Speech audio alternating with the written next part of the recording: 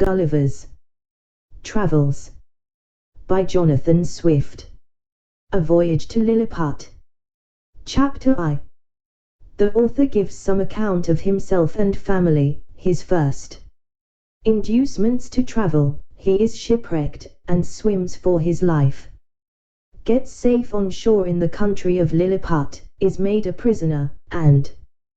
carried up the country.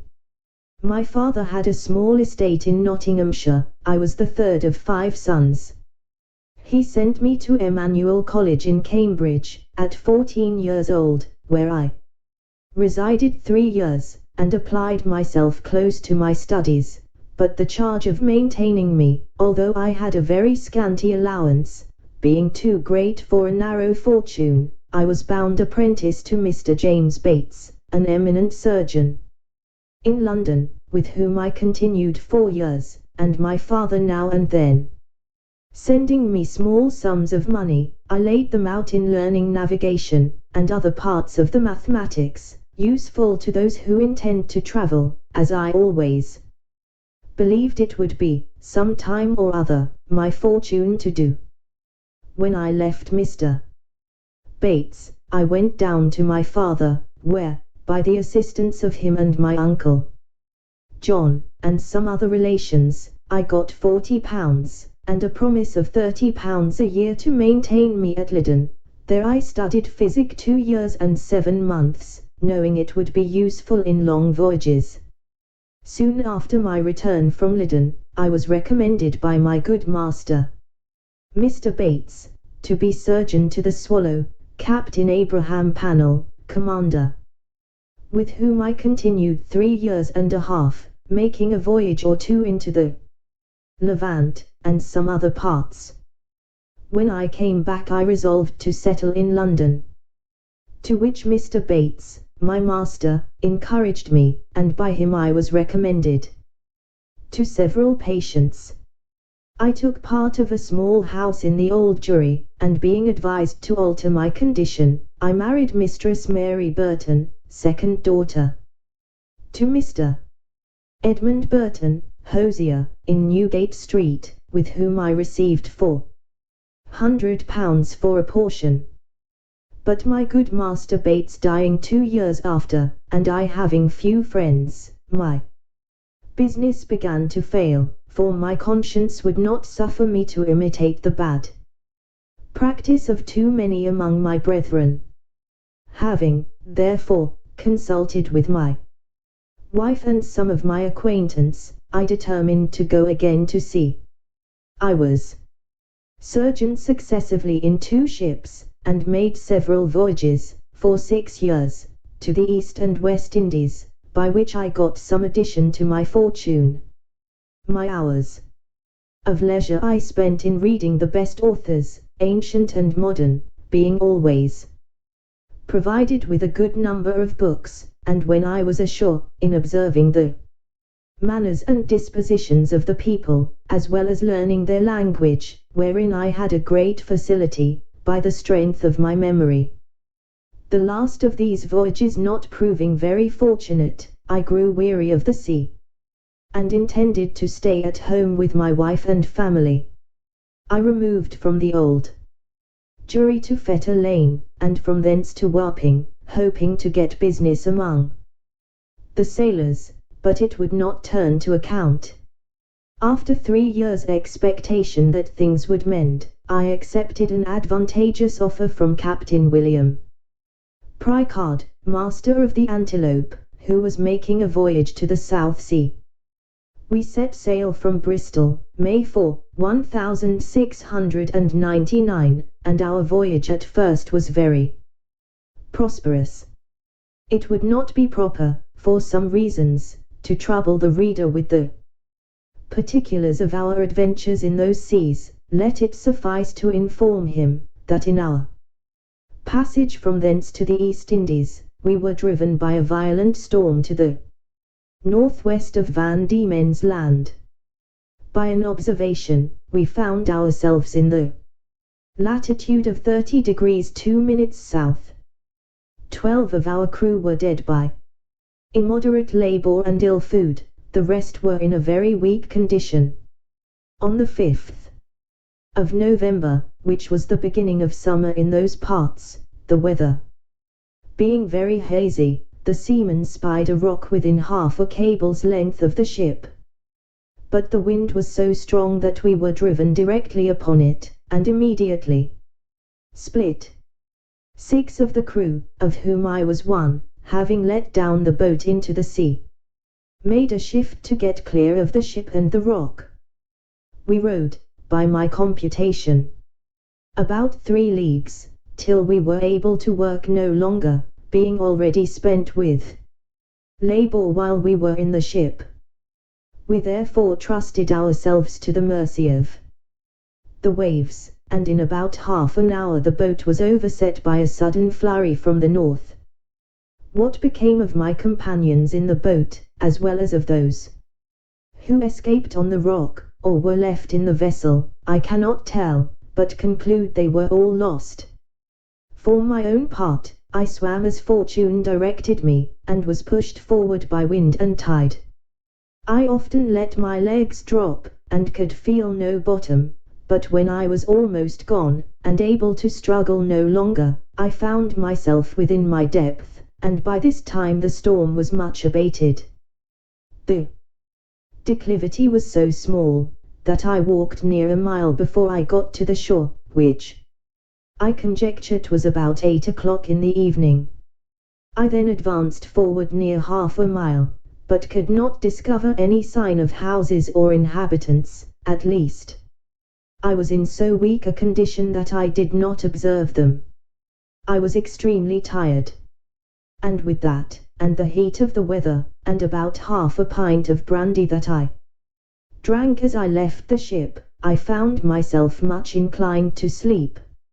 I lay down on the grass, which was very short and soft, where I slept sounder than ever I remember to have done in my life, and, as I reckoned, about 9 hours, for when I awakened, it was just daylight. I attempted to rise, but was not able to stir, for, as I happened to lie on my back, I found my arms and legs were strongly fastened on each side to the ground, and my hair, which was long and thick, tied down in the same manner. I likewise felt several slender ligatures across my body, from my armpits to my thighs. I could only look upwards. The sun began to grow hot, and the light offended my eyes. I heard a confused noise about me, but in the posture I lay, could see nothing except the sky. In a little time, I felt something alive moving on my left leg, which advancing gently forward over my breast, came almost up to my chin, when, bending my eyes downwards as much as I could, I perceived it to be a human creature not 6 inches high, with a bow and an arrow in his hands and a quiver at his back. In the meantime I felt at least 40 more of the same kind, as I conjectured, following the first. I was in the utmost astonishment, and roared so loud that they all ran back in a fright, and some of them, as I was afterwards told, were hurt by the falls they got by leaping from my sides upon the ground. However, they soon returned, and one of them, who ventured so far as to get a full sight of my face, lifting up his hands and eyes by way of admiration, cried out in a shrill but distinct voice, "Heckinadigal." The others repeated the same words several times, but I then knew not what it meant. I lay all this while, as the reader may believe, in great uneasiness. At length, struggling to get loose, I had the fortune to break the strings, and wrench out the pegs that fastened my left arm to the ground, for, by lifting it up to my face, I discovered the methods they had taken to bind me, and at the same time, with a violent pull, which gave me excessive pain, I a little loosened the strings that tied down my hair on the left side, so that I was just able to turn my head about 2 inches. But the creatures ran off a second time, before I could seize them, whereupon there was a great shout in a very shrill accent, and after it had ceased I heard one of them cry aloud, Tolgofanak, when in an instant I felt above 100 arrows discharged on my left hand, which pricked me like so many needles, and besides they shot another flight into the air, as we do bombs in Europe, whereof many, I suppose, fell on my body, though I felt them not, and some on my face, which I immediately covered with my left hand. When this shower of arrows was over, I fell a groaning with grief and pain, and then striving again to get loose, they discharged another volley larger than the first, and some of them attempted with spears to stick me in the sides, but by good luck I had on me a buff jerkin, which they could not pierce. I thought it the most prudent method to lie still, and my design was to continue so till night, when, my left hand being already loose, I could easily free myself, and as for the inhabitants, I had reason to believe I might be a match for the greatest army they could bring against me, if they were all of the same size with him that I saw. But fortune disposed otherwise of me. When the people observed I was quiet, they discharged no more arrows, but, by the noise I heard, I knew their numbers increased, and about 4 yards from me, over against my right ear, I heard a knocking for above an hour, like that of people at work, when turning my head that way, as well as the pegs and strings would permit me, I saw a stage erected about 1.5 feet from the ground, capable of holding 4 of the inhabitants, with 2 or 3 ladders to mount it, whence one of them, who seemed to be a person of quality, made me a long speech, whereof I understood not a syllable. But I should have mentioned, that before the principal person began his oration, he cried out 3 times, Langro di Hulsan, these words, and the former were afterwards repeated and explained to me. Whereupon, immediately about 50 of the inhabitants came and cut the string that fastened the left side of my head, which gave me the liberty of turning it to the right, and of observing the person and gesture of him that was to speak. He appeared to be of middle age, and taller than any of the other 3 who attended him, whereof one was a page that held up his train, and seemed to be somewhat longer than my middle finger, the other 2 stood one on each side to support him. He acted every part of an orator, and I could observe many periods of threatenings, and others of promises, pity, and kindness. I answered in a few words, but in the most submissive manner, lifting up my left hand and both my eyes to the sun, as calling him for a witness, and being almost famished with hunger, not having eaten a morsel for some hours before I left the ship, I found the demands of nature so strong upon me that I could not forbear showing my impatience, perhaps against the strict rules of decency, by putting my finger frequently to my mouth, to signify that I wanted food. The Hergo, for so they call a great lord, as I afterwards learned, understood me very well. He descended from the stage, and commanded that several ladders should be applied to my sides, on which about 100 of the inhabitants mounted, and walked towards my mouth, laden with baskets full of meat, which had been provided and sent thither by the king's orders, upon the first intelligence he received of me. I observed there was the flesh of several animals, but could not distinguish them by the taste. There were shoulders, legs and loins, shaped like those of mutton, and very well dressed, but smaller than the wings of a lark. I ate them by 2 or 3 at a mouthful, and took 3 loaves at a time about the bigness of musket balls. They supplied me as fast as they could, showing 1,000 marks of wonder and astonishment at my bulk and appetite. I then made another sign that I wanted drink. They found by my eating that a Small quantity would not suffice me, and being a most ingenious people, they slung up, with great dexterity, one of their largest hogsheads, then rolled it towards my hand, and beat out the top. I drank it off at a draught, which I might well do, for it did not hold half a pint, and tasted like a small wine of Burgundy, but much more delicious. They brought me a second hogshead, which I drank in the same manner, and made signs for more, but they had none to give me. When I had performed these wonders, they shouted for joy, and danced upon my breast, repeating several times as they did at first, Heckinadigal. They made me a sign that I should throw down the 2 hogsheads, but first warned the people below to stand out of the way, crying aloud, Borek Mevola, and when they saw the vessels in the air there was a universal shout of Heckinadigal. I confess I was often tempted, while they were passing backwards and forwards on my body, to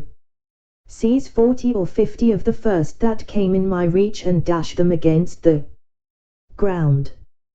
But the remembrance of what I had felt, which probably might not be the worst they could do, and the promise of honor I made to them, for so I interpreted my submissive behavior, soon drove out these imaginations. Besides, I now considered myself as bound by the laws of hospitality to a people who had treated me with so much expense and magnificence. However, in my thoughts I could not sufficiently wonder at the intrepidity of these diminutive mortals, who durst venture to mount and walk upon my body while one of my hands was at liberty, without trembling at the very sight of so prodigious a creature as I must appear to them. After some time, when they observed that I made no more demands for meat, there appeared before me a person of high rank from His Imperial Majesty. His Excellency, having mounted on the small of my right leg, advanced forwards up to my face, with about a dozen of his retinue, and producing his credentials under the signet royal, which he applied close to my eyes, spoke about 10 minutes without any signs of anger, but with a kind of determinate resolution, often pointing forwards, which, as I afterwards found, was towards the capital city, about half a mile distant, whither it was agreed by His Majesty in council that I must be conveyed. I answered in few words, but to no purpose, and made a sign with my hand that was loose, putting it to the other, but over His Excellency's head for fear of hurting him or his train, and then to my own head and body, to signify that I desired my liberty. It appeared that he understood me well enough, for he shook his head by way of disapprobation, and held his hands in a posture to show that I must be carried as a prisoner. However, he made other signs, to let me understand that I should have meat and drink enough, and very good treatment. Whereupon I once more thought of attempting to break my bonds, but again, when I felt the smart of their arrows upon my face and hands, which were all in blisters, and many of the darts still sticking in them, and observing likewise that the number of my enemies increased, I gave tokens to let them know that they might do with me what they pleased. Upon this the Hergo and his train withdrew, with much civility and cheerful countenances. Soon after I heard a general shout, with frequent repetitions of the words, Peplom Salan, and I felt great numbers of people on my left side relaxing the cords to such a degree that I was able to turn upon my right. But, before this, they had daubed my face and both my hands with a sort of ointment, very pleasant to the smell, which in a few minutes removed all the smart of their arrows. These circumstances, added to the refreshment I had received by their victuals and drink, which were very nourishing, disposed me to sleep. I slept about 8 hours, as I was afterwards assured, and it was no wonder, for the physicians, by the Emperor's order, had mingled a sleepy potion in the hogsheads of wine. It seems that upon the first moment I was discovered sleeping on the ground. After my landing, the emperor had early notice of it by an express, and determined in council that I should be tied in the manner I have related, which was done in the night while I slept, that plenty of meat and drink should be sent me, and a machine prepared to carry me to the capital city. This resolution perhaps may appear very bold and dangerous, and I am confident would not be imitated by any prince in Europe on the like occasion. However, in my opinion, it was extremely prudent, as well as generous, for supposing these people had endeavored to kill me with their spears and arrows while I was asleep, I should certainly have awaked with the first sense of smart, which might have so far aroused my rage and strength as to have enabled me to break the strings wherewith I was tied, after which, as they were not able to make resistance, so they could expect no mercy. These people are most excellent mathematicians, and arrived to a great perfection in mechanics by the countenance and encouragement of the emperor, who is a renowned patron of learning. This prince has several machines fixed on wheels for the carriage of trees and other great weights. He often builds his largest men of war, whereof some are 9 feet long, in the woods where the timber grows, and has them carried on these engines 300 or 400 yards to the sea. 500 carpenters and engineers were immediately set at work to prepare the greatest engine they had.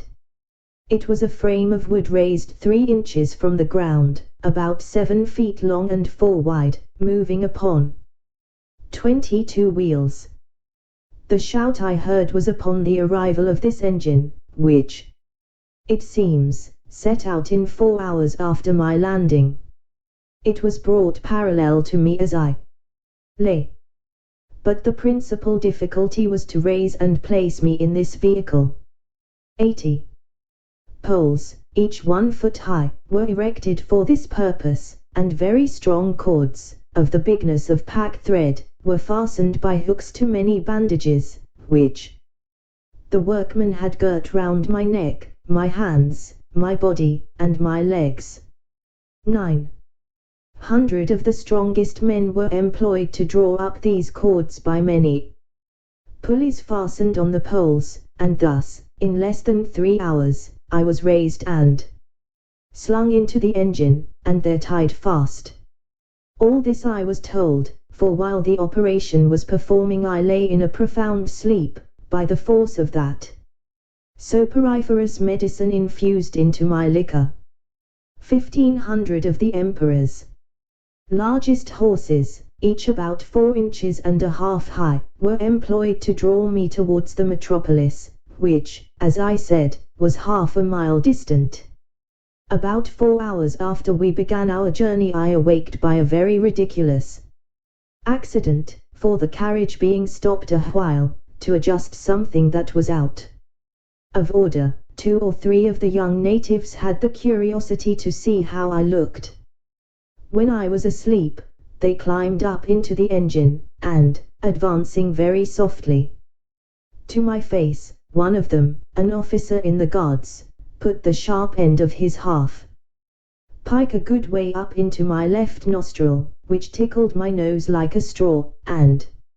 made me sneeze violently, whereupon they stole off unperceived, and it was 3 weeks before I knew the cause of my awaking so suddenly. We made a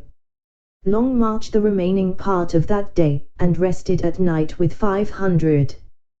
guards on each side of me, half with torches, and half with bows and arrows, ready to shoot me if I should offer to stir. The next morning at sunrise we continued our march, and arrived within 200 yards of the city gates. About noon, the emperor and all his court came out to meet us, but his great officers would by no means suffer his majesty to endanger his person by mounting on my body. At the place where the carriage stopped there stood an ancient temple,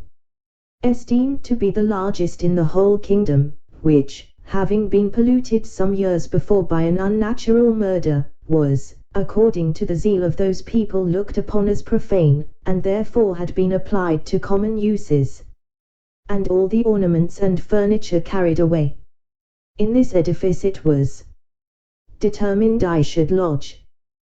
The great gate fronting to the north was about 4 feet high and almost 2 feet wide, through which I could easily creep. On each side of the gate was a small window, not above 6 inches from the ground, into that on the left side the king's smiths conveyed 11 chains, like those that hang to a lady's watch in Europe, and almost as large, which were locked to my left leg with 36 padlocks. Over against this temple, on the other side of the great highway, at 20 feet distance, there was a turret at least 5 feet high. Here the emperor ascended, with many principal lords of his court, to have an opportunity of viewing me, as I was told, for I could not see them. It was reckoned that above 100,000 inhabitants came out of the town upon the same errand, and, in spite of my guards, I believe there could not be fewer than 10,000, at several times, who mounted my body, by the help of ladders. But a proclamation was soon issued to forbid it upon pain of death. When the workmen found it was impossible for me to break loose, they cut all the strings that bound me, whereupon I rose up, with as melancholy a disposition as ever I had in my life. But the noise and astonishment of the people at seeing me rise and walk are not to be expressed. The chains that held my left leg were about 2 yards long, and gave me not only the liberty of walking backwards and forwards in a semicircle, but being fixed within 4 inches of the gate, allowed me to creep in and lie at my full length in the temple. Chapter 2. The Emperor of Lilliput, attended by several of the nobility, comes to see the author in his confinement, the emperor's person and habits described, learned men appointed to teach the author their language. He gains favor by his mild disposition, his pockets are searched, and his sword and pistols taken from him. When I found myself on my feet I looked about me, and must confess I never beheld a more entertaining prospect. The country around appeared like a continued garden, and the enclosed fields, which were generally 40 feet square, resembled so many beds of flowers. These fields were intermingled with woods of half a stang, and the tallest trees, as I could judge, appeared to be 7 feet high. I viewed the town on my left hand, which looked like the painted scene of a city in a theatre. The emperor was already descended from the tower and advancing on horseback towards me, which had like to have cost him dear, for the beast, though very well trained, yet wholly unused to such a sight, which appeared as if a mountain moved before him, reared up on his hind feet, but that prince, who is an excellent horseman, kept his seat, till his attendants ran in and held the bridle, while his majesty had time to dismount. When he alighted he surveyed me round with great admiration, but kept without the length of my chain. He ordered his cooks and butlers, who were already prepared, to give me victuals and drink, which they pushed forward in a sort of vehicles upon wheels till I could reach them. I took these vehicles and soon emptied them all. 20 of them were filled with meat, and 10 with liquor. Each of the former afforded me 2 or 3 good mouthfuls, and I emptied the liquor of 10 vessels, which was contained in earthen vials, into one vehicle, drinking it off at a draught, and so I did with the rest. The empress and young princes of the blood of both sexes, attended by many ladies, sat at some distance in their chairs, but, upon the accident that happened to the emperor's horse, they alighted, and came near his person, which I am now going to describe. He is taller by almost the breadth of my nail, than any of his court, which alone is enough to strike an awe into the beholders. His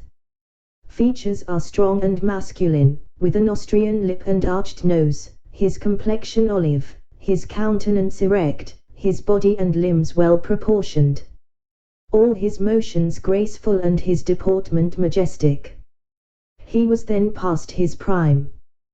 being 28 years and 3/4 old, of which he had reigned about 7 in great felicity and generally victorious. For the better convenience of beholding him I lay on my side, so that my face was parallel to his, and he stood but 3 yards off. However, I have had him since many times in my hand, and therefore cannot be deceived in the description. His dress was very plain and simple, and the fashion of it between the Asiatic and the European, but he had on his head a light helmet of gold, adorned with jewels, and a plume on the crest. He held his sword drawn in his hand to defend himself, if I should happen to break loose. It was almost 3 inches long, the hilt and scabbard were gold enriched with diamonds. His voice was shrill, but very clear and articulate, and I could distinctly hear it when I stood up. The ladies and courtiers were almost magnificently clad, so that the spot they stood upon seemed to resemble a petticoat spread on the ground, embroidered with figures of gold and silver. His Imperial Majesty spoke often to me, and I returned answers, but neither of us could understand a syllable. There were several of his priests and lawyers present, as I conjectured by their habits, who were commanded to address themselves to me, and I spoke to them in as many languages as I had the least smattering of, which were High and Low Dutch, Latin, French, Spanish, Italian, and lingua franca, but all to no purpose. After about 2 hours the court retired, and I was left with a strong guard to prevent the impertinence, and probably the malice of the rabble, who were very impatient to crowd about me as near as they durst, and some of them had the impudence to shoot their arrows at me as I sat on the ground by the door of my house, whereof one very narrowly missed my left eye. But the colonel ordered 6 of the ringleaders to be seized, and thought no punishment so proper as to deliver them bound into my hands, which some of his soldiers accordingly did, pushing them forwards with the butt ends of their pikes into my reach. I took them all in my right hand, put 5 of them into my coat pocket, and as to the 6th, I made a countenance as if I would eat him alive. The poor man squalled terribly, and the colonel and his officers were in much pain, especially when they saw me take out my penknife, but I soon put them out of fear, for, looking mildly, and immediately cutting the strings he was bound with, I set him gently on the ground and away he ran. I treated the rest in the same manner, taking them one by one out of my pocket, and I observed both the soldiers and people were highly obliged at this mark of my clemency, which was represented very much to my advantage at court. Towards night I got with some difficulty into my house, where I lay on the ground, and continued so to do about a fortnight, during which time the emperor gave orders to have a bed prepared for me. 600 beds of the common measure were brought in carriages, and worked up in my house. 150 of their beds, sewn together, made up the breadth and length, and these were 4 double, which however kept me but very indifferently from the hardness of the floor, that was of smooth stone. By the same computation they provided me with sheets, blankets, and coverlets, tolerable enough for one who had been so long inured to hardships as I. As the news of my arrival spread through the kingdom, it brought prodigious numbers of rich, idle, and curious people to see me, so that the villages were almost emptied, and great neglect of tillage and household affairs must have ensued if His Imperial Majesty had not provided by several proclamations and orders of state against this inconveniency. He directed that those who had already beheld me should return home and not presume to come within 50 yards of my house without license from court, whereby the secretaries of state got considerable fees. In the meantime the emperor held frequent councils to debate what course should be taken with me, and I was afterwards assured by a particular friend, a person of great quality, who was looked upon to be as much in the secret as any, that the court was under many difficulties concerning me. They apprehended my breaking loose, that my diet would be very expensive and might cause a famine. Sometimes they determined to starve me, or at least to shoot me in the face and hands with poisoned arrows which would soon dispatch me, but again they considered that the stench of so large a carcass might produce a plague in the metropolis and probably spread through the whole kingdom. In the midst of these consultations several officers of the army went to the door of the great council chamber, and 2 of them being admitted, gave an account of my behavior to the 6 criminals above mentioned, which made so favorable an impression in the breast of His Majesty and the whole board in my behalf that an imperial commission was issued out, obliging all the villages 900 yards round the city, to deliver in every morning 6 beeves, 40 sheep, and other victuals for my sustenance, together with a proportionable quantity of bread, and wine and other liquors, for the due payment of which His Majesty gave assignments upon his treasury. For this prince lives chiefly upon his own domains, seldom except upon great occasions raising any subsidies upon his subjects, who are bound to attend him in his wars at their own expense. An establishment was also made of 600 persons to be my domestics, who had board wages allowed for their maintenance and tents built for them very conveniently on each side of my door. It was likewise ordered that 300 tailors should make me a suit of clothes after the fashion of the country, that 6 of His Majesty's greatest scholars should be employed to instruct me in their language, and, lastly, that the emperor's horses, and those of the nobility and troops of guards, should be frequently exercised in my sight, to accustom themselves to me.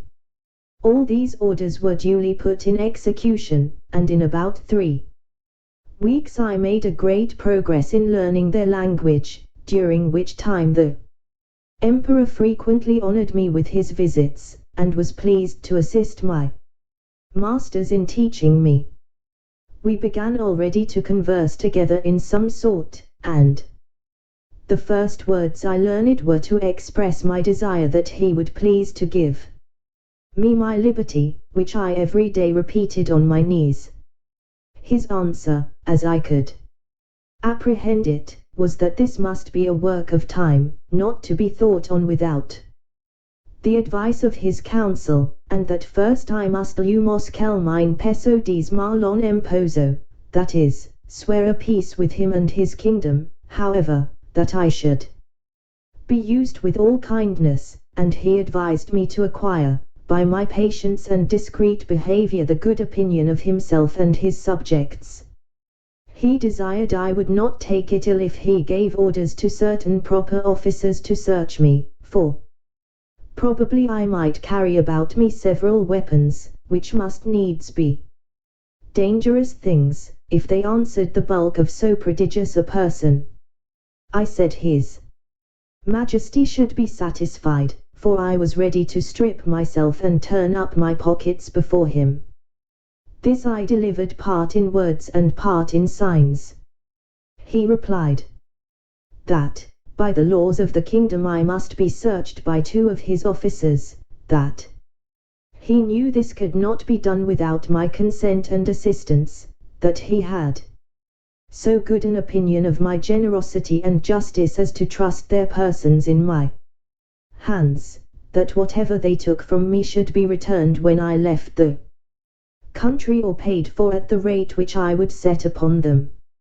I took up the 2 officers in my hands, put them first into my coat pockets and then into every other pocket about me, except my 2 fobs, and another secret pocket which I had no mind should be searched, wherein I had some little necessaries that were of no consequence to any but myself. In one of my fobs there was a silver watch, and in the other a small quantity of gold in a purse. These gentlemen, having pen, ink, and paper about them, made an exact inventory of everything they saw, and when they had done, desired I would set them down, that they might deliver it to the emperor.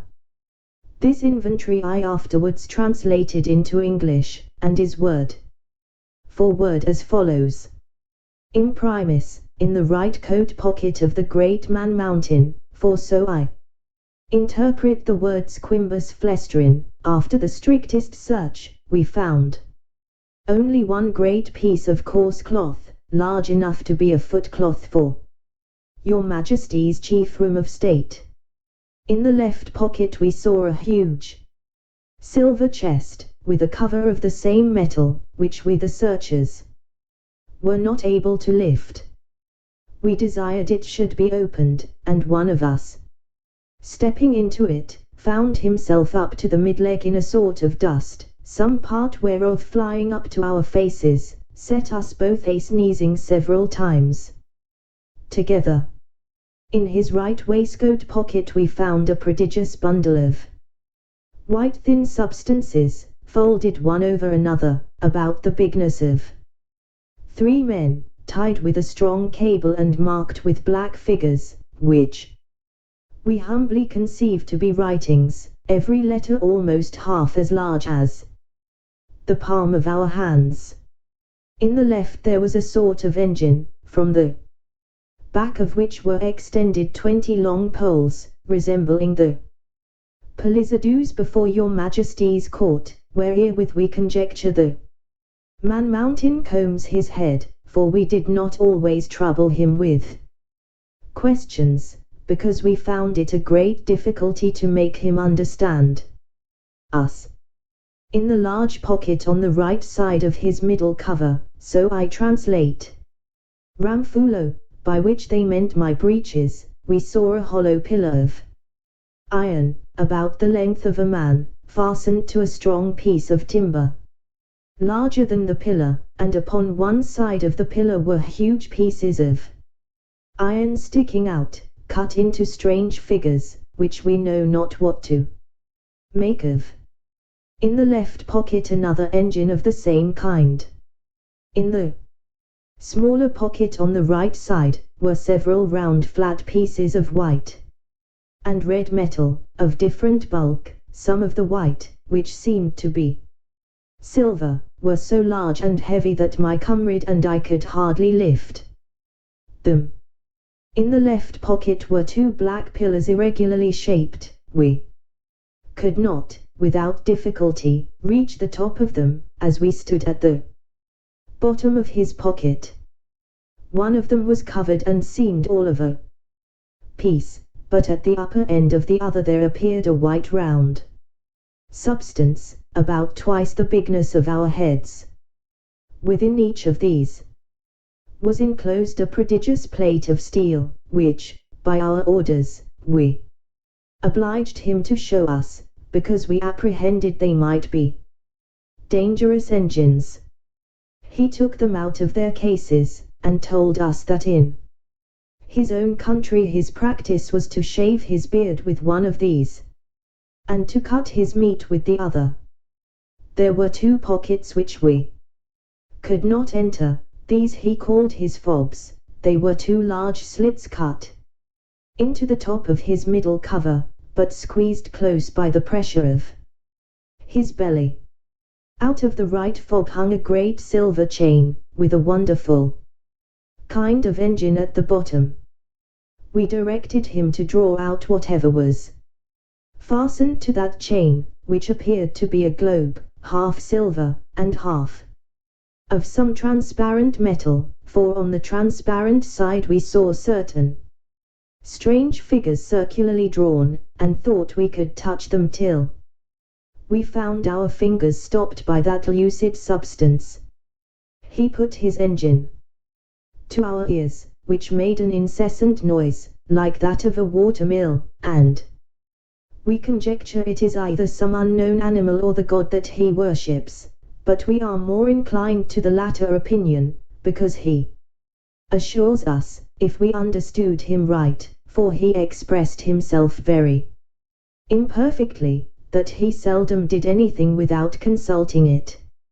He called it his oracle, and said it pointed out the time for every action of his life. From the left fob he took out a net almost large enough for a fisherman, but contrived to open and shut like a purse, and which served him for the same use. We found therein several massy pieces of yellow metal, which,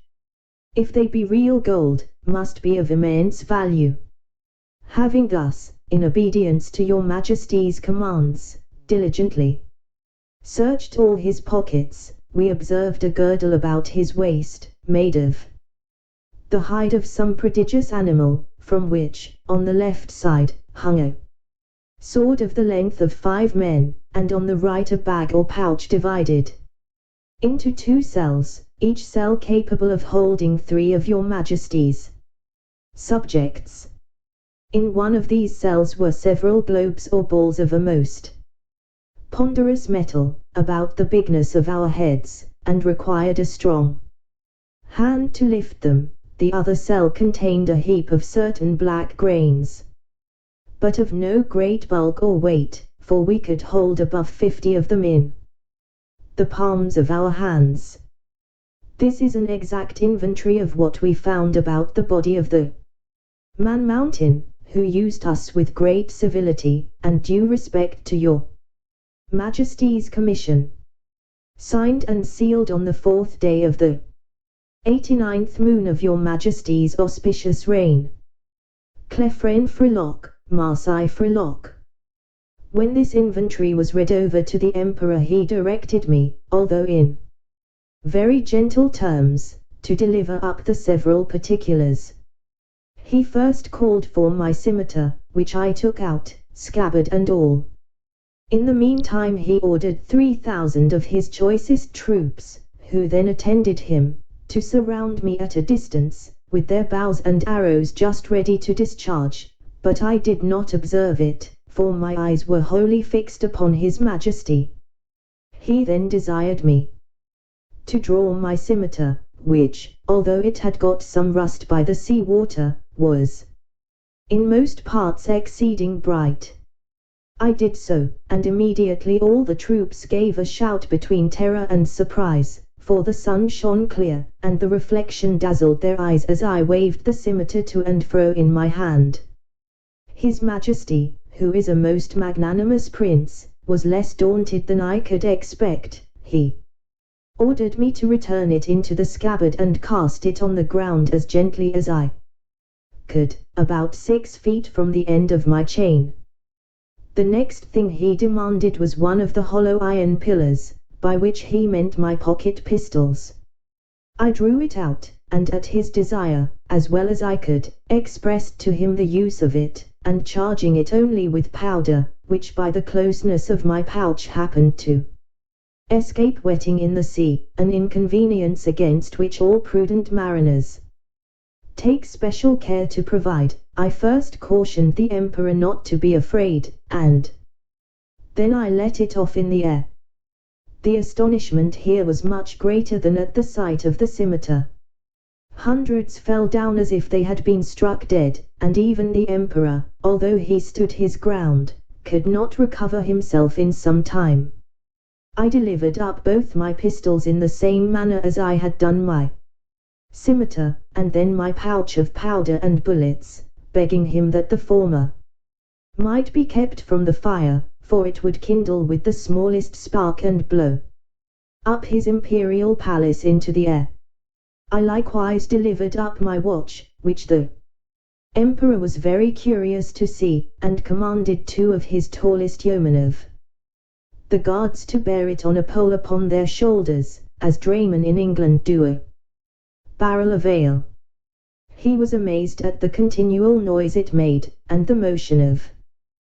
the minute hand, which he could easily discern, for their sight is much more acute than ours, and asked the opinions of his learned men about him, which were various and remote, as the reader may imagine without my repeating, although, indeed, I could not very perfectly understand them. I then gave up my silver and copper money, my purse with 9 large pieces of gold, and some smaller ones, my knife and razor, my comb and silver snuff box, my handkerchief and journal book, my scimitar, pistols, and pouch were conveyed in carriages to His Majesty's stores, but the rest of my goods were returned me. I likewise delivered up my watch, which the emperor was very curious to see. Page 28. I had, as I before observed, 1 private pocket which escaped their search, wherein there was a pair of spectacles, which I sometimes use for the weakness of my eyes, a pocket perspective, and some other little conveniences which, being of no consequence to the emperor, I did not think myself bound in honor to discover, and I apprehended they might be lost or spoiled if I ventured them out of my possession. Chapter 3. The author diverts the emperor, and his nobility of both sexes, in a very uncommon manner, the diversions of the court of Lilliput described. The author has his liberty granted him, upon certain conditions. My gentleness and good behavior had gained so far on the emperor and his court, and indeed upon the army and people in general, that I began to conceive hopes of getting my liberty in a short time. I took all possible methods to cultivate this favorable disposition. The natives came by degrees to be less apprehensive of any danger from me. I would sometimes lie down and let 5 or 6 of them dance on my hand, and at last the boys and girls would venture to come and play at hide and seek in my hair. I had now made a good progress in understanding and speaking their language. The emperor had a mind one day to entertain me with several of the country shows, wherein they exceed all nations I have known, both for dexterity and magnificence.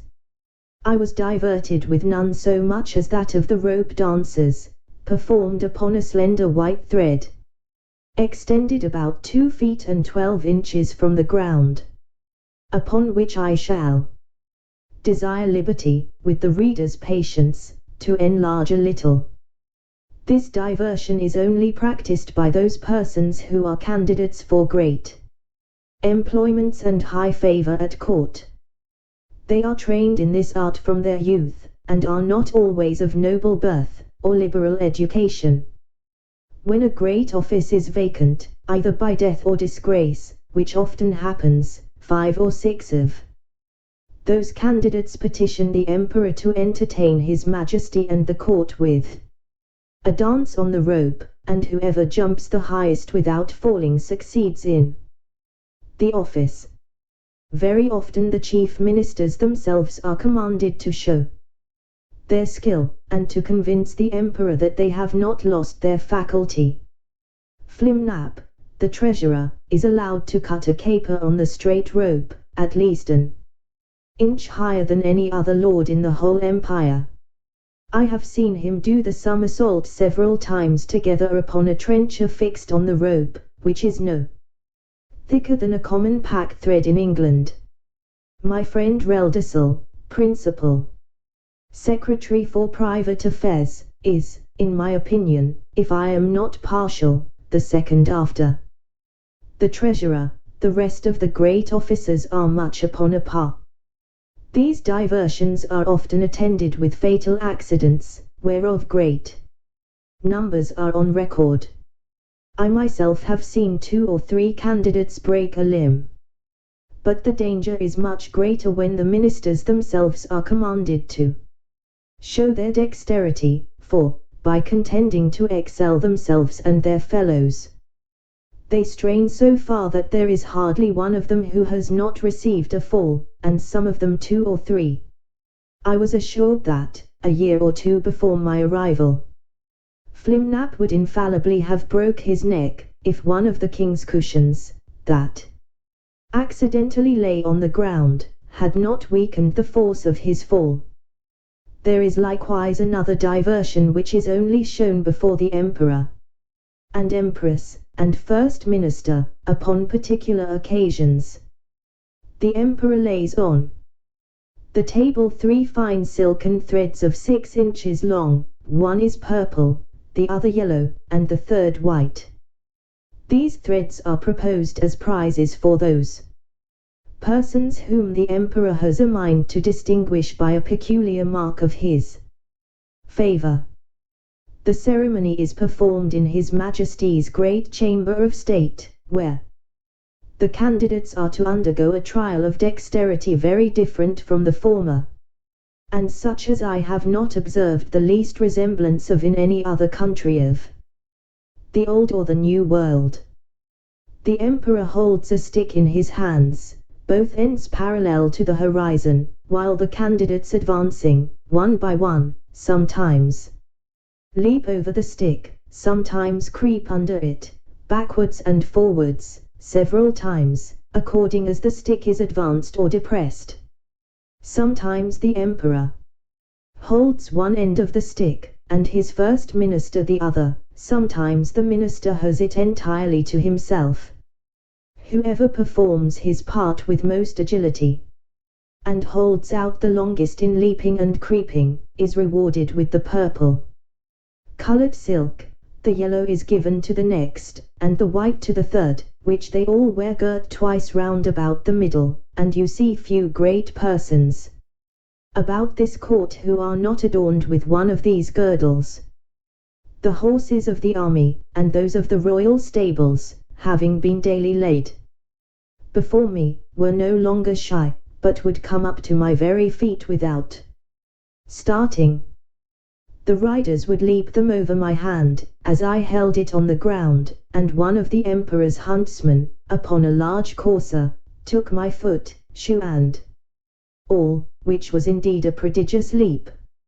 I had the good fortune to divert the emperor one day after a very extraordinary manner. I desired he would order several sticks of 2 feet high, and the thickness of an ordinary cane, to be brought me, whereupon His Majesty commanded the master of his woods to give directions accordingly, and the next morning 6 woodmen arrived with as many carriages, drawn by 8 horses to each. I took 9 of these sticks, and fixing them firmly in the ground in a quadrangular figure, 2 feet and a half square, I took 4 other sticks and tied them parallel at each corner, about 2 feet from the ground. Then I fastened my handkerchief to the 9 sticks that stood erect,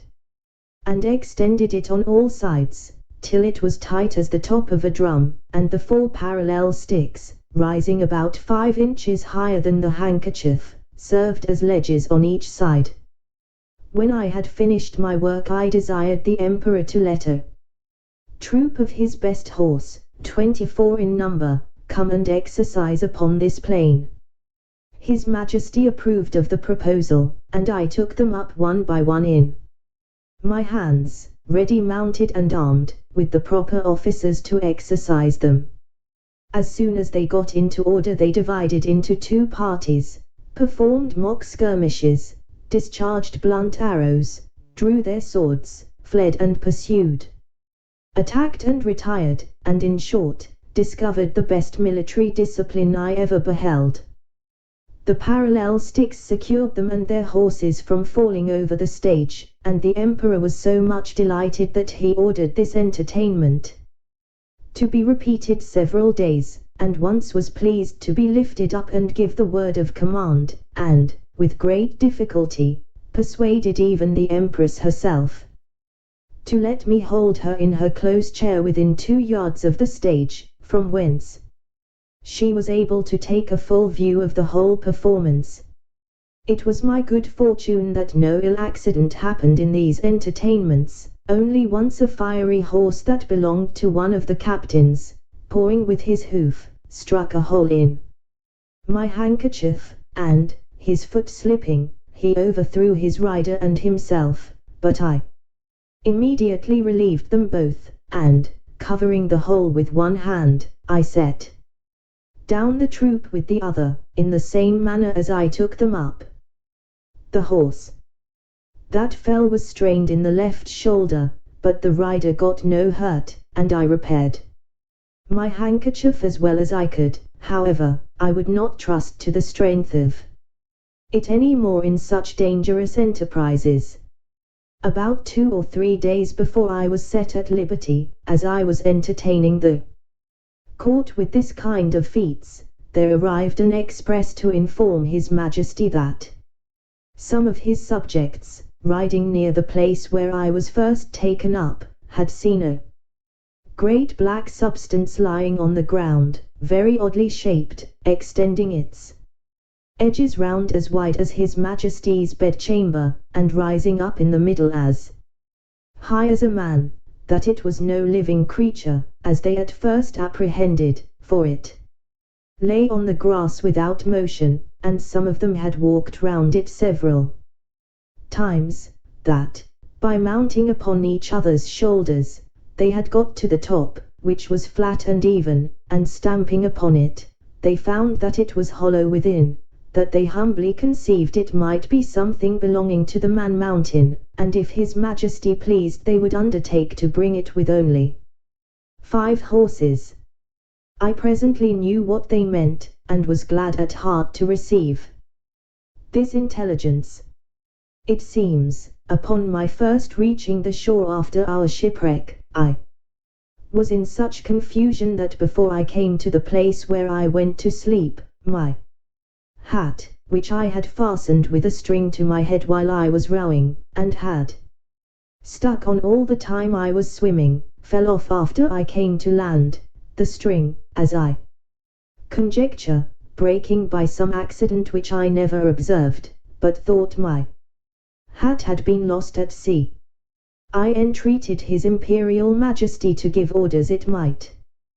be brought to me as soon as possible, describing to him the use and the nature of it, and the next day the wagoners arrived with it, but not in a very good condition. They had bored 2 holes in the brim, within 1.5 inches of the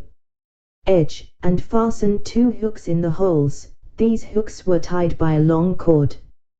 to the harness, and thus my hat was dragged along for above half an English mile, but the ground in that country being extremely smooth and level, it received less damage than I expected. 2 days after this adventure, the Emperor, having ordered that part of his army which quarters in and about his metropolis to be in readiness, took a fancy of diverting himself in a very singular manner. He desired that I would stand like a colossus, with my legs as far asunder as I conveniently could. He then commanded his general, who was an old experienced leader, and a great patron of mine, to draw up the troops in close order, and march them under me, the foot by 24 abreast, and the horse by 16, with drums beating, colours flying, and pikes advanced. This body consisted of 3,000 foot, and 1,000 horse. I had sent so many memorials and petitions for my liberty that His Majesty at length mentioned the matter, first in the cabinet and then in a full council, where it was opposed by none except Skirish Bolgolam, who was pleased, without any provocation, to be my mortal enemy. But it was carried against him by the whole board and confirmed by the Emperor. That minister was Galbet, or Admiral of the realm, very much in his master's confidence, and a person well versed in affairs, but of a morose and sour complexion. However, he was at length persuaded to comply, but prevailed that the articles and conditions upon which I should be set free, and to which I must swear, should be drawn up by himself. These articles were brought to me by Skirish Bolgolam in person, attended by 2 under secretaries and several persons of distinction. After they were read, I was demanded to swear to the performance of them, first in the manner of my own country, and afterwards in the methods prescribed by their laws, which was to hold my right foot in my left hand, and to place the middle finger of my right hand on the crown of my head, and my thumb on the tip of my right ear.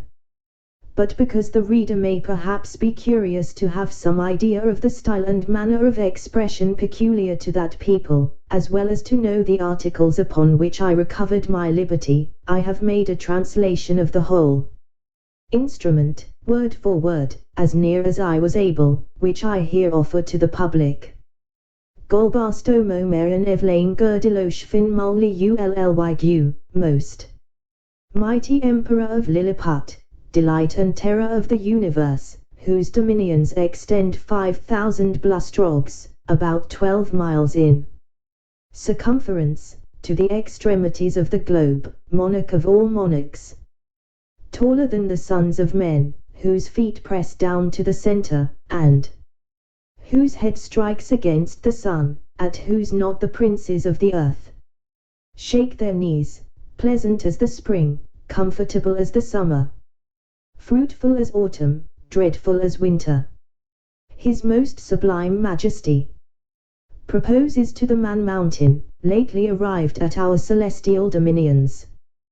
the following articles, which, by a solemn oath, he shall be obliged to perform. I, the Man Mountain, shall not depart from our dominions without our license under our great seal. 2. He shall not presume to come into our metropolis without our express order, at which time the inhabitants shall have 2 hours warning to keep within their doors. 3. The said Man Mountain shall confine his walks to our principal high roads, and not offer to walk or lie down in a meadow or field of corn. 4. As he walks the said roads, he shall take the utmost care not to trample upon the bodies of any of our loving subjects, their horses or carriages, nor take any of our said subjects into his hands without their own consent. If an express requires extraordinary dispatch, the Man Mountain shall be obliged to carry, in his pocket, the messenger and horse a 6 days' journey once in every moon, and return the said messenger back, if so required, safe to our imperial presence. 6. He shall be our ally against our enemies in the island of Blefuscu, and do his utmost to destroy their fleet, which is now preparing to invade us. 7. That the said Man Mountain shall, at his times of leisure, be aiding and assisting to our workmen, in helping to raise certain great stones, towards covering the wall of the principal park, and other of our royal buildings. 8. That the said Man Mountain shall, in 2 moons' time, deliver in an exact survey of the circumference of our dominions, by a computation of his own paces round the coast. Lastly, that upon his solemn oath to observe the above articles, the said Man Mountain shall have a daily allowance of meat and drink, sufficient for the support of 1,728 of our subjects, with free access to our royal person, and other marks of our favor, given at our palace at Belfabarak, the 12th day of the 91st moon of our reign. I swore and subscribed to these articles with great cheerfulness and content, although some of them were not so honorable as I could have wished, which proceeded wholly from the malice of Skirish Bolgolam, the High Admiral. Whereupon my chains were immediately unlocked, and I was at full liberty. The Emperor himself, in person, did me the honor to be by at the whole ceremony. I made my acknowledgments by prostrating myself at His Majesty's feet, but he commanded me to rise, and after many gracious expressions, which to avoid the censure of vanity I shall not repeat, he added that he hoped I should prove a useful servant, and well deserve all the favors he had already conferred upon me, or might do for the future. The reader may please to observe, that in the last article for the recovery of my liberty the Emperor stipulates to allow me a quantity of meat and drink sufficient for the support of 1,728 Lilliputians. Some time after, asking a friend at court how they came to fix on that determinate number, he told me that His Majesty's mathematicians, having taken the height of my body by the help of a quadrant, and finding it to exceed theirs in the proportion of 12 to 1, they concluded from the similarity of their bodies, that mine must contain at least 1,728 of theirs, and consequently would require as much food as was necessary to support that number of Lilliputians, by which the reader may conceive an idea of the ingenuity of that people, as well as the prudent and exact economy of so great a prince. Chapter 4. Mildendo, the metropolis of Lilliput, described, together with the Emperor's palace, a conversation between the author and a principal secretary, concerning the affairs of that empire. The author's offers to serve the Emperor in his wars. The first request I made after I had obtained my liberty, was that I might have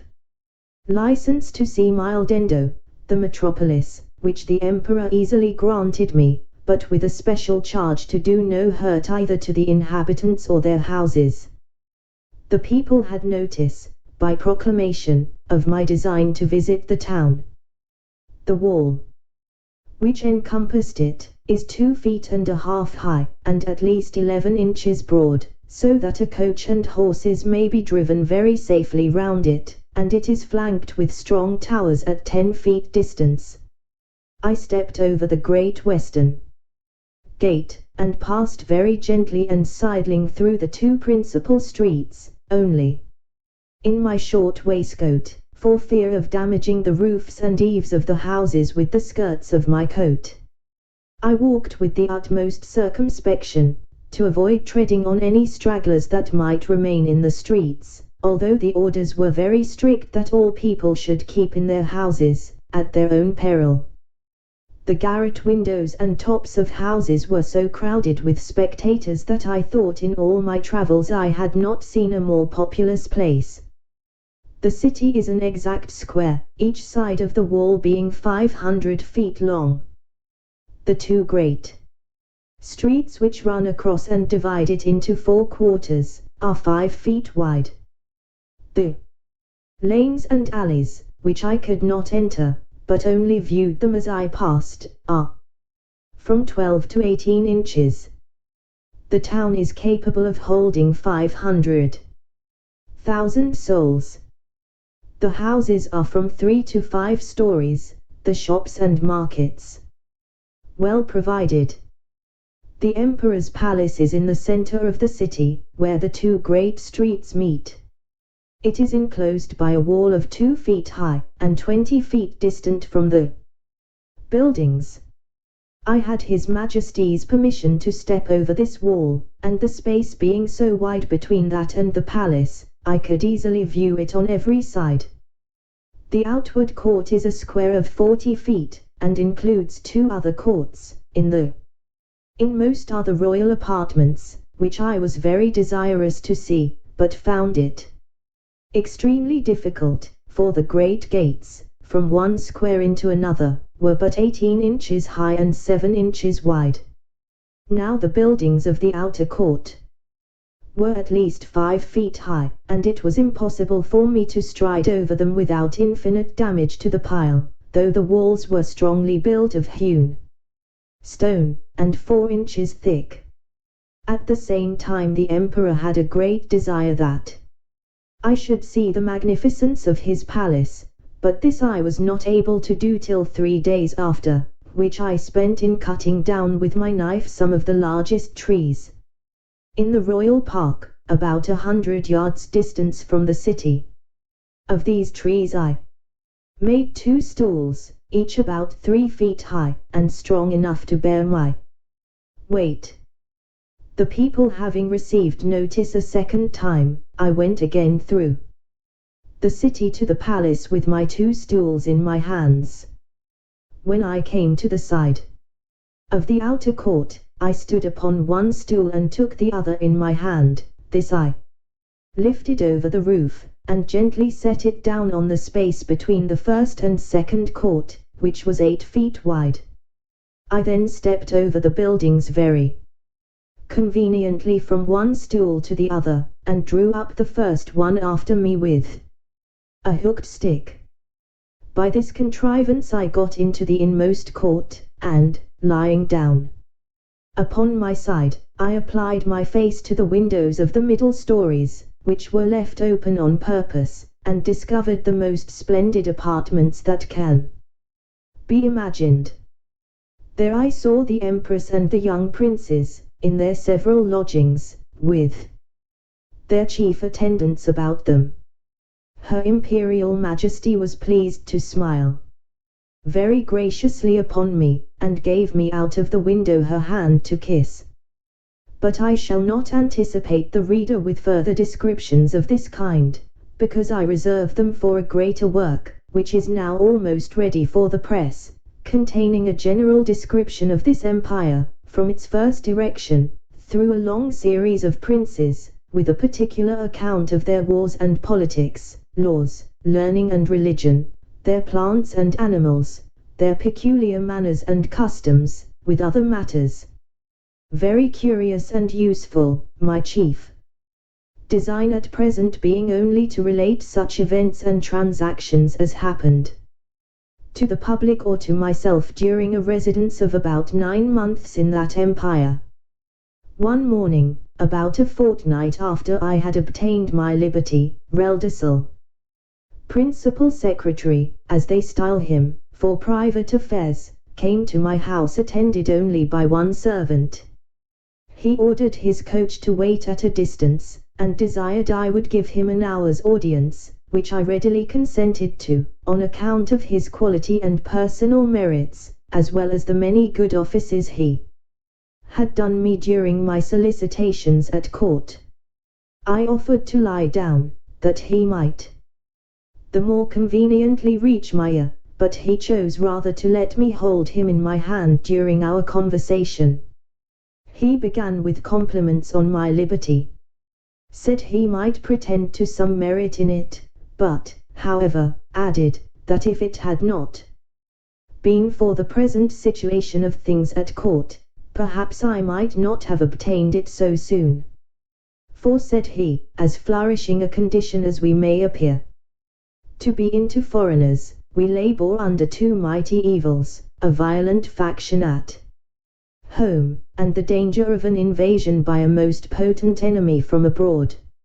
As to the first, you are to understand that for above 70 moons past there have been 2 struggling parties in this empire, under the names of Tramexen and Slamexen, from the high and low heels of their shoes, by which they distinguish themselves. It is alleged, indeed, that the high heels are most agreeable to our ancient constitution, but, however this may be, His Majesty has determined to make use of only low heels in the administration of the government, and all offices in the gift of the crown, as you cannot but observe. And particularly, that His Majesty's imperial heels are lower at least by a drur than any of his court. Drur is a measure about the 14th part of an inch. The animosities between these 2 parties run so high, that they will neither eat nor drink nor talk with each other. We compute the tramexen, or high heels, to exceed us in number, but the power is wholly on our side. We apprehend His Imperial Highness, the heir to the crown, to have some tendency towards the high heels. At least, we can plainly discover one of his heels higher than the other, which gives him a hobble in his gait. Now, in the midst of these intestine disquiets, we are threatened with an invasion from the island of Blefuscu, which is the other great empire of the universe, almost as large and powerful as this of His Majesty. For as to what we have heard you affirm, that there are other kingdoms and states in the world, inhabited by human creatures as large as yourself, our philosophers are in much doubt, and would rather conjecture that you dropped from the moon, or one of the stars, because it is certain that 100 mortals of your bulk would in a short time destroy all the fruits and cattle of His Majesty's dominions. Besides, our histories of 6,000 moons make no mention of any other regions than the two great empires of Lilliput and Blefuscu, which two mighty powers have, as I was going to tell you, been engaged in a most obstinate war for 36 moons past. It began upon the following occasion. It is allowed on all hands, that the primitive way of breaking eggs, before we eat them, was upon the larger end, but His present Majesty's grandfather, while he was a boy, going to eat an egg, and breaking it according to the ancient practice, happened to cut one of his fingers, whereupon the Emperor, his father, published an edict, commanding all his subjects, upon great penalties, to break the smaller end of their eggs. The people so highly resented this law, that our histories tell us there have been 6 rebellions raised on that account, wherein one emperor lost his life, and another his crown. These civil commotions were constantly fomented by the monarchs of Blefuscu, and when they were quelled, the exiles always fled for refuge to that empire. It is computed that 11,000 persons have, at several times, suffered death, rather than submit to break their eggs at the smaller end. Many hundred large volumes have been published upon this controversy, but the books of the Burgundians have been long forbidden, and the whole party rendered incapable by law of holding employments. During the course of these troubles, the emperors of Blefuscu did frequently expostulate by their ambassadors, accusing us of making a schism in religion by offending against a fundamental doctrine of our great prophet Lustrog, in the 54th chapter of the Blunderqural, which is their Alcoran. This, however, is thought to be a mere strain upon the text, for the words are these, that all true believers shall break their eggs at the convenient end, and which is the convenient end seems, in my humble opinion, to be left to every man's conscience, or at least in the power of the chief magistrate to determine. Now, the Burgundian exiles have found so much credit in the Emperor of Blefuscu's court, and so much private assistance and encouragement from their party here at home, that a bloody war has been carried on between the two empires for 36 moons, with various success, during which time we have lost 40 capital ships, and a much greater number of smaller vessels, together with 30,000 of our best seamen and soldiers, and the damage received by the enemy is reckoned to be somewhat greater than ours. However, they have now equipped a numerous fleet, and are just preparing to make a descent upon us, and His Imperial Majesty, placing great confidence in your valor and strength, has commanded me to lay this account of his affairs before you.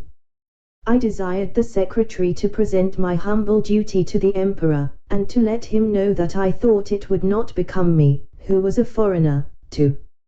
interfere with parties, but I was ready, with the hazard of my life, to defend his person and state against all invaders. Chapter V. The author, by an extraordinary stratagem, prevents an invasion. A high title of honor is conferred upon him. Ambassadors arrive from the Emperor of Blefuscu, and sue for peace. The Empire of Blefuscu is an island situated to the northeast of Lilliput, from which it is parted only by a channel 800 yards wide. I had not yet seen it, and upon this notice of an intended invasion, I avoided appearing on that side of the coast, for fear of being discovered by some of the enemy's ships, who had received no intelligence of me, all intercourse between the two empires having been strictly forbidden during the war, upon pain of death, and an embargo laid by our emperor upon all vessels whatsoever. I communicated to His Majesty a project I had formed of seizing the enemy's whole fleet, which, as our scouts assured us, lay at anchor in the harbor, ready to sail with the first fair wind. I consulted the most experienced seamen upon the depth of the channel, which they had often plumbed, who told me that in the middle, at high water, it was 70 glumgluffs deep, which is about 6 feet of European measure, and the rest of it 50 glumgluffs at most. I walked towards the northeast coast, over against Blefuscu, and lying down behind a hillock, I took out my small pocket perspective glass, and viewed the enemy's fleet at anchor, consisting of about 50 men of war, and a great number of transports. I then came back to my house, and gave orders, for which I had a warrant, for a great quantity of the strongest cable and bars of iron. The cable was about as thick as pack thread, and the bars of the length and size of a knitting needle. I trebled the cable to make it stronger, and for the same reason I twisted 3 of the iron bars together, bending the extremities into a hook.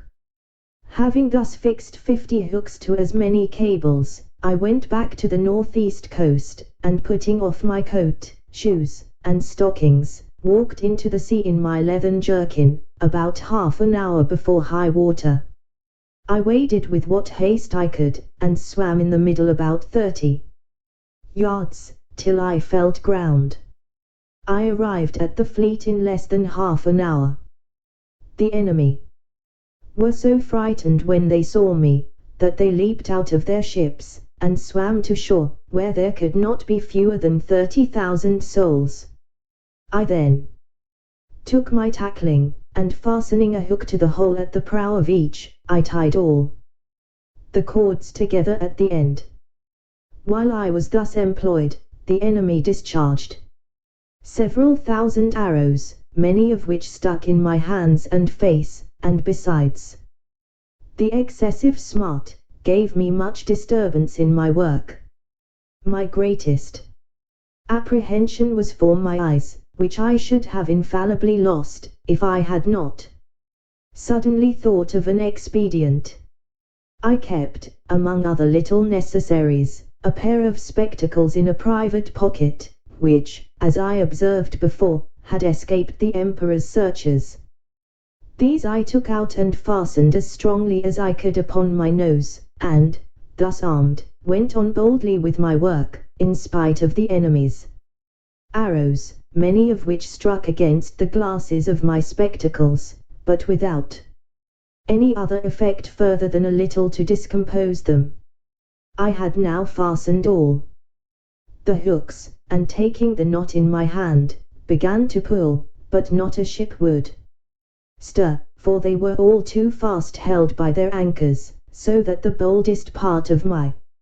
enterprise remained. I therefore let go the cord, and leaving the hooks fixed to the ships, I resolutely cut with my knife the cables that fastened the anchors, receiving about 200 arrows in my face and hands. Then I took up the knotted end of the cables to which my hooks were tied, and with great ease drew 50 of the enemy's largest men of war after me. The Blefuscudians, who had not the least imagination of what I intended, were at first confounded with astonishment. They had seen me cut the cables, and thought my design was only to let the ships run adrift, or fall foul on each other. But when they perceived the whole fleet moving in order, and saw me pulling at the end, they set up such a scream of grief and despair as is almost impossible to describe or conceive. When I had got out of danger, I stopped a while to pick out the arrows that stuck in my hands and face, and rubbed on some of the same ointment that was given me at my first arrival, as I have formerly mentioned. I then took off my spectacles, and waiting about an hour till the tide was a little fallen, I waded through the middle with my cargo, and arrived safe at the royal port of Lilliput. The emperor and his whole court stood on the shore, expecting the issue of this great adventure. They saw the ships move forward in a large half-moon, but could not discern me, who was up to my breast in water. When I advanced to the middle of the channel, they were yet more in pain, because I was under water to my neck. The emperor concluded me to be drowned, and that the enemy's fleet was approaching in a hostile manner. But he was soon eased of his fears, for the channel growing shallower every step I made, I came in a short time within hearing, and holding up the end of the cable, by which the fleet was fastened, I cried in a loud voice, "Long live the most puissant emperor of Lilliput!" This great prince received me at my landing with all possible encomiums, and created me a nardac upon the spot, which is the highest title of honor among them. His Majesty desired I would take some other opportunity of bringing all the rest of the enemy's ships into his ports. And so unmeasurable is the ambition of princes, that he seemed to think of nothing less than reducing the whole empire of Blefuscu into a province, and governing it by a viceroy, of destroying the Burgundian exiles, and compelling that people to break the smaller end of their eggs, by which he would remain the sole monarch of the whole world. But I endeavored to divert him from this design, by many arguments drawn from the topics of policy as well as justice, and I plainly protested that I would never be an instrument of bringing a free and brave people into slavery. And when the latter was debated in council, the wisest part of the ministry were of my opinion.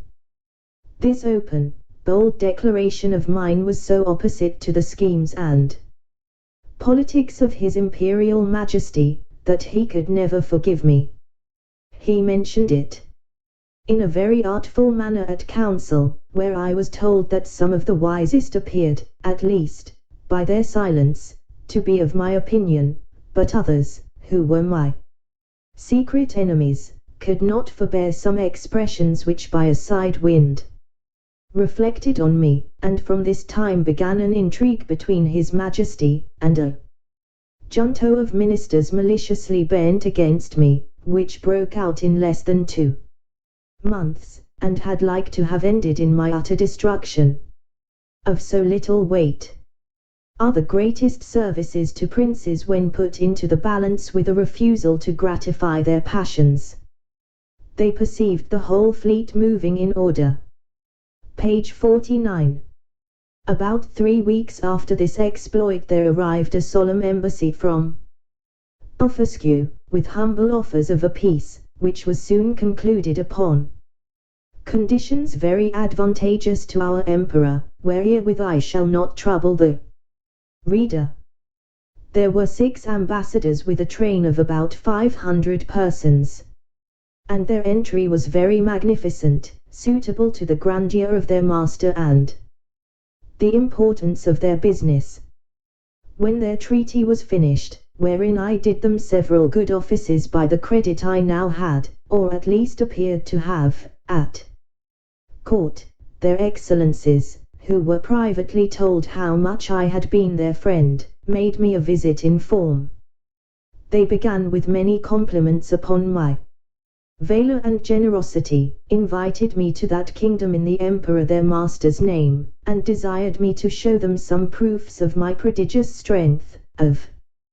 which they had heard so many wonders, wherein I readily obliged them, but shall not trouble the reader with the particulars. When I had for some time entertained their excellencies, to their infinite satisfaction and surprise, I desired they would do me the honor to present my most humble respects to the emperor their master, the renown of whose virtues had so justly filled the whole world with admiration, and whose royal person I resolved to attend before I returned to my own country. Accordingly, the next time I had the honor to see our emperor, I desired his general license to wait on the Blefuscudian monarch, which he was pleased to grant me, as I could perceive, in a very cold manner, but could not guess the reason, till I had a whisper from a certain person, that Flimnap and Bolgolam had represented my intercourse with those ambassadors as a mark of disaffection, from which I am sure my heart was wholly free. And this was the first time I began to conceive some imperfect idea of courts and ministers. It is to be observed, that these ambassadors spoke to me by an interpreter, the languages of both empires differing as much from each other as any two in Europe, and each nation priding itself upon the antiquity, beauty, and energy of their own tongues, with an avowed contempt for that of their neighbor. Yet our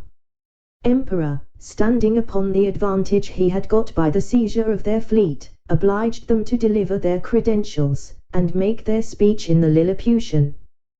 tongue. And it must be confessed, that from the great intercourse of trade and commerce between both realms, from the continual reception of exiles which is mutual among them, and from the custom in each empire to send their young nobility and richer gentry to the other, in order to polish themselves by seeing the world, and understanding men and manners, there are few persons of distinction, or merchants, or seamen, who dwell in the maritime parts, but what can hold conversation in both tongues, as I found some weeks after, when I went to pay my respects to the Emperor of Blefuscu, which, in the midst of great misfortunes through the malice of my enemies, proved a very happy adventure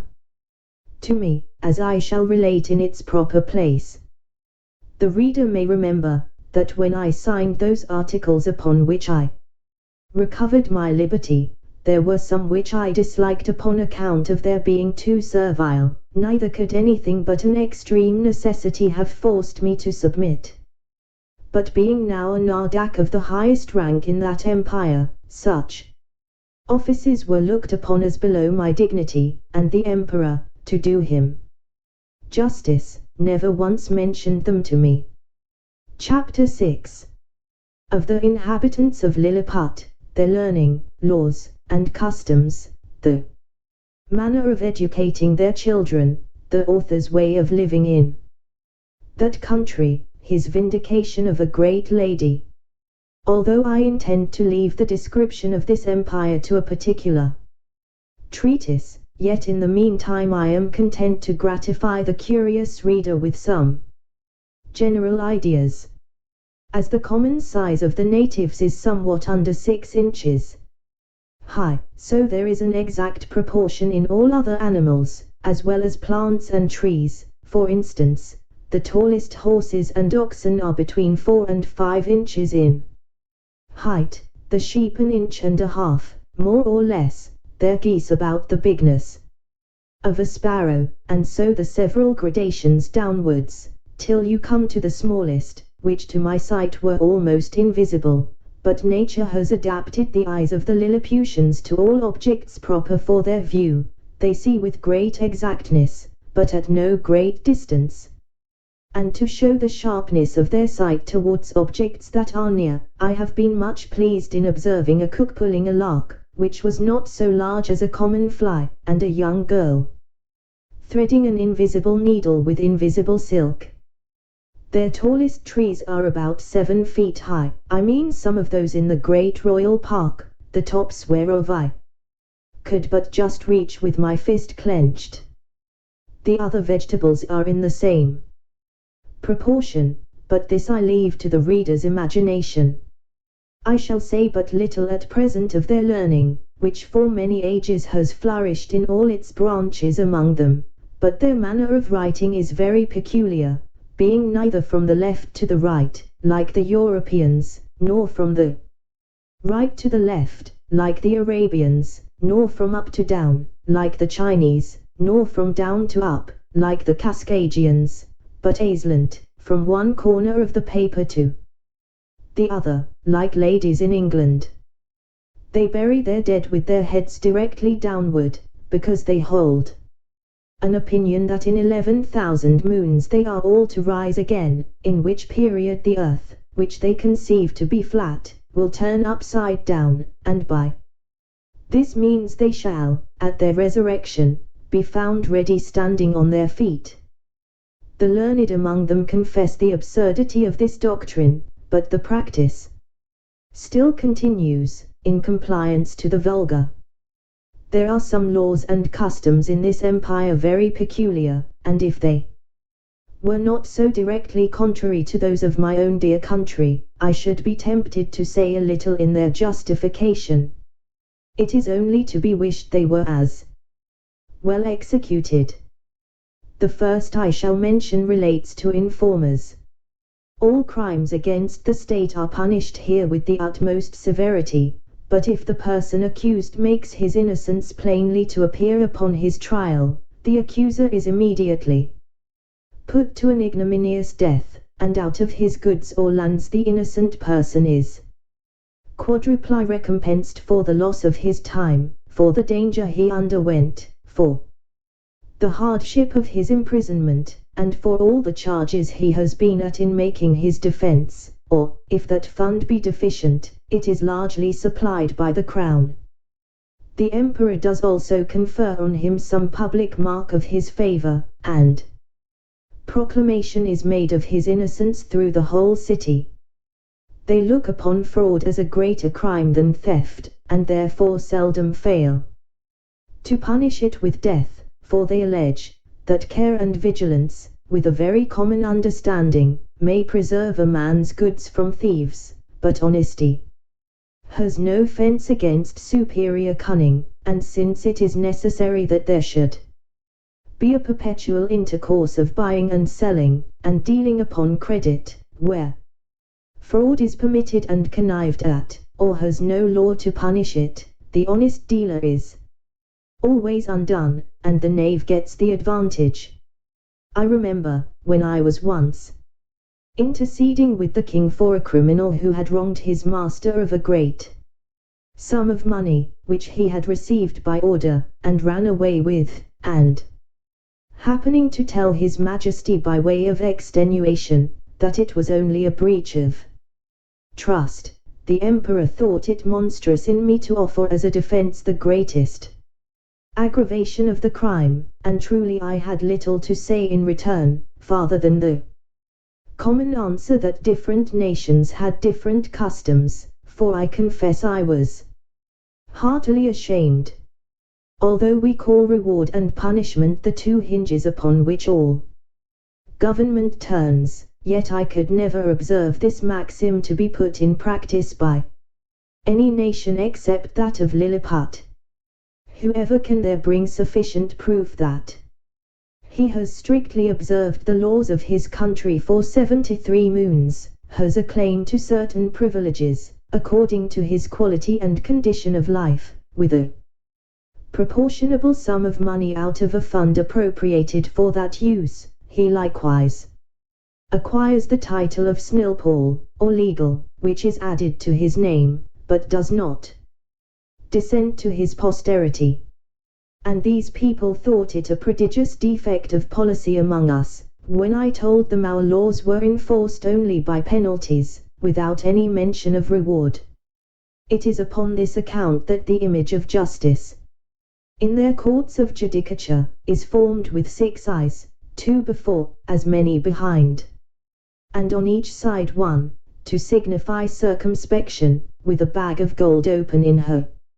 right hand, and a sword sheathed in her left, to show that she is more disposed to reward than to punish.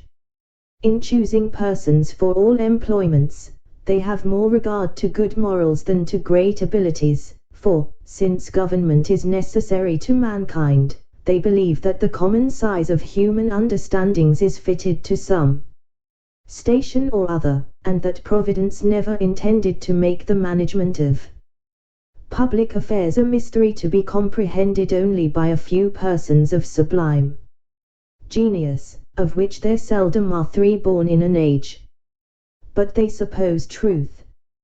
justice, temperance, and the like, to be in every man's power, the practice of which virtues, assisted by experience and a good intention, would qualify any man for the service of his country, except where a course of study is required. But they thought the want of moral virtues was so far from being supplied by superior endowments of the mind, that employments could never be put into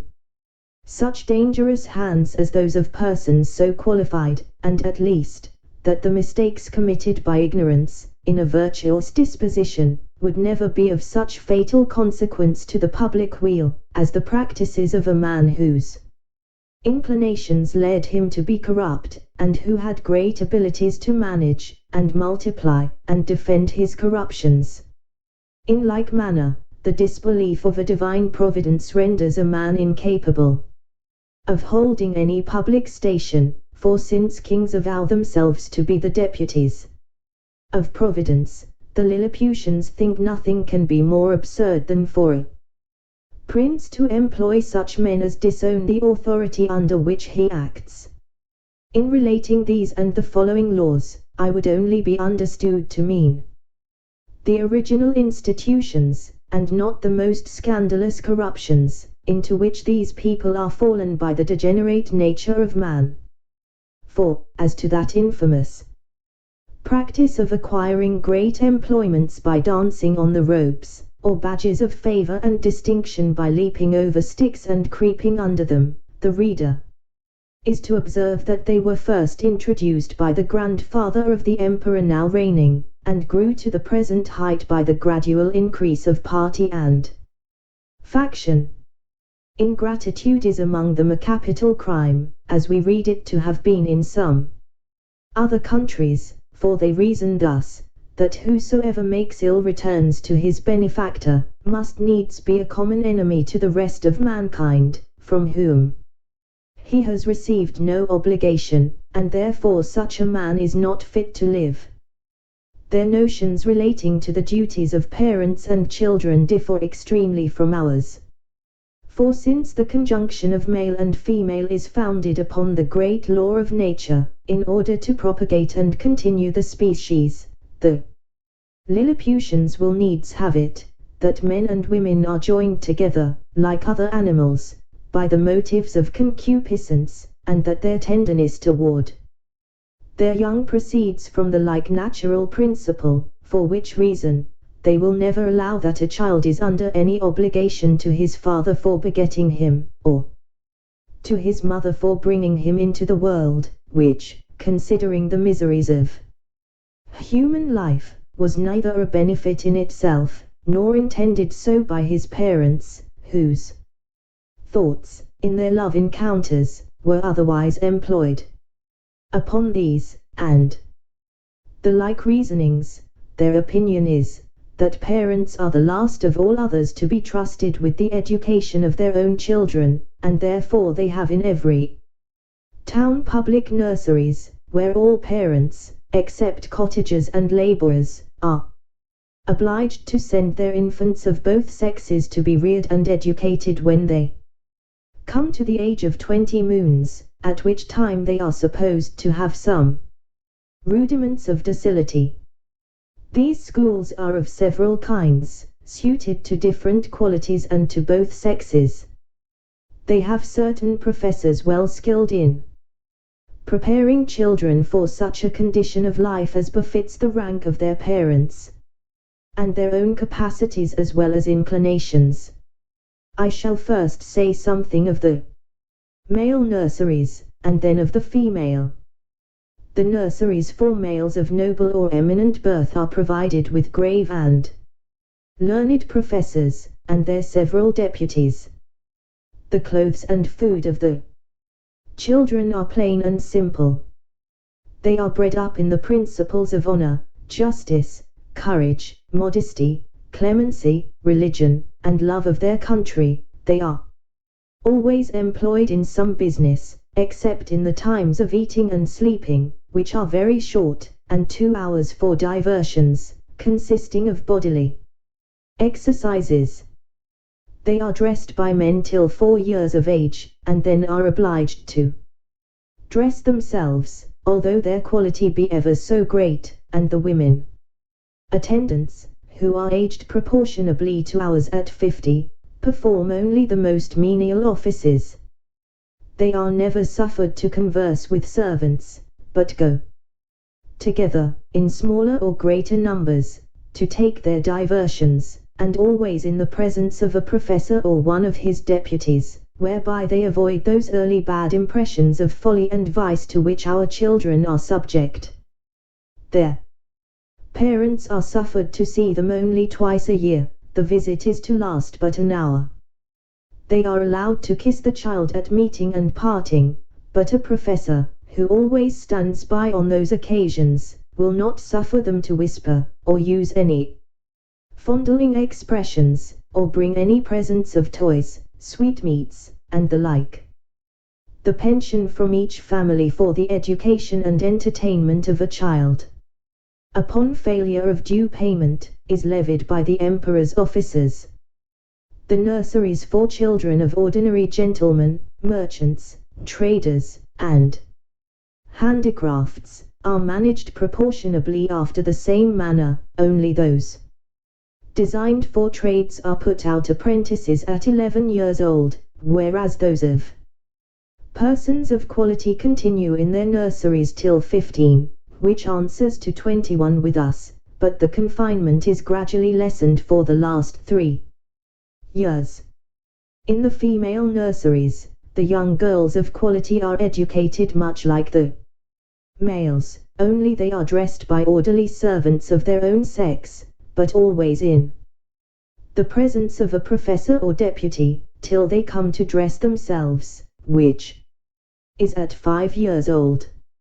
And if it be found that these nurses ever presume to entertain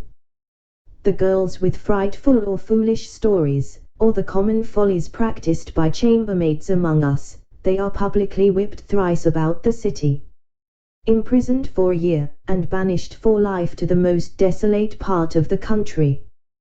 Thus the young ladies there are as much ashamed of being cowards and fools as the men, and despise all personal ornaments beyond decency and cleanliness. Neither did I perceive any difference in their education made by their difference of sex, only that the exercises of the females were not altogether so robust, and that some rules were given them relating to domestic life, and a smaller compass of learning was enjoined them, for their maxim is, that among people of quality, a wife should be always a reasonable and agreeable companion, because she cannot always be young. When the girls are 12 years old, which among them is the marriageable age, their parents or guardians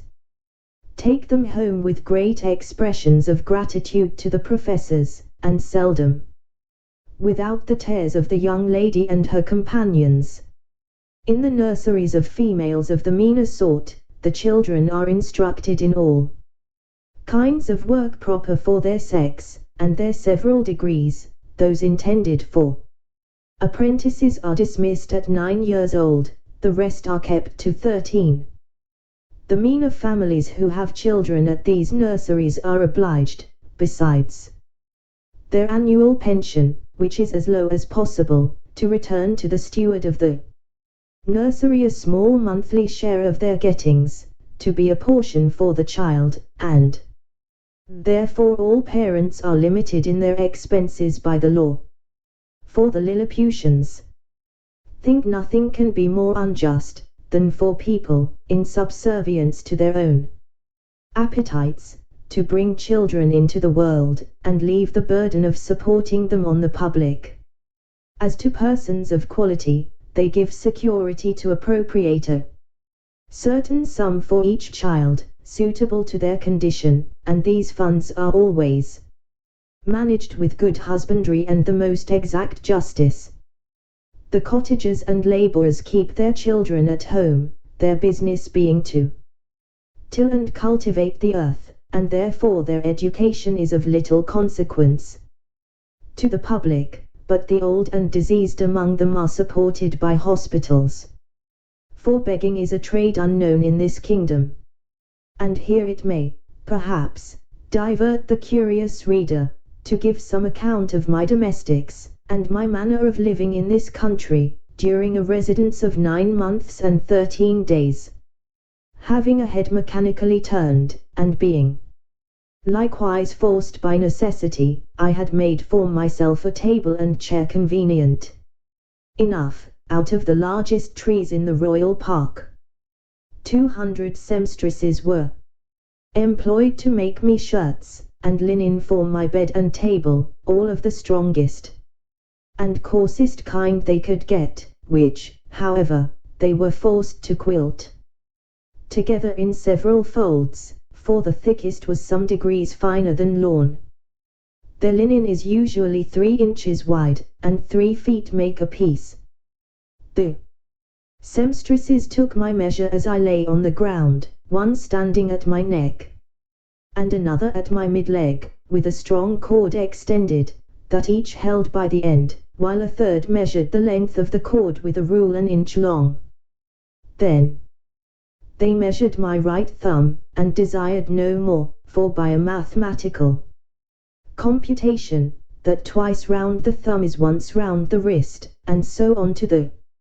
neck and waist, and by the help of my old shirt, which I displayed on the ground before them for a pattern, they fitted me exactly. 300 tailors were employed in the same manner to make me clothes, but they had another contrivance for taking my measure. I kneeled down, and they raised a ladder from the ground to my neck. Upon this ladder one of them mounted, and let fall a plumb line from my collar to the floor, which just answered the length of my coat, but my waist and arms I measured myself. When my clothes were finished, which was done in my house, for the largest of theirs would not have been able to hold them, they looked like the patchwork made by the ladies in England, only that mine were all of a colour. I had 300 cooks to dress my victuals, in little convenient huts built about my house, where they and their families lived, and prepared me 2 dishes apiece.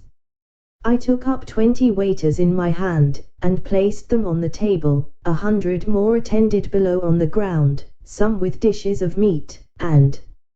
some with barrels of wine, and other liquors, slung on their shoulders, all which the waiters above drew up as I wanted, in a very ingenious manner by certain cords, as we draw a bucket up a well in Europe. A dish of their meat was a good mouthful, and a barrel of their liquor a reasonable draught. Their mutton yields 2 hours, but their beef is excellent. I have had a sirloin so large, that I have been forced to make 3 bites of it, but this is rare. My servants were astonished to see me eat it, bones and all, as in our country we do the leg of a lark. Their geese and turkeys I usually ate at a mouthful, and I confess they far exceed ours. Of their smaller fowl I could take up 20 or 30 at the end of my knife.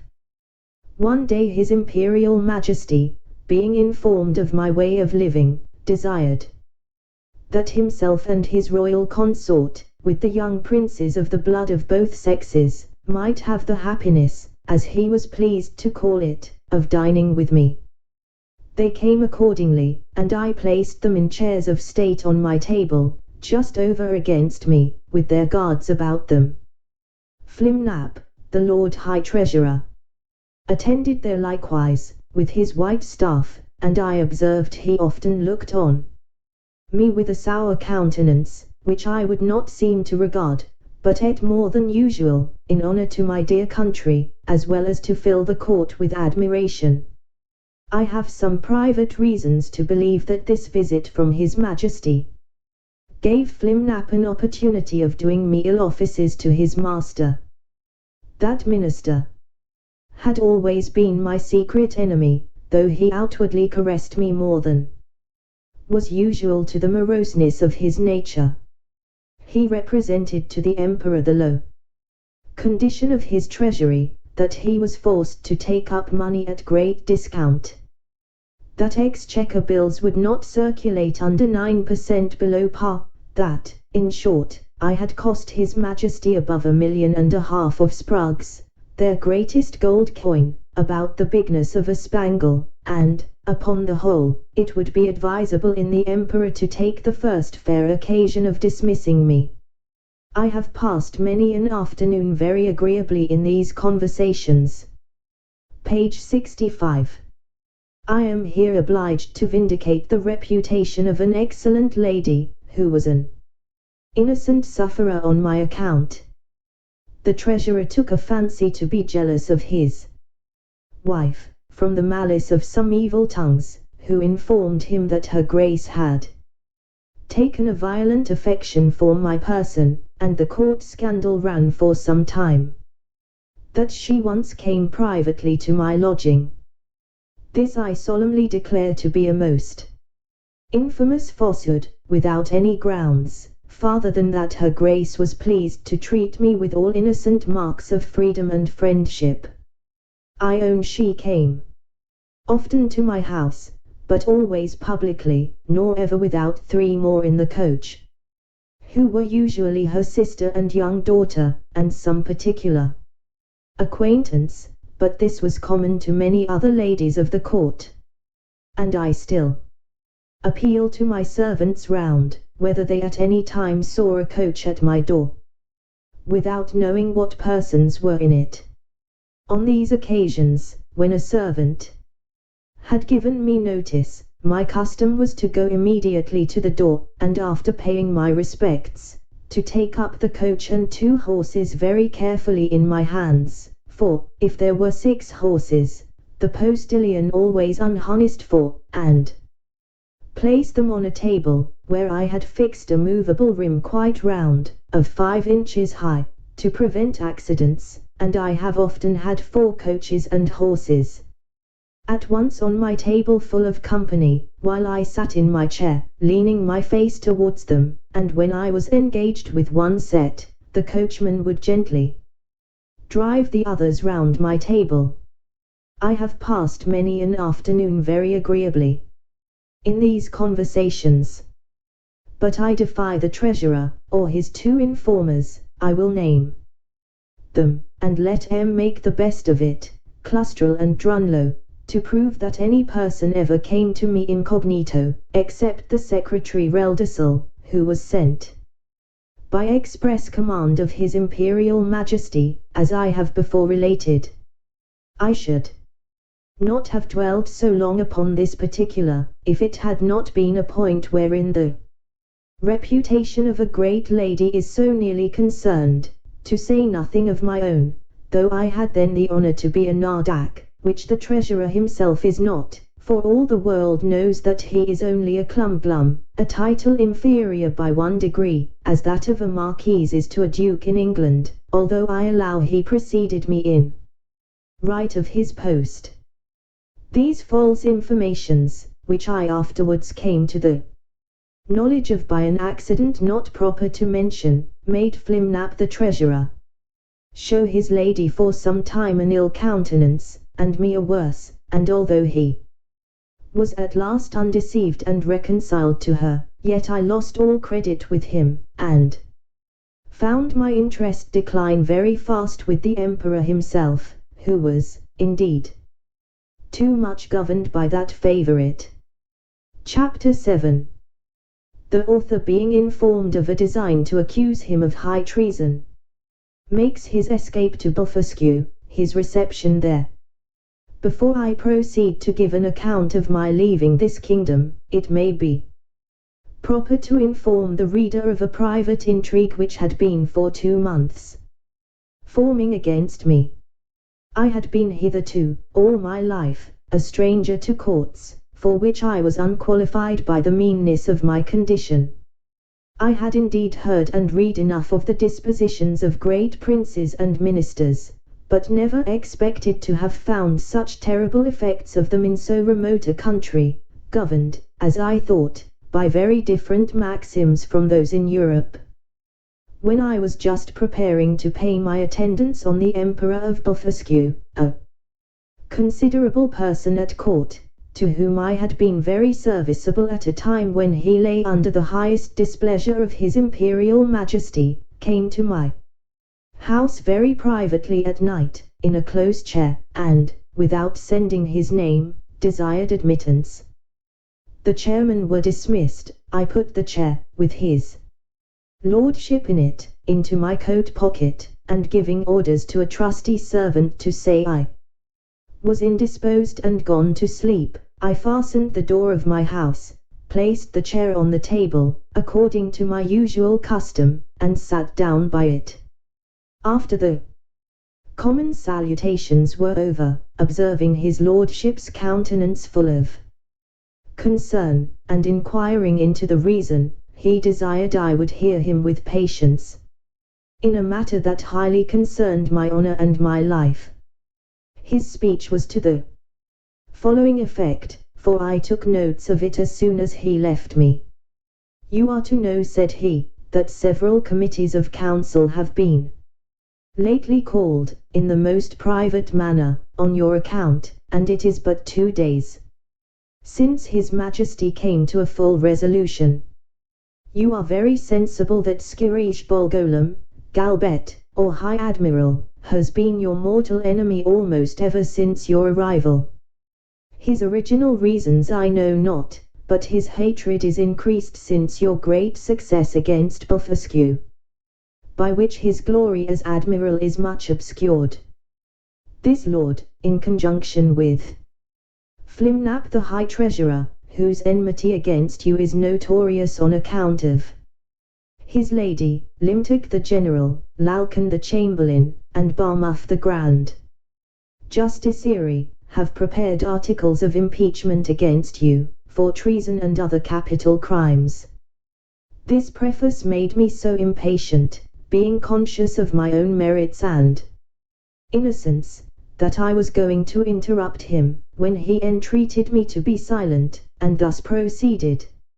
Out of gratitude for the favors you have done me, I procured information of the whole proceedings, and a copy of the articles, wherein I venture my head for your service. Articles of impeachment against Quimbus Flestrin, the Man Mountain. Article I. That the said Quimbus Flestrin, having brought the imperial fleet of Blefuscu into the royal port, and being afterwards commanded by His Imperial Majesty to seize all the other ships of the said empire of Blefuscu, and reduce that empire to a province, to be governed by a viceroy from hence, and to destroy and put to death not only all the big Indian exiles, but likewise all the people of that empire who would not immediately forsake the big Indian heresy, he, the said Flestrin, like a false traitor against his most auspicious, serene, imperial majesty, did petition to be excused from the said service, upon pretense or unwillingness to force the consciences, or destroy the liberties and lives of an innocent people. Article 2. That whereas certain ambassadors arrived from the court of Blefuscu to sue for peace in His Majesty's court, he, the said Flestrin, did, like a false traitor, aid, abet, comfort, and divert the said ambassadors, although he knew them to be servants to a prince who was lately an open enemy to His Imperial Majesty, and in an open war against his said Majesty. Article 3. that the said Quintus Flestrin, contrary to the duty of a faithful subject, is now preparing to make a voyage to the court and empire of Offesque, for which he has received only verbal license from his Imperial Majesty, and, under colour of the said license, does falsely and traitorously intend to take the said voyage, and thereby to aid, comfort, and abet the Emperor of Offesque, so late an enemy, and in open war with his Imperial Majesty aforesaid. There are some other articles, but these are the most important, of which I have read you an abstract. In the several debates upon this impeachment, it must be confessed that his Majesty gave many marks of his great lenity, often urging the services you had done him, and endeavouring to extenuate your crimes. The Treasurer and Admiral insisted that you should be put to the most painful and ignominious death by setting fire to your house at night, and the General was to attend with 20,000 men, armed with poisoned arrows to shoot you on the face and hands. Some of your servants were to have private orders to strew a poisonous juice on your shirts, which would soon make you tear your own flesh, and die in the utmost torture. The General came into the same opinion, so that for a long time there was a majority against you, but his Majesty, resolving, if possible, to spare your life, at last brought off the Chamberlain. Upon this incident, Reldesel, Principal Secretary for Private Affairs, who always approved himself your true friend, was commanded by the Emperor to deliver his opinion, which he accordingly did, and therein justified the good thoughts you have of him. He allowed your crimes to be great, but that still there was room for mercy, the most commendable virtue in a prince, and for which his Majesty was so justly celebrated. He said the friendship between you and him was so well known to the world, that perhaps the most honourable board might think him partial. However, in obedience to the command he had received, he would freely offer his sentiments, that if his Majesty, in consideration of your services, and pursuant to his own merciful disposition, would please to spare your life,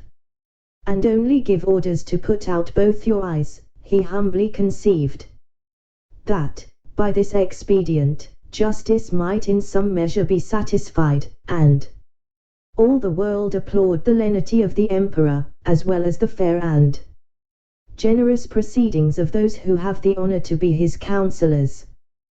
that the loss of your eyes would be no impediment to your bodily strength, by which you might still be useful to his Majesty, that blindness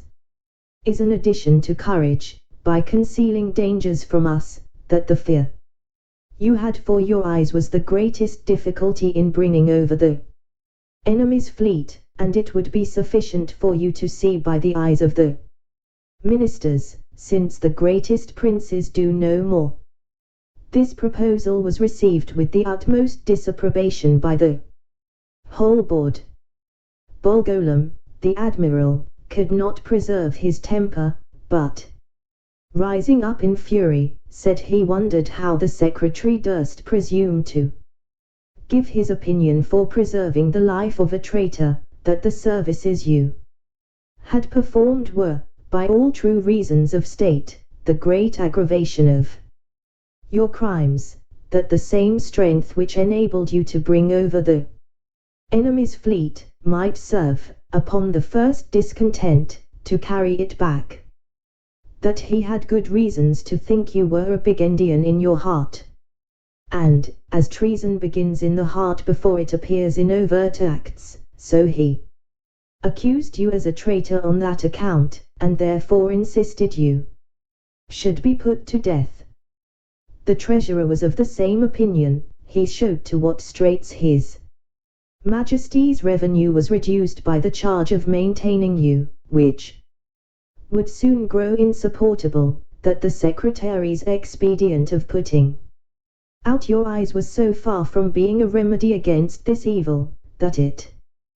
would probably increase it, as is manifest from the common practice of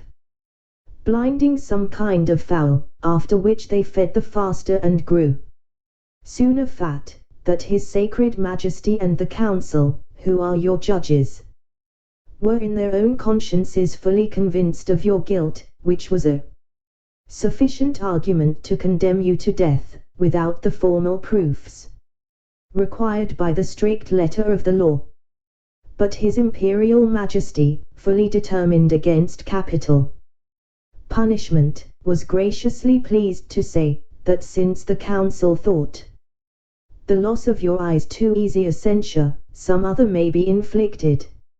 hereafter. And your friend the secretary, humbly desiring to be heard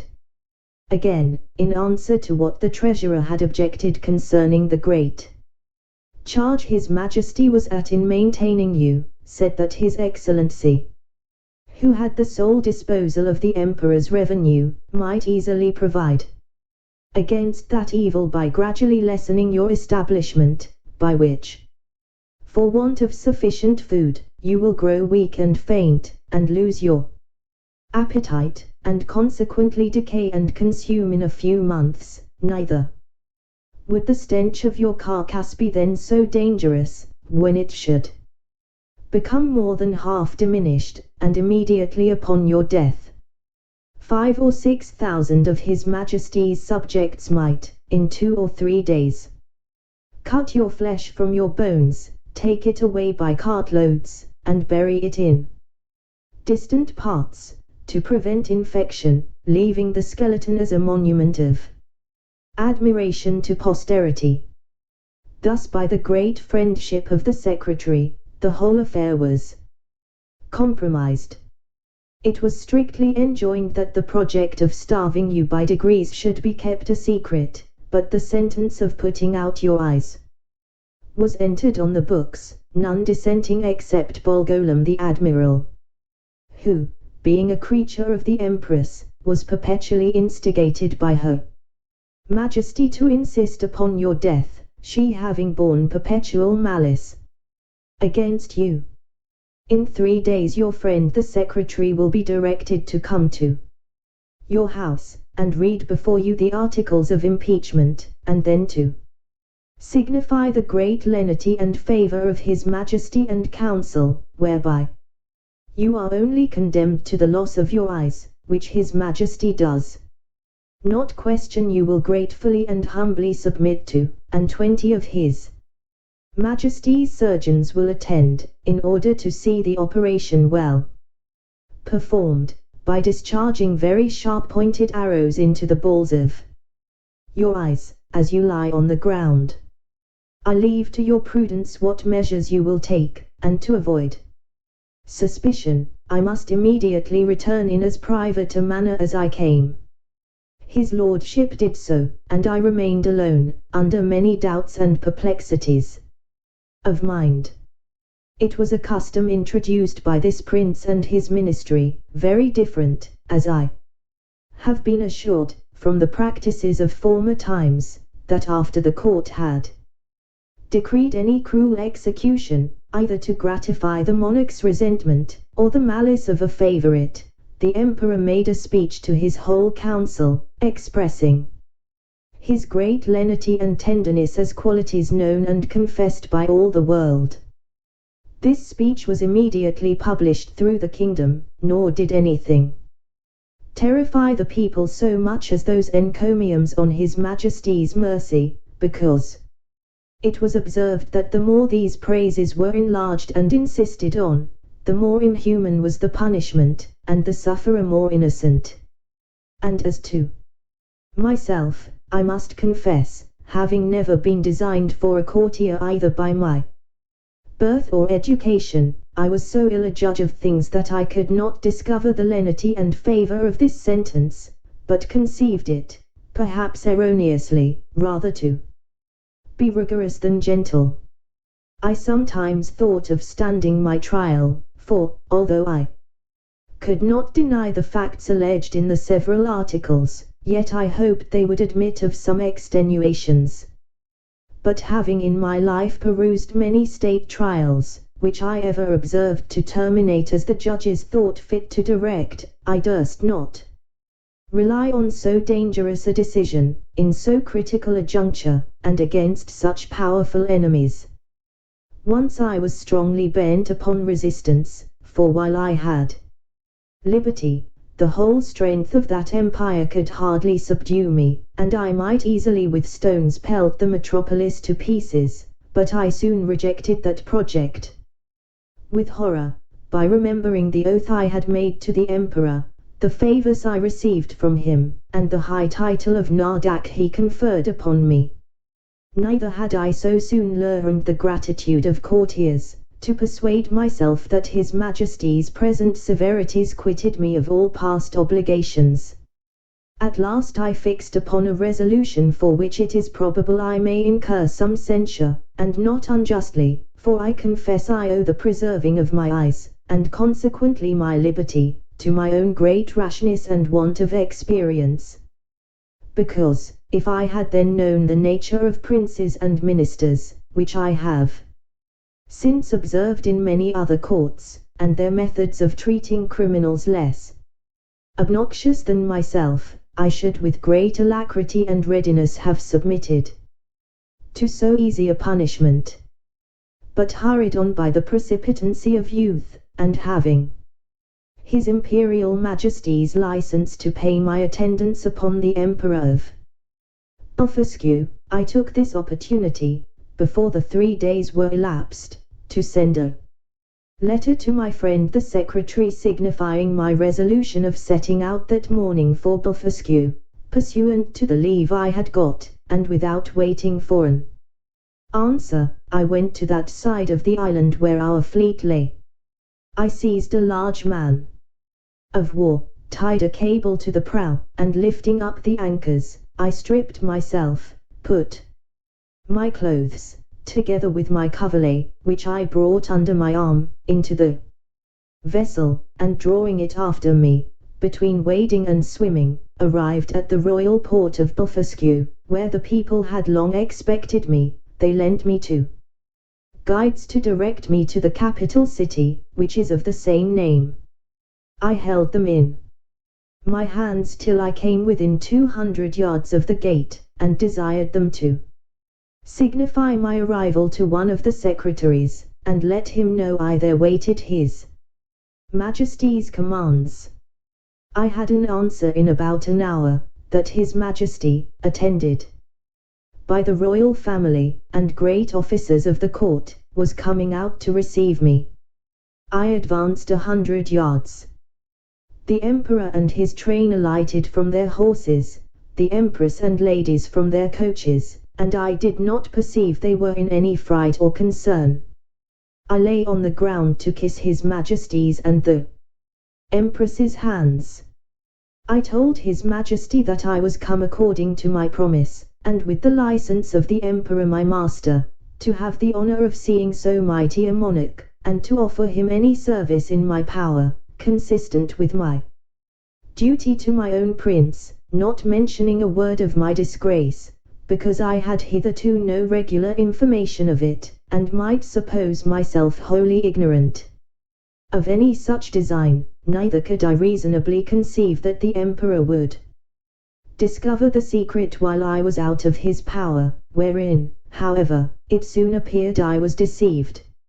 I shall not trouble the reader with the particular account of my reception at this court, which was suitable to the generosity of so great a prince, nor of the difficulties I was in for want of a house and bed, being forced to lie on the ground, wrapped up in my coverlet. Chapter 8. The author, by a lucky accident, finds means to leave Blefuscu, and, after some difficulties, returns safe to his native country. 3 days after my arrival, walking out of curiosity to the northeast coast of the island, I observed, about half a league off in the sea, somewhat that looked like a boat overturned. I pulled off my shoes and stockings, and wading 200 or 300 yards, I found the object to approach nearer by force of the tide, and then plainly saw it to be a real boat, which I supposed might by some tempest have been driven from a ship, whereupon I returned immediately towards the city, and desired His Imperial Majesty to lend me 20 of the tallest vessels he had left after the loss of his fleet, and 3,000 seamen, under the command of his Vice-Admiral. This fleet sailed round, while I went back the shortest way to the coast where I first discovered the boat. I found the tide had driven it still nearer. The seamen were all provided with cordage, which I had beforehand twisted to a sufficient strength. When the ships came up, I stripped myself, and waded till I came within 100 yards of the boat, after which I was forced to swim till I got up to it. The seamen threw me the end of the cord, which I fastened to a hole in the forepart of the boat, and the other end to a man of war, but I found all my labor to little purpose, for, being out of my depth, I was not able to work. In this necessity I was forced to swim behind, and push the boat forward as often as I could, with one of my hands, and the tide favoring me. I advanced so far that I could just hold up my chin and feel the ground. I rested 2 or 3 minutes, and then gave the boat another shove, and so on, till the sea was no higher than my armpits, and now the most laborious part being over, I took out my other cables, which were stowed in one of the ships, and fastening them first to the boat, and then to 9 of the vessels which attended me, the wind being favorable, the seamen towed, and I shoved, until we arrived within 40 yards of the shore, and waiting till the tide was out, I got dry to the boat, and by the assistance of 2,000 men with ropes and engines, I made a shift to turn it on its bottom, and found it was but little damaged. I shall not trouble the reader with the difficulties I was under by the help of certain paddles, which cost me 10 days making, to get my boat to the royal port of Blefuscu, where a mighty concourse of people appeared upon my arrival, full of wonder at the sight of so prodigious a vessel. I told the emperor that my good fortune had thrown this boat in my way, to carry me to some place whence I might return into my native country, and begged His Majesty's orders for getting materials to fit it up, together with his license to depart, which, after some kind expostulations, he was pleased to grant. I did very much wonder, in all this time, not to have heard of any express relating to me from our emperor to the court of Blefuscu. But I was afterwards given privately to understand that His Imperial Majesty, never imagining I had the least notice of his designs, believed I was only gone to Blefuscu in performance of my promise, according to the license he had given me, which was well known at our court, and would return in a few days, when that ceremony was ended. But he was at last in pain at my long absence, and after consulting with the treasurer and the rest of that cabal, a person of quality was dispatched with the copy of the articles against me.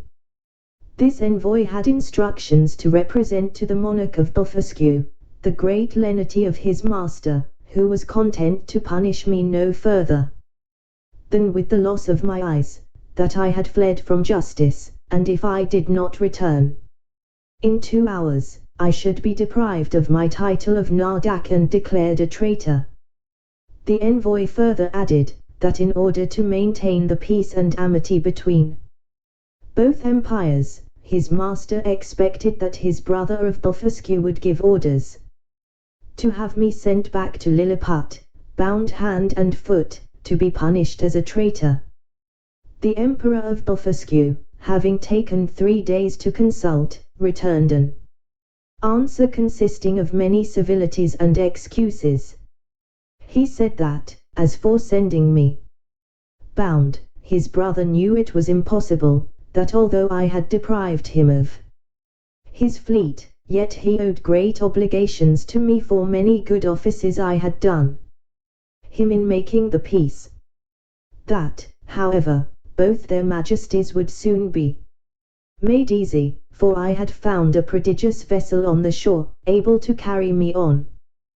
the sea, which he had given orders to fit up, with my own assistance and direction, and he hoped in a few weeks both empires would be freed from so insupportable an encumbrance. With this answer the envoy returned to Lilliput, and the monarch of Blefuscu related to me all that had passed, offering me at the same time, but under the strictest confidence, his gracious protection if I would continue in his service, wherein, although I believed him sincere, yet I resolved never more to put any confidence in princes or ministers, where I could possibly avoid it, and therefore, with all due acknowledgments for his favourable intentions, I humbly begged to be excused. I told him that since fortune, whether good or evil, had thrown a vessel in my way, I was resolved to venture myself on the ocean, rather than be an occasion of difference between two such mighty monarchs. Neither did I find the emperor at all displeased, and I discovered, by a certain accident, that he was very glad of my resolution, and so were most of his ministers. These considerations moved me to hasten my departure somewhat sooner than I intended, to which the court, impatient to have me gone, very readily contributed. 500 workmen were employed to make 2 sails to my boat, according to my directions, by quilting 13 folds of their strongest linen together. I was at the pains of making ropes and cables, by twisting 10, 20, or 30 of the thickest and strongest of theirs. A great stone that I happened to find, after a long search, by the seashore, served me for an anchor. I had the tallow of 300 cows for greasing my boat, and other uses. I was at incredible pains in cutting down some of the largest timber trees for oars and masts, wherein I was, however, much assisted by His Majesty's ship carpenters, who helped me in smoothing them, after I had done the rough work. In about a month, when all was prepared, I sent to receive His Majesty's commands, and to take my leave. The Emperor and royal family came out of the palace. I lay down on my face to kiss his hand, which he very graciously gave me. So did the Empress and young Princess of the Blood. His Majesty presented me with 50 purses of 200 sprugs apiece, together with his picture at full length, which I put immediately into one of my gloves, to keep it from being hurt. The ceremonies at my departure were too many to trouble the reader with. At this time, I stored the boat with the carcasses of 100 oxen and 300 sheep, with bread and drink proportionable, and as much meat ready dressed as 400 cooks could provide. I took with me 6 cows and 2 bulls alive, with as many ewes and rams, intending to carry them into my own country and propagate the breed, and to feed them on board. I had a good bundle of hay and a bag of corn. I would gladly have taken a dozen of the natives, but this was a thing the Emperor would by no means permit, and besides a diligent search into my pockets, His Majesty engaged my honor not to carry away any of his subjects, although with their own consent and desire. Having thus prepared all things as well as I was able, I set sail on the 24th day of September, 1701, at 6 in the morning, and when I had gone about 4 leagues to the northward, the wind being at southeast, at 6 in the evening I descried a small island about half a league to the northwest. I advanced forward and cast anchor on the lee side of the island, which seemed to be uninhabited. I then took some refreshment and went to my rest. I slept well, and I conjecture at least 6 hours, for I found the day broke in 2 hours after I awaked. It was a clear night. I ate my breakfast before the sun was up, and heaving anchor, the wind being favorable, I steered the same course that I had done the day before, wherein I was directed by my pocket compass. My intention was to reach, if possible, one of those islands which I had reason to believe lay to the northeast of Van Diemen's Land. I discovered nothing all that day, but upon the next, about 3 in the afternoon, when I had by my computation made 24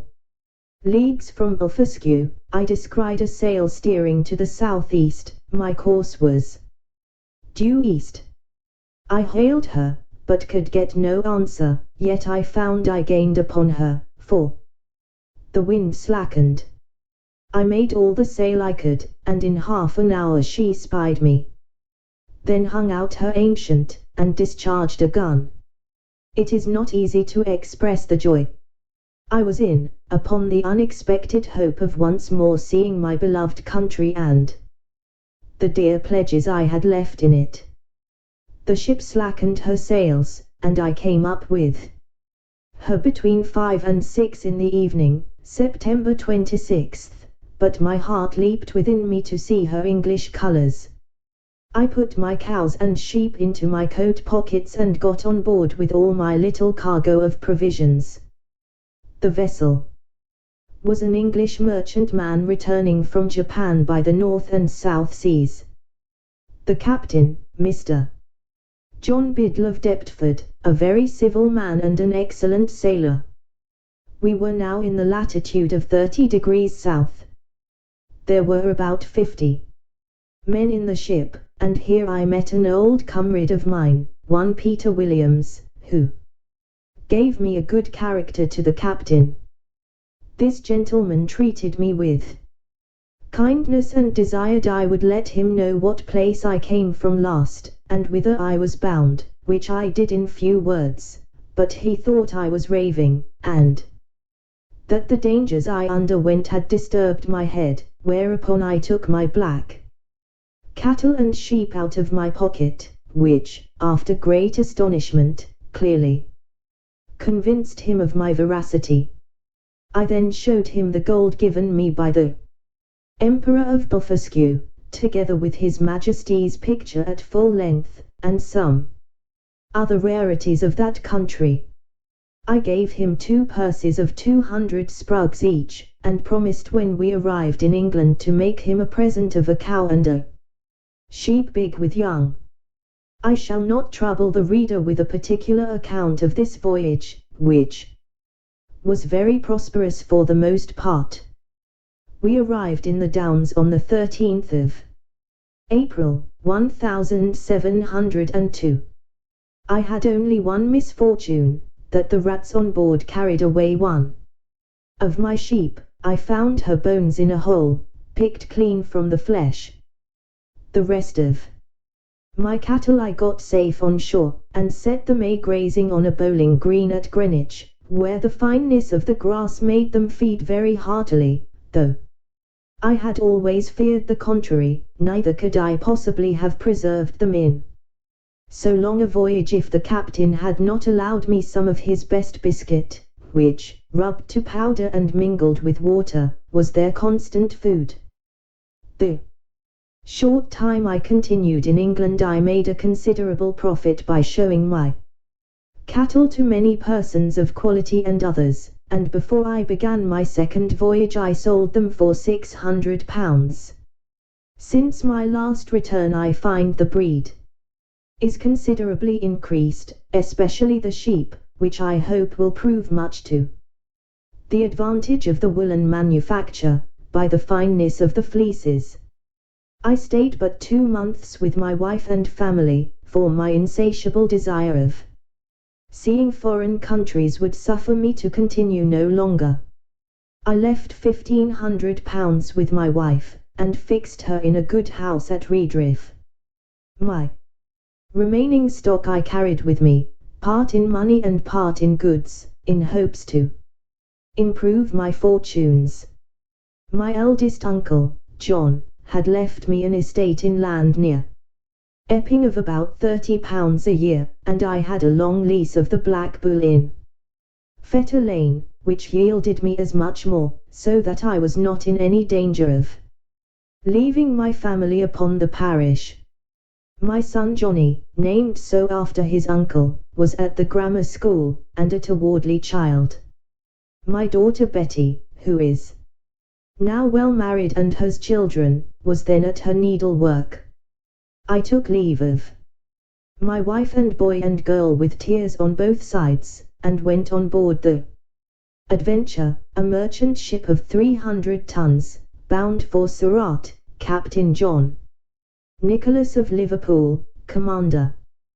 But my account of this voyage must be referred to the second part of my travels. The end of the first part. A voyage to Brobdingnag. Chapter I. A great storm described, the longboat sent to fetch water, the author goes with it to discover the country, he is left on shore, is seized by one of the natives, and carried to a farmer's house, his reception there, with several accidents that happened to him, a description of the inhabitants having been condemned by nature and fortune to an active and restless life. In 2 months after my return I again left my native country and took shipping in the Downs on the 20th day of June, 1702, in the Adventure, Captain John Nicholas, a Cornishman, commander, bound for Surat. We had a very prosperous gale till we arrived at the Cape of Good Hope, where we landed for fresh water. But discovering a leak, we unshipped our goods and wintered there, for the captain falling sick of an ague, we could not leave the Cape till the end of March. We then set sail, and had a good voyage till we passed the Straits of Madagascar, but having got northward of that island, and to about 5 degrees south latitude, the winds, which in those seas are observed to blow a constant equal gale between the north and west from the beginning of December to the beginning of May, on the 19th of April began to blow with much greater violence and more westerly than usual, continuing so for 20 days together, during which time we were driven a little to the east of the Molucca Islands, and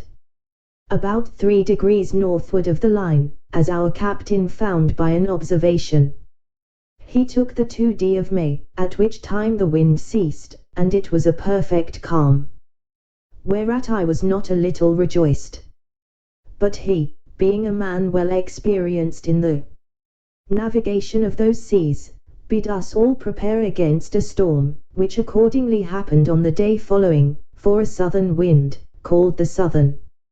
monsoon, began to set in. Finding it was like to overblow, we took in our spritsail, and stood by to hand the foresail, but making foul weather, we looked if the guns were all fast, and handed the mizzen. The ship lay very broad off, so we thought it better spooning before the sea, than trying or hulling. We reefed the foresail and set him, and hauled aft the force heat, the helm was hard a weather. The ship wore bravely. We belayed the fore down haul, but the sail was split, and we hauled down the yard and got the sail into the ship, and unbound all the things clear of it. It was a very fierce storm, the sea broke strange and dangerous. We hauled off upon the lanyard of the whipstaff and helped the man at helm. We would not get down our topmast, but let all stand, because she scudded before the sea very well, and we knew that the topmast being aloft, the ship was the wholesomer and made better way through the sea, seeing we had sea room. When the storm was over we set foresail and mainsail and brought the ship to Then we set the mizzen, main topsail and the foretopsail. Our course was east-northeast, the wind was at southwest. We got the starboard tacks aboard, we cast off our weather braces and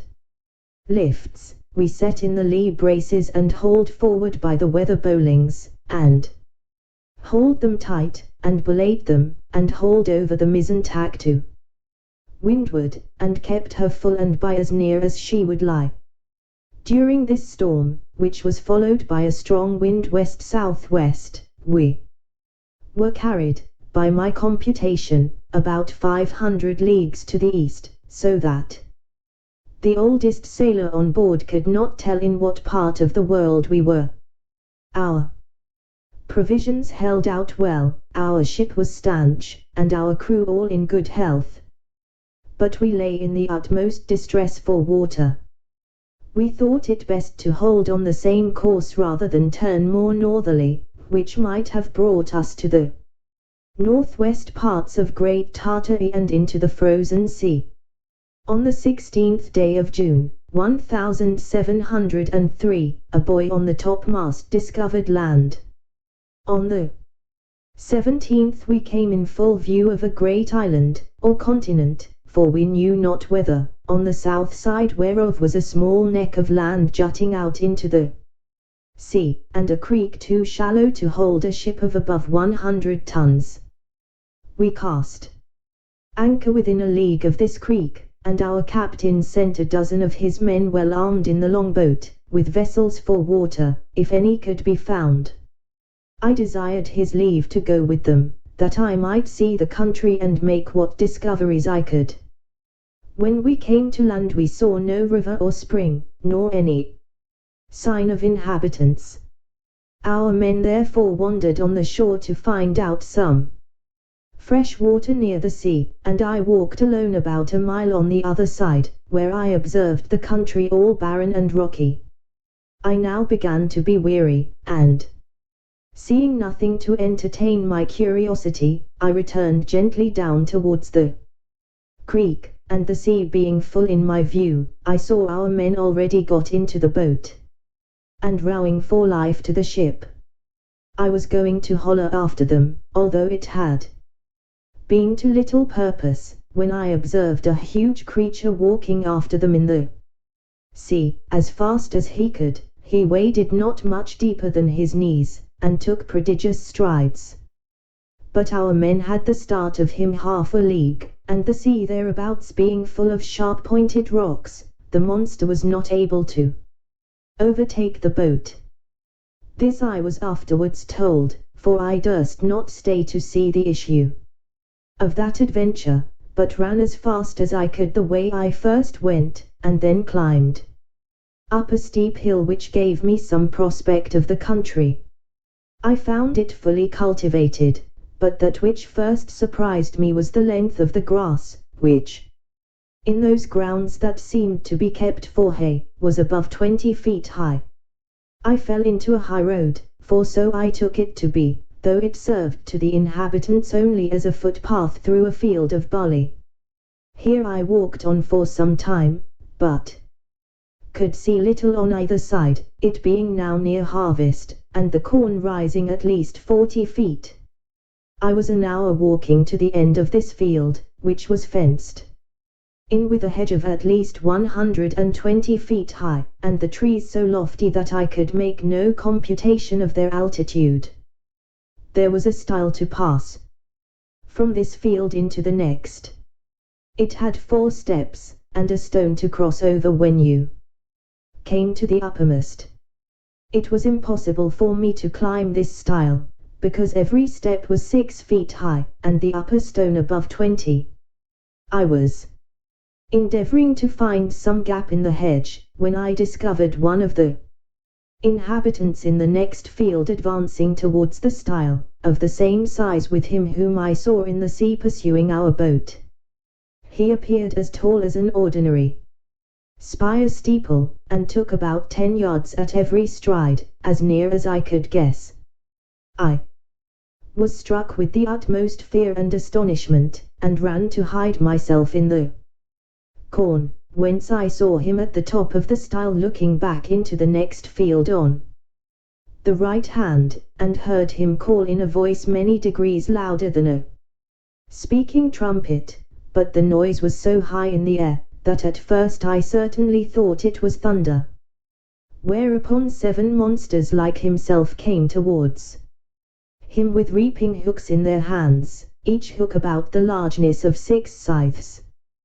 These people were not so well clad as the first, whose servants or labourers they seemed to be, for, upon some words he spoke, they went to reap the corn in the field where I lay. I kept from them at as great a distance as I could, but was forced to move with extreme difficulty, for the stalks of the corn were sometimes not above a foot distant, so that I could hardly squeeze my body betwixt them. However, I made a shift to go forward till I came to a part of the field where the corn had been laid by the rain and wind. Here it was impossible for me to advance a step, for the stalks were so interwoven that I could not creep through, and the beards of the fallen ears so strong and pointed that they pierced through my clothes into my flesh. At the same time I heard the reapers not above 100 yards behind me. Being quite dispirited with toil, and wholly overcome by grief and despair, I lay down between 2 ridges, and heartily wished I might there end my days. I bemoaned my desolate widow and fatherless children. I lamented my own folly and wilfulness in attempting a second voyage against the advice of all my friends and relations. In this terrible agitation of mind I could not forbear thinking of Lilliput, whose inhabitants looked upon me as the greatest prodigy that ever appeared in the world, where I was able to draw an imperial fleet in my hand, and perform those other actions which will be recorded forever in the chronicles of that empire, while posterity shall hardly believe them, although attested by millions. I reflected what a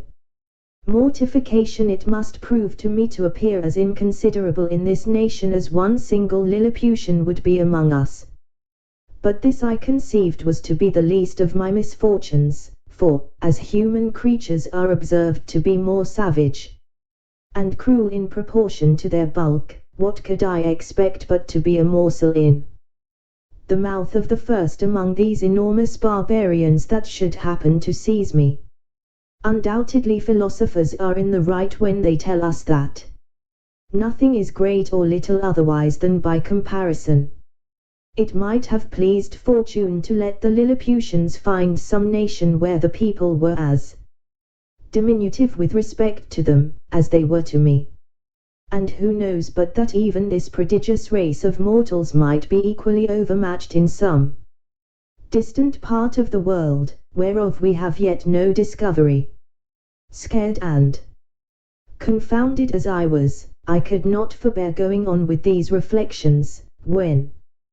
one of the reapers approaching within 10 yards of the ridge where I lay, made me apprehend that with the next step I should be squashed to death under his foot, or cut in 2 with his reaping hook. And therefore when he was again about to move, I screamed as loud as fear could make me, whereupon the huge creature trod short, and looking round about under him for some time, at last espied me as I lay on the ground. He considered a while, with the caution of one who endeavours to lay hold on a small dangerous animal in such a manner that it shall not be able either to scratch or to bite him, as I myself have sometimes done with a weasel in England. At length he ventured to take me up behind, by the middle, between his forefinger and thumb, and brought me within 3 yards of his eyes, that he might behold my shape more perfectly. I guessed his meaning, and my good fortune gave me so much presence of mind, that I resolved not to struggle in the least as he held me in the air above 60 feet from the ground, although he grievously pinched my sides, for fear I should slip through his fingers. All I ventured was to raise my eyes towards the sun and place my hands together in a supplicating posture, and to speak some words in a humble melancholy tone, suitable to the condition I then was in, for I apprehended every moment that he would dash me against the ground, as we usually do any little hateful animal which we have a mind to destroy. But my good star would have it, that he appeared pleased with my voice and gestures, and began to look upon me as a curiosity, much wondering to hear me pronounce articulate words, although he could not understand them. In the meantime I was not able to forbear groaning and shedding tears, and turning my head towards my sides, letting him know, as well as I could, how cruelly I was hurt by the pressure of his thumb and finger. He seemed to apprehend my meaning, for, lifting up the lappet of his coat, he put me gently into it, and immediately ran along with me to his master, who was a substantial farmer, and the same person I had first seen in the field. The farmer having, as I supposed by their talk, received such an account of me as his servant could give him, took a piece of a small straw, about the size of a walking staff, and therewith lifted up the lappets of my coat, which, it seems, he thought to be some kind of covering that nature had given me. He blew my hair aside to take a better view of my face. He called his hands about him, and asked them, as I afterwards learned, whether they had ever seen in the fields any little creature that resembled me. He then placed me softly on the ground upon all fours, but I got immediately up, and walked slowly backwards and forwards, to let those people see I had no intent to run away. They all sat down in a circle about me, the better to observe my motions. I pulled off my hat, and made a low bow towards the farmer. I fell on my knees, and lifted up my hands and eyes, and spoke several words as loud as I could. I took a purse of gold out of my pocket, and humbly presented it to him. He received it on the palm of his hand, then applied it close to his eye to see what it was, and afterwards turned it several times with the point of a pin, which he took out of his sleeve, but could make nothing of it. Whereupon I made a sign that he should place his hand on the ground. I then took the purse, and opening it, poured all the gold into his palm. There were 6 Spanish pieces of 4 pistoles each, besides 20 or 30 smaller coins. I saw him wet the tip of his little finger upon his tongue, and take up one of my largest pieces, and then another, but he seemed to be wholly ignorant what they were. He made me a sign to put them again into my purse, and the purse again into my pocket, which after offering it to him several times, I thought it best to do. The farmer by this time was convinced I must be a rational creature. He spoke often to me, but the sound of his voice pierced my ears like that of a water-mill. Yet his words were articulate enough. I answered as loud as I could in several languages, and he often laid his ear within 2 yards of me, but all in vain, for we were wholly unintelligible to each other. He then sent his servants to their work, and taking his handkerchief out of his pocket, he doubled and spread it on his left hand, which he placed flat on the ground with the palm upwards, making me a sign to step into it, as I could easily do, for it was not above a foot in thickness. I thought it my part to obey, and, for fear of falling, laid myself at full length upon the handkerchief, with the remainder of which he lapped me up to the head for further security, and in this manner carried me home to his house. There he called his wife, and showed me to her, but she screamed and ran back, as women in England do at the sight of a toad or a spider. However, when she had a while seen my behavior, and how well I observed the signs her husband made, she was soon reconciled, and by degrees grew extremely tender of me. It was about 12 at noon and a servant brought in dinner. It was only one substantial dish of meat, fit for the plain condition of a husbandman, in a dish of about 24 feet diameter. The company were the farmer and his wife,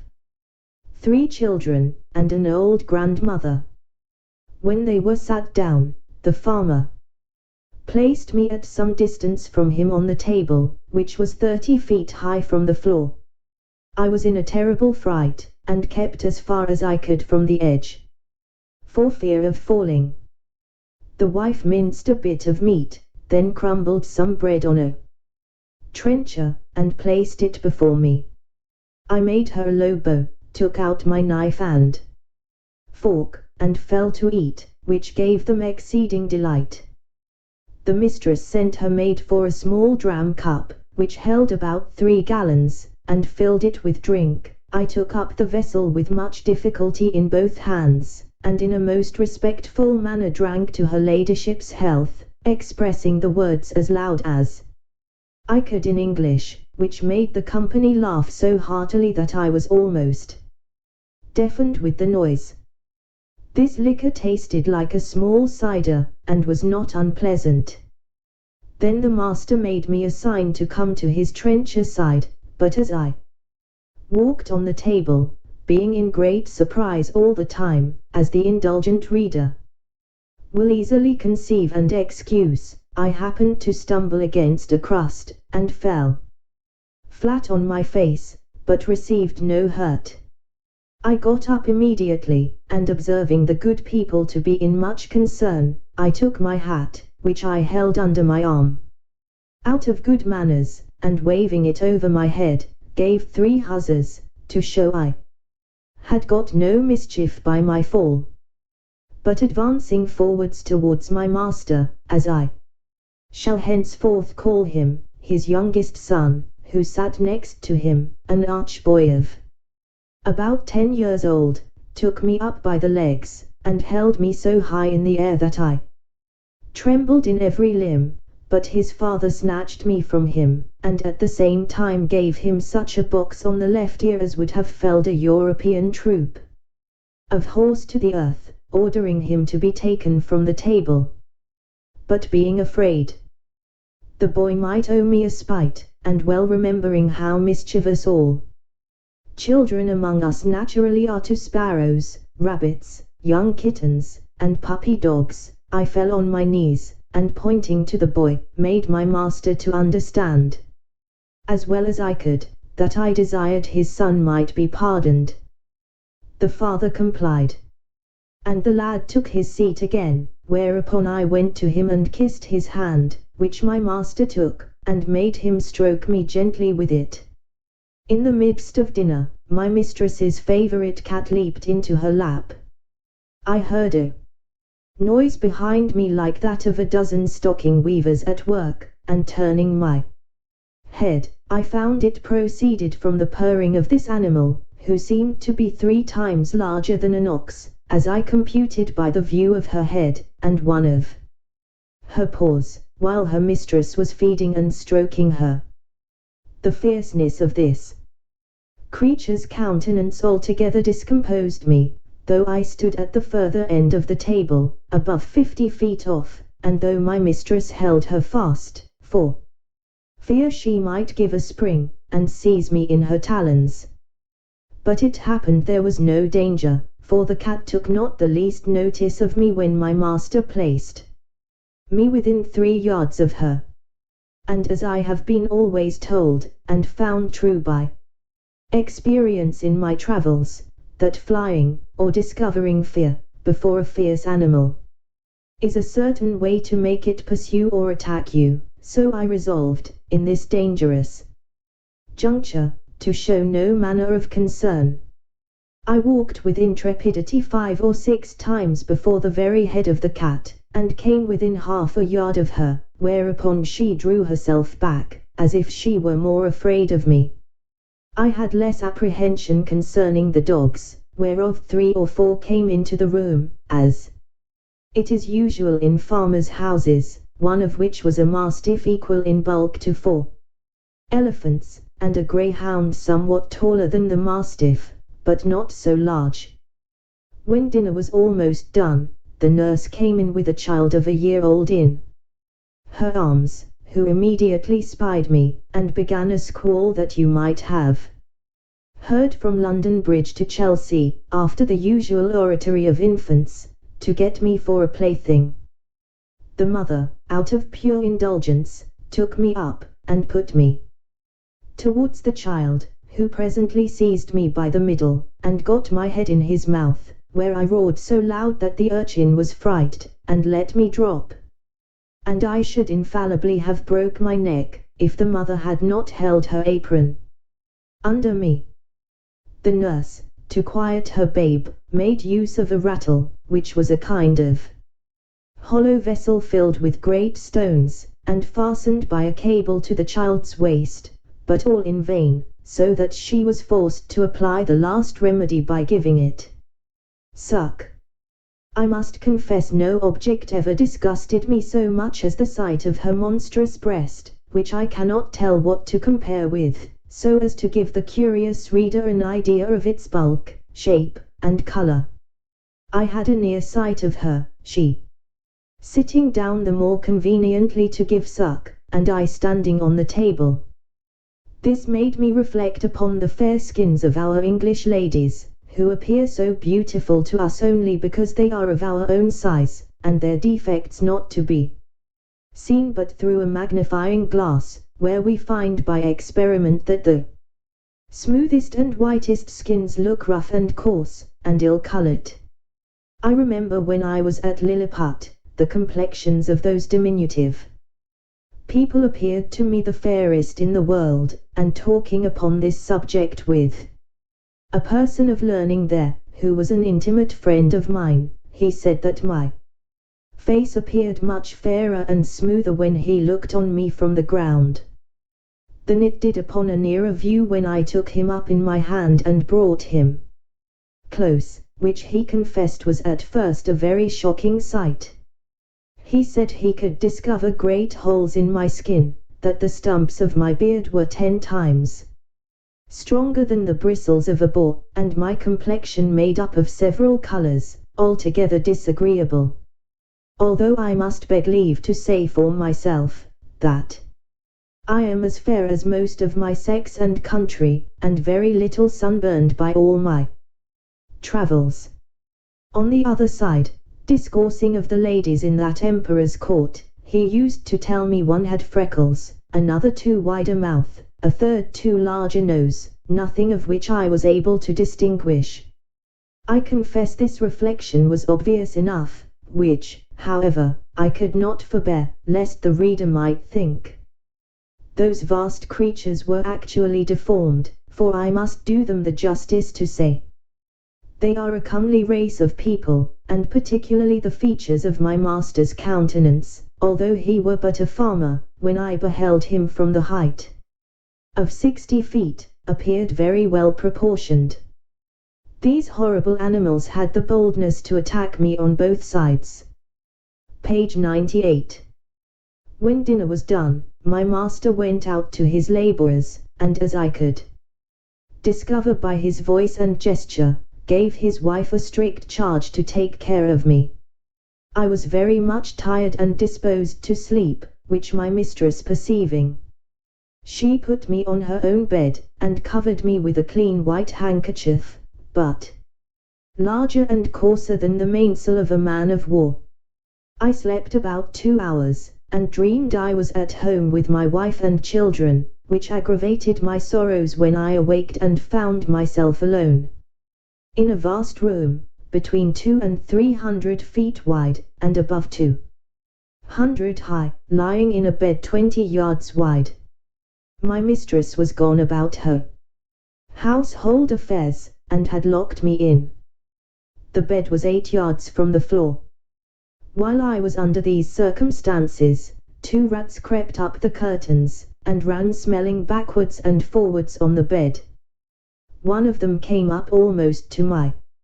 face, whereupon I rose in a fright, and drew out my hanger to defend myself. These horrible animals had the boldness to attack me on both sides, and one of them held his 4 feet at my collar, but I had the good fortune to rip up his belly before he could do me any mischief. He fell down at my feet, and the other, seeing the fate of his comrade, made his escape, but not without one good wound on the back, which I gave him as he fled, and made the blood run trickling from him. After this exploit I walked gently to and fro on the bed, to recover my breath and loss of spirits.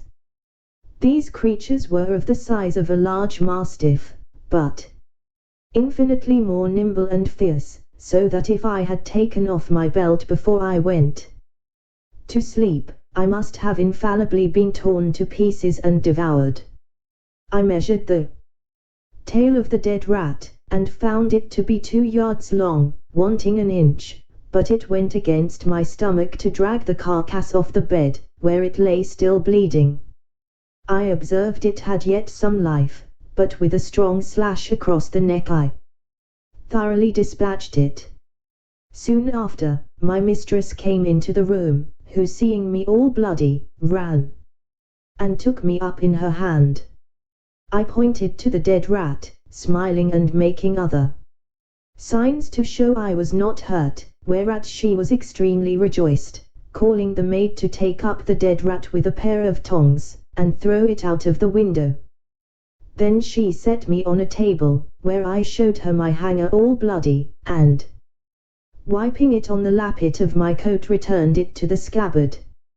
I hope the gentle reader will excuse me for dwelling on particulars, which, however insignificant they may appear to grovelling vulgar minds, yet will certainly help a philosopher to enlarge his thoughts and imagination, and apply them to the benefit of public as well as private life, which was my sole design in presenting this and other accounts of my travels to the world, wherein I have been chiefly studious of truth, without affecting any ornaments of learning or of style. But the whole scene of this voyage made so strong an impression on my mind, and is so deeply fixed in my memory, that in committing it to paper I did not omit one material circumstance. However, upon a strict review, I blotted out several passages of less moment which were in my first copy, for fear of being censured as tedious and trifling, whereof travellers are often, perhaps not without justice, accused. Chapter 2. A description of the farmer's daughter, the author carried to a market town, and then to the metropolis, the particulars of his journey. My mistress had a daughter of 9 years old, a child of forward parts for her age, very dexterous at her needle, and skilful in dressing her baby. Her mother and she contrived to fit up the baby's cradle for me against night. The cradle was put into a small drawer of a cabinet, and the drawer placed upon a hanging shelf, for fear of the rats. This was my bed all the time I stayed with those people, though made more convenient by degrees, as I began to learn their language and make my wants known. This young girl was so handy, that after I had once or twice pulled off my clothes before her, she was able to dress and undress me, though I never gave her that trouble when she would let me do either myself. She made me 7 shirts, and some other linen, of as fine cloth as could be got, which indeed was coarser than sackcloth, and these she constantly washed for me with her own hands. She was likewise my schoolmistress, to teach me the language. When I pointed to anything, she told me the name of it in her own tongue, so that in a few days I was able to call for whatever I had a mind to. She was very good-natured, and not above 40 feet high, being little for her age. She gave me the name of Grildreeg, which the family took up, and afterwards the whole kingdom. The word imports what the Latins call nanunculus, the Italians homunc latino, and the English mannequin. To her I chiefly owe my preservation in that country. We never parted while I was there. I called her my Glumdalclich, or little nurse, and I should be guilty of great ingratitude if I omitted this honourable mention of her care and affection towards me, which I heartily wish it lay in my power to requite as she deserves, instead of being the innocent but unhappy instrument of her disgrace, as I have too much reason to fear. It now began to be known and talked of in the neighbourhood, that my master had found a strange animal in the field, about the bigness of a splachnuck, but exactly shaped in every part like a human creature, which it likewise imitated in all its actions, seemed to speak in a little language of its own, had already learned several words of theirs, went erect upon 2 legs, was tame and gentle, would come when it was called, do whatever it was bid, had the finest limbs in the world, and a complexion fairer than a nobleman's daughter of 3 years old. Another farmer, who lived hard by, and was a particular friend of my master, came on a visit on purpose to inquire into the truth of this story. I was immediately produced and placed upon a table, where I walked as I was commanded, drew my hanger, put it up again, made my reverence to my master's guest, asked him in his own language how he did, and told him he was welcome, just as my little nurse had instructed me. This man, who was old and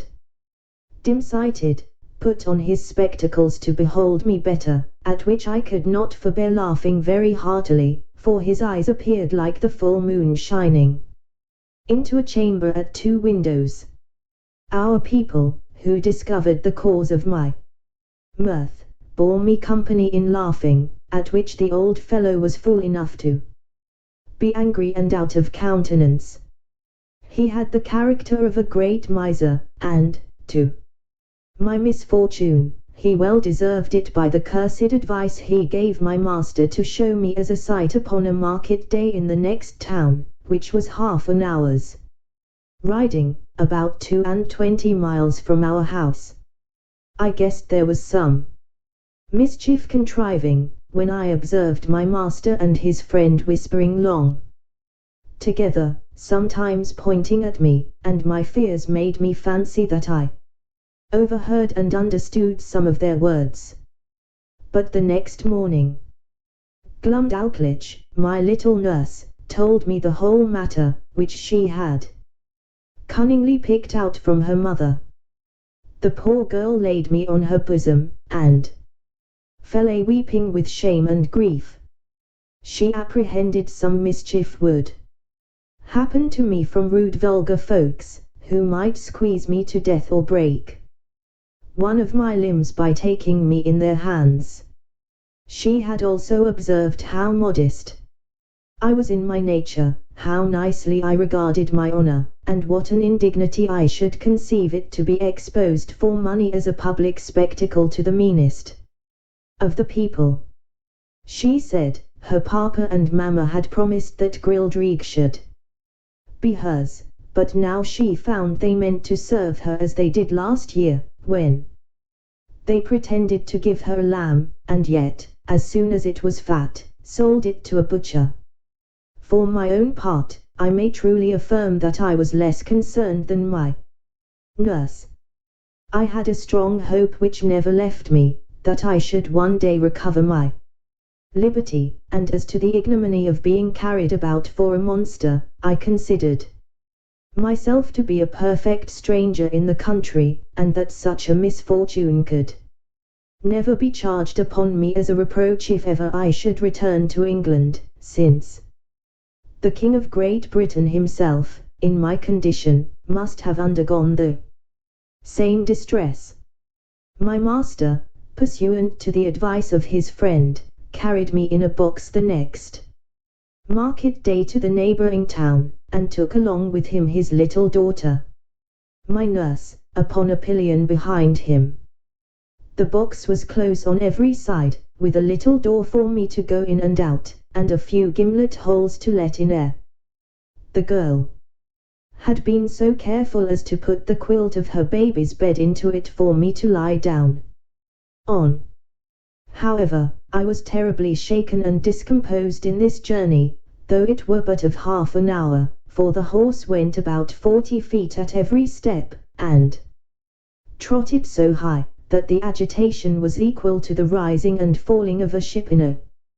great storm, but much more frequent. Our journey was somewhat further than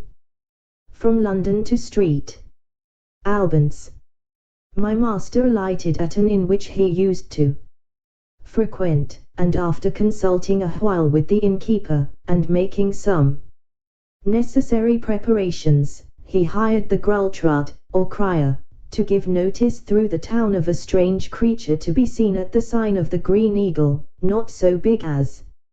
a splachnuck, an animal in that country very finely shaped, about 6 feet long, and in every part of the body resembling a human creature, could speak several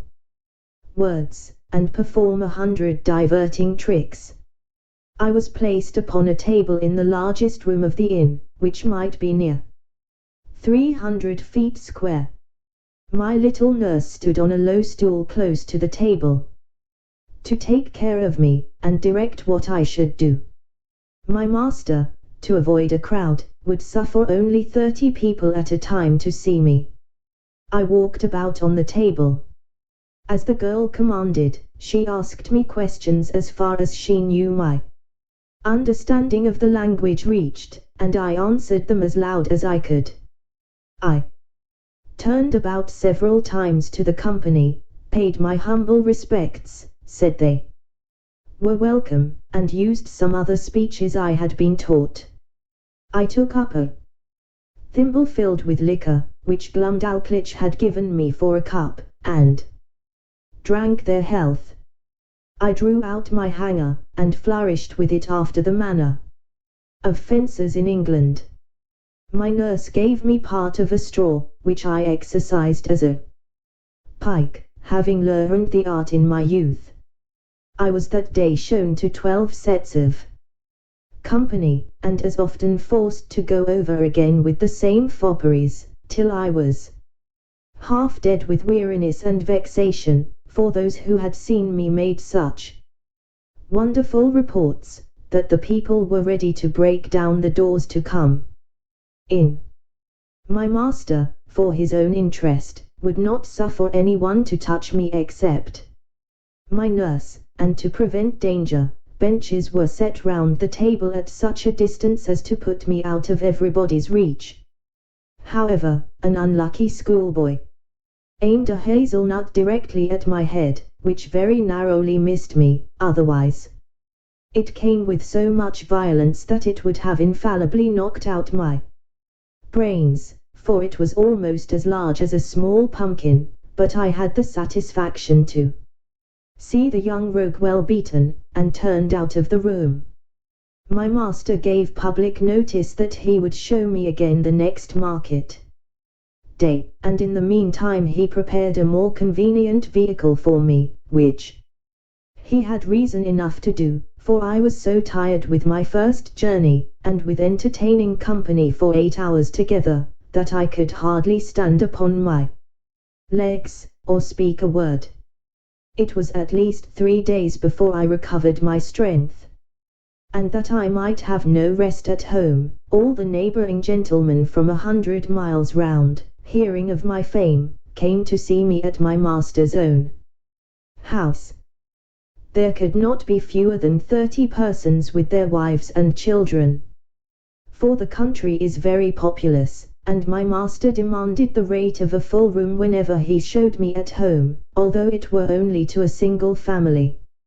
So that for some time I had but little ease every day of the week, except Wednesday, which is their Sabbath, although I were not carried to the town.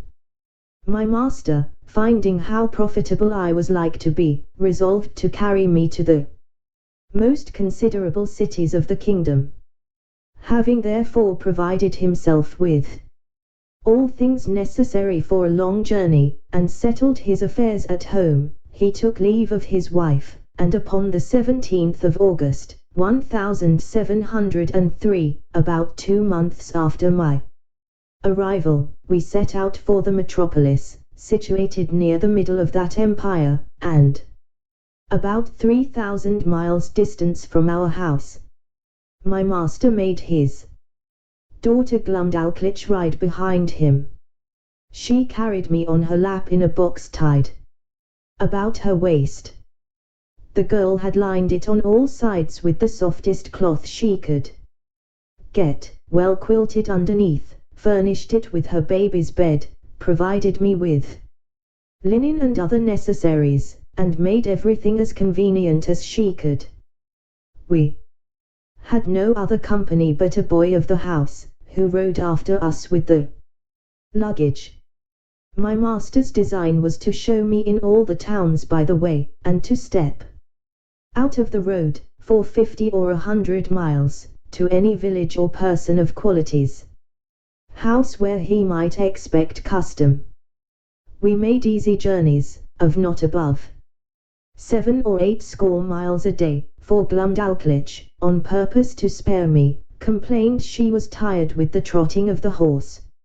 She often took me out of my box at my own desire, to give me air, and show me the country, but always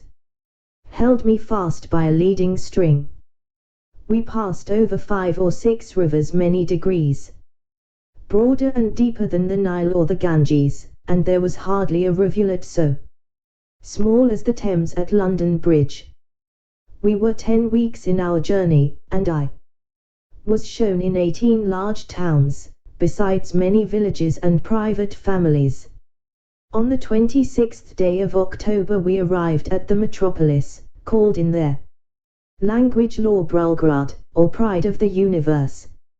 My master took a lodging in the principal street of the city, not far from the royal palace, and put out bills in the usual form, containing an exact description of my person and parts. He hired a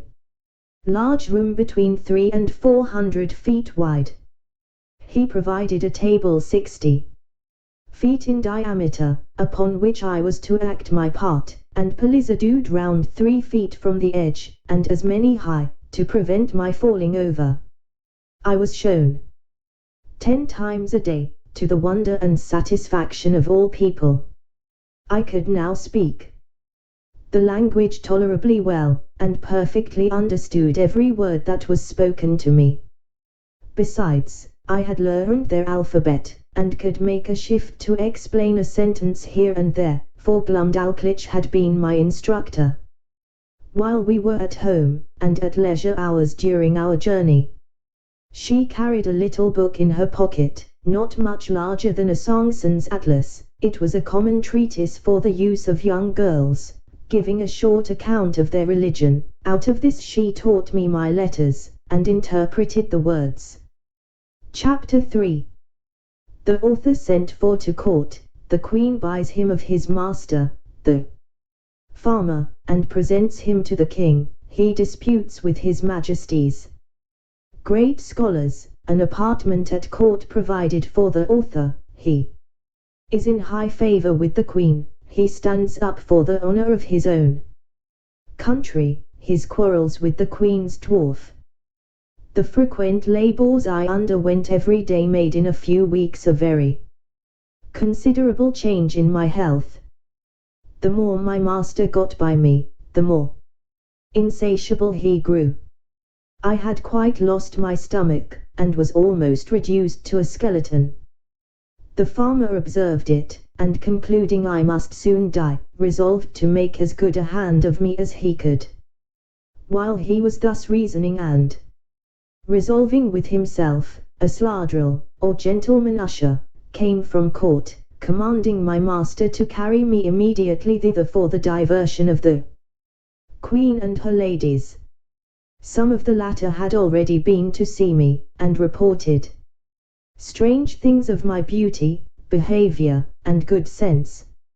Her Majesty and those who attended her were beyond measure delighted with my demeanor. I fell on my knees, and begged the honor of kissing her imperial foot, but this gracious princess held out her little finger towards me, after I was set on a table, which I embraced in both my arms, and put the tip of it with the utmost respect to my lip. She made me some general questions about my country and my travels, which I answered as distinctly and in as few words as I could. She asked whether I would be content to live at court. I bowed down to the board of the table, and humbly answered that I was my master's slave, but if I were at my own disposal, I should be proud to devote my life to Her Majesty's service. She then asked my master whether he were willing to sell me at a good price. He, who apprehended I could not live a month, was ready enough to part with me, and demanded 1,000 pieces of gold, which were ordered him on the spot, each piece being about the bigness of 800 mwadors, but allowing for the proportion of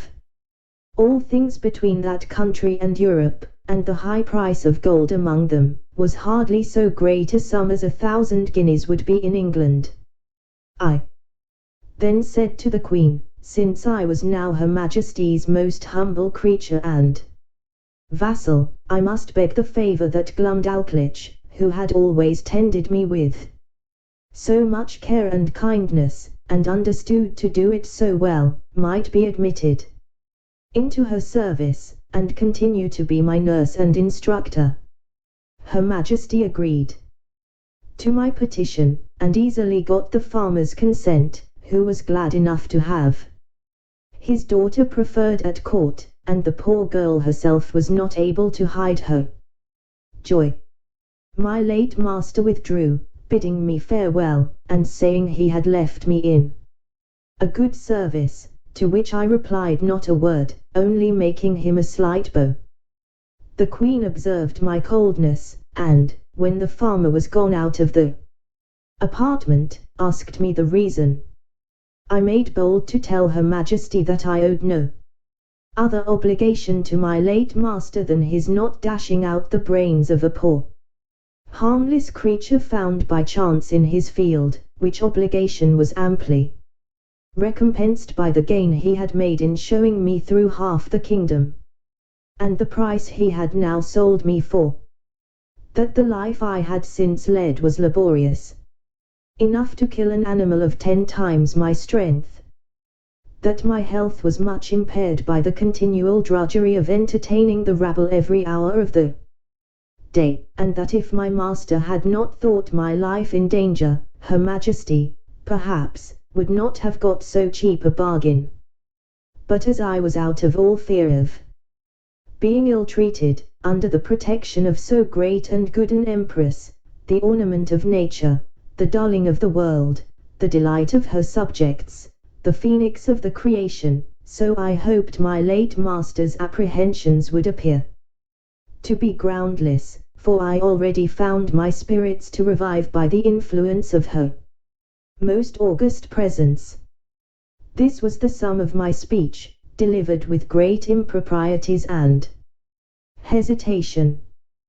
The latter part was altogether framed in the style peculiar to that people, whereof I learned some phrases from Glumdalclitch, while she was carrying me to court. The Queen, giving great allowance for my defectiveness in speaking, was, however, surprised at so much wit and good sense in so diminutive an animal. She took me in her own hand, and carried me to the King, who was then retired to his cabinet. His Majesty, a prince of much gravity and austere countenance, not well observing my shape at first view, asked the Queen, after a cold manner, how long it was since she grew fond of a splachnock, for such it seems he took me to be, as I lay upon my breast in Her Majesty's right hand. But this princess, who has an infinite deal of wit and humour, set me gently on my feet upon the scrutoire, and commanded me to give His Majesty an account of myself, which I did in a very few words, and Glumdalclitch, who attended at the cabinet door, and could not endure I should be out of her sight, being admitted, confirmed all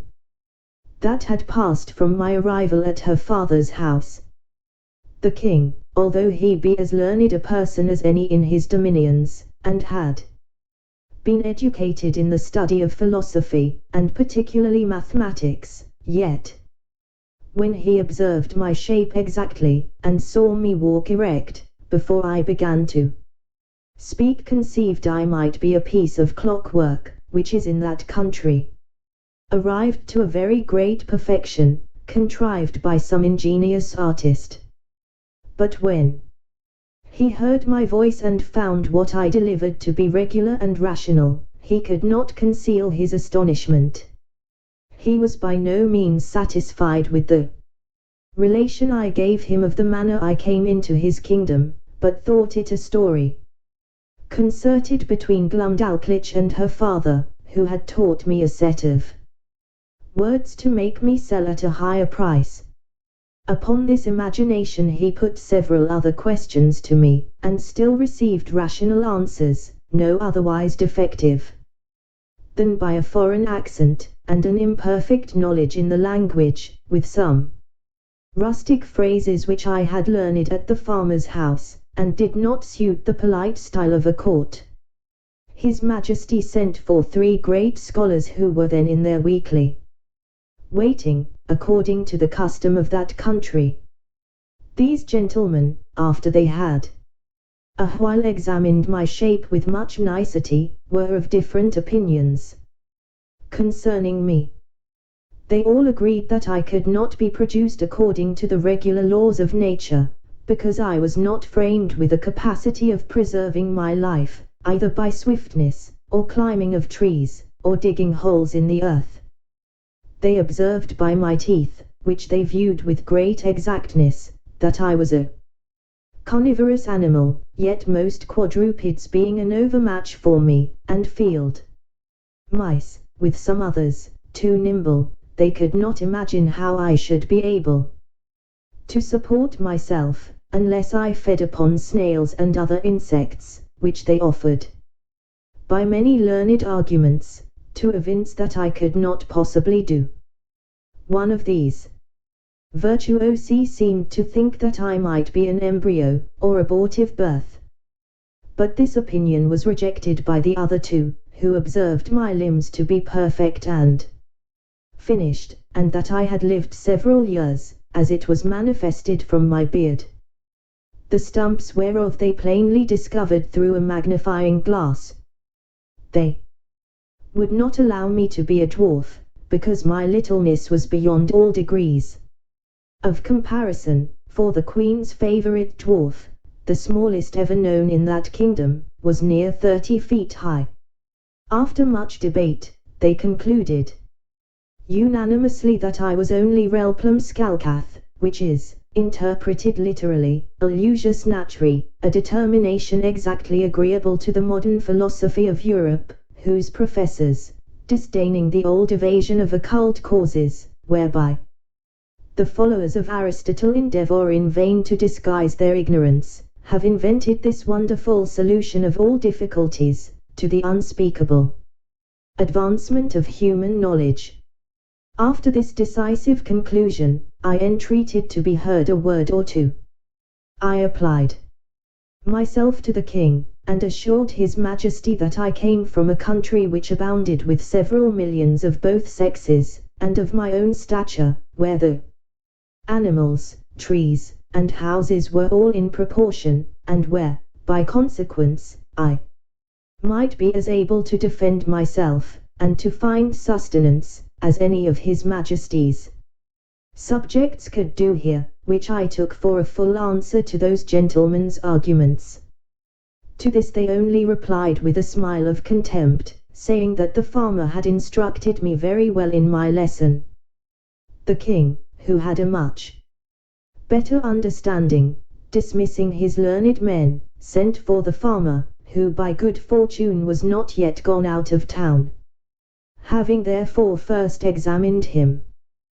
privately, and then confronted him with me and the young girl. His Majesty began to think that what we told him might possibly be true. He desired the Queen to order that a particular care should be taken of me, and was of opinion that Glumdalclitch should still continue in her office of tending me, because he observed we had a great affection for each other. A convenient apartment was provided for her at court. She had a sort of governess appointed to take care of her education, a maid to dress her, and 2 other servants for menial offices, but the care of me was wholly appropriated to herself. The Queen commanded her own cabinet maker to contrive a box that might serve me for a bedchamber, after the model that Glumdalclitch and I should agree upon. This man was a most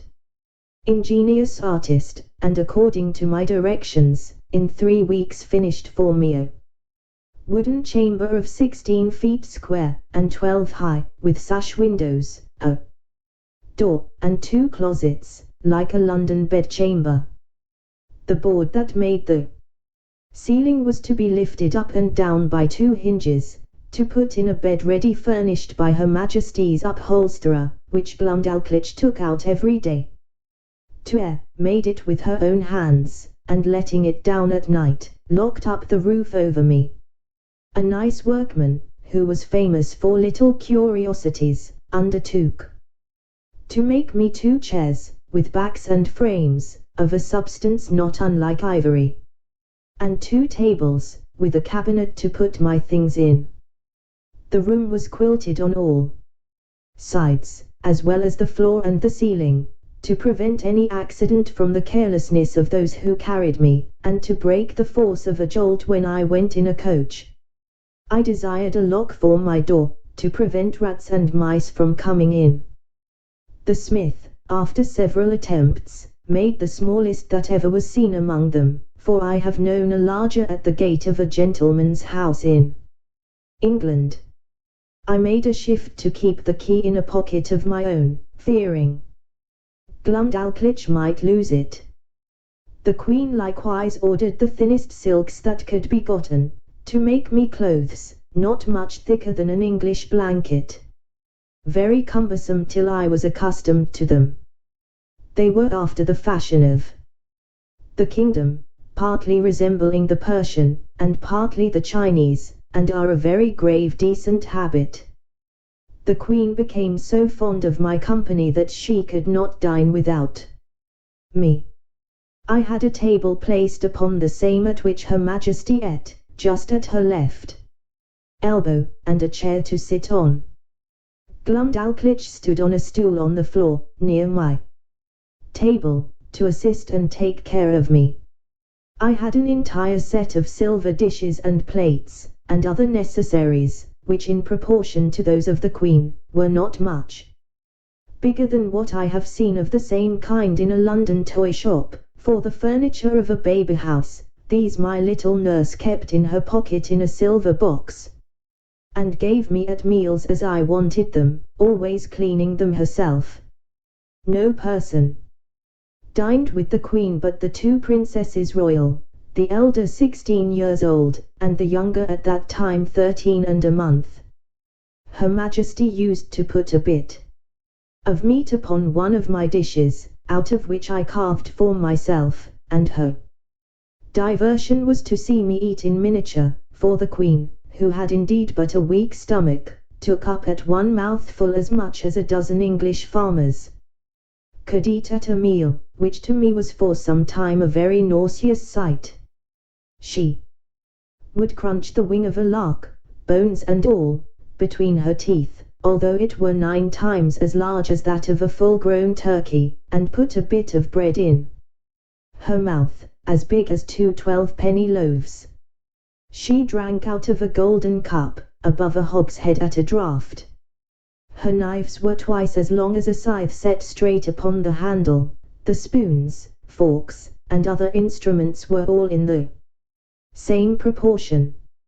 I remember when Glumdalclitch carried me, out of curiosity, to see some of the tables at court, where 10 or a dozen of these enormous knives and forks were lifted up together, I thought I had never till then beheld so terrible a sight. It is the custom that every Wednesday, which, as I have observed, is their Sabbath, the King and Queen, with the royal issue of both sexes, dine together in the apartment of His Majesty, to whom I was now become a great favourite, and at these times my little chair and table were placed at his left hand before one of the salt cellars. This prince took a pleasure in conversing with me, inquiring into the manners, religion, laws, government, and learning of Europe, wherein I gave him the best account I was able. His apprehension was so clear and his judgment so exact that he made very wise reflections and observations upon all I said. But I confess that after I had been a little too copious in talking of my own beloved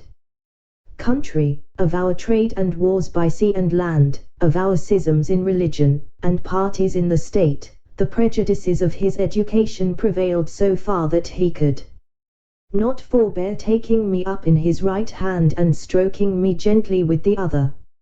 After a hearty fit of laughing, asked me whether I were a Whig or a Tory. Then,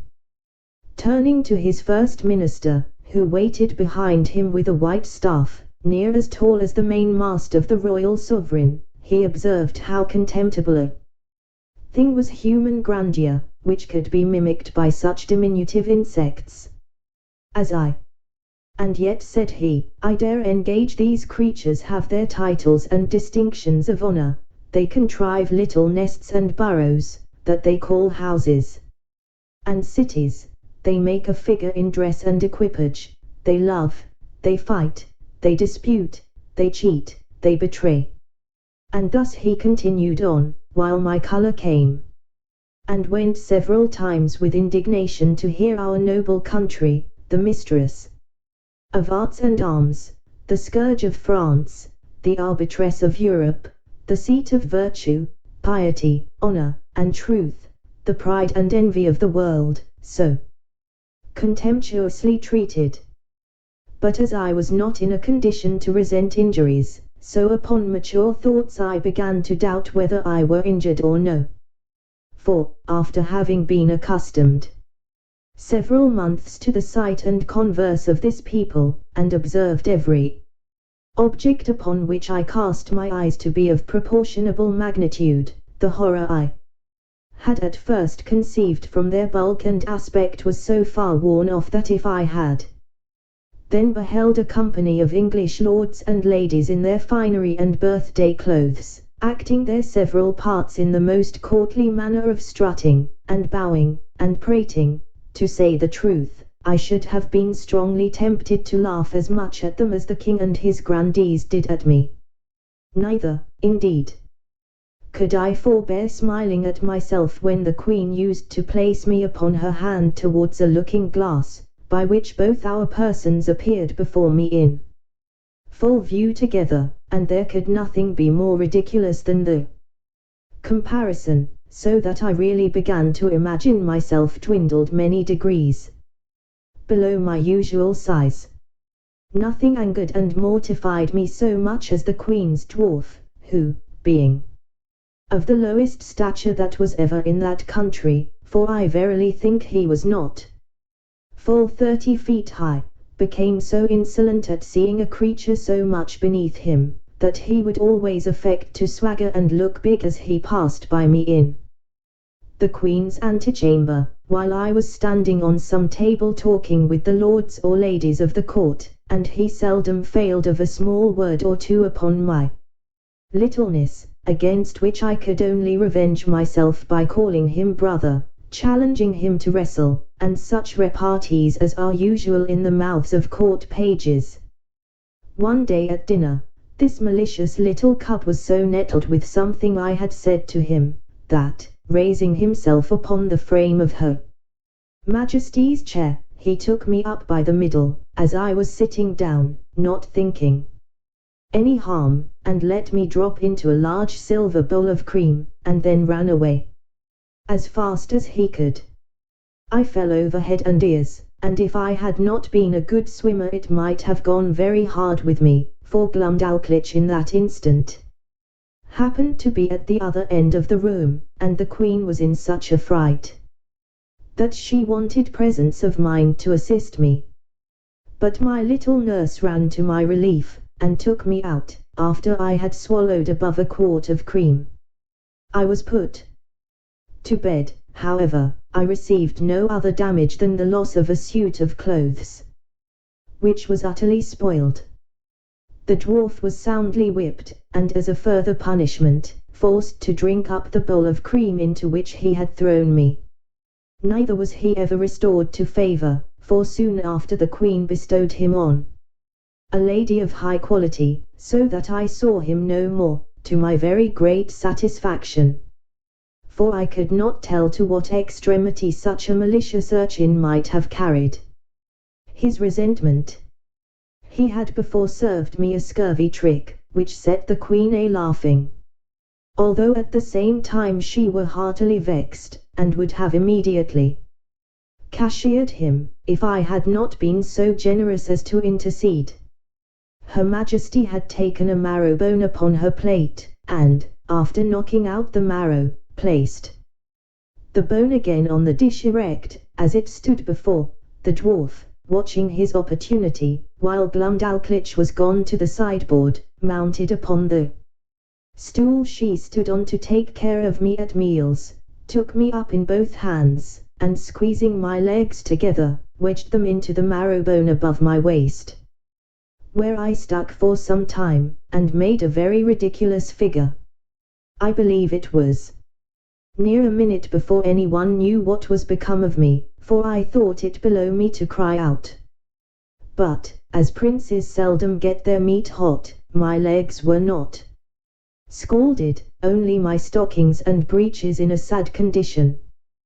The dwarf, at my entreaty, had no other punishment than a sound whipping.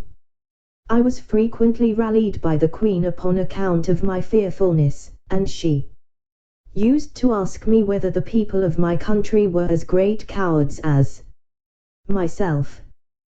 The occasion was this: the kingdom is much pestered with flies in summer, and these odious insects, each of them as big as a Dunstable lark, hardly gave me any rest while I sat at dinner, with their continual humming and buzzing about my ears. They would sometimes alight upon my victuals. Sometimes they would fix upon my nose or forehead, where they stung me to the quick, smelling very offensively, and I could easily trace that viscous matter which, our naturalists tell us, enables those creatures to walk with their feet upwards upon a ceiling. I had much ado to defend myself against these detestable animals, and could not forbear starting when they came on my face. It was the common practice of the dwarf to catch a number of these insects in his hand, as schoolboys do among us, and let them out suddenly under my nose, on purpose to frighten me, and divert the Queen.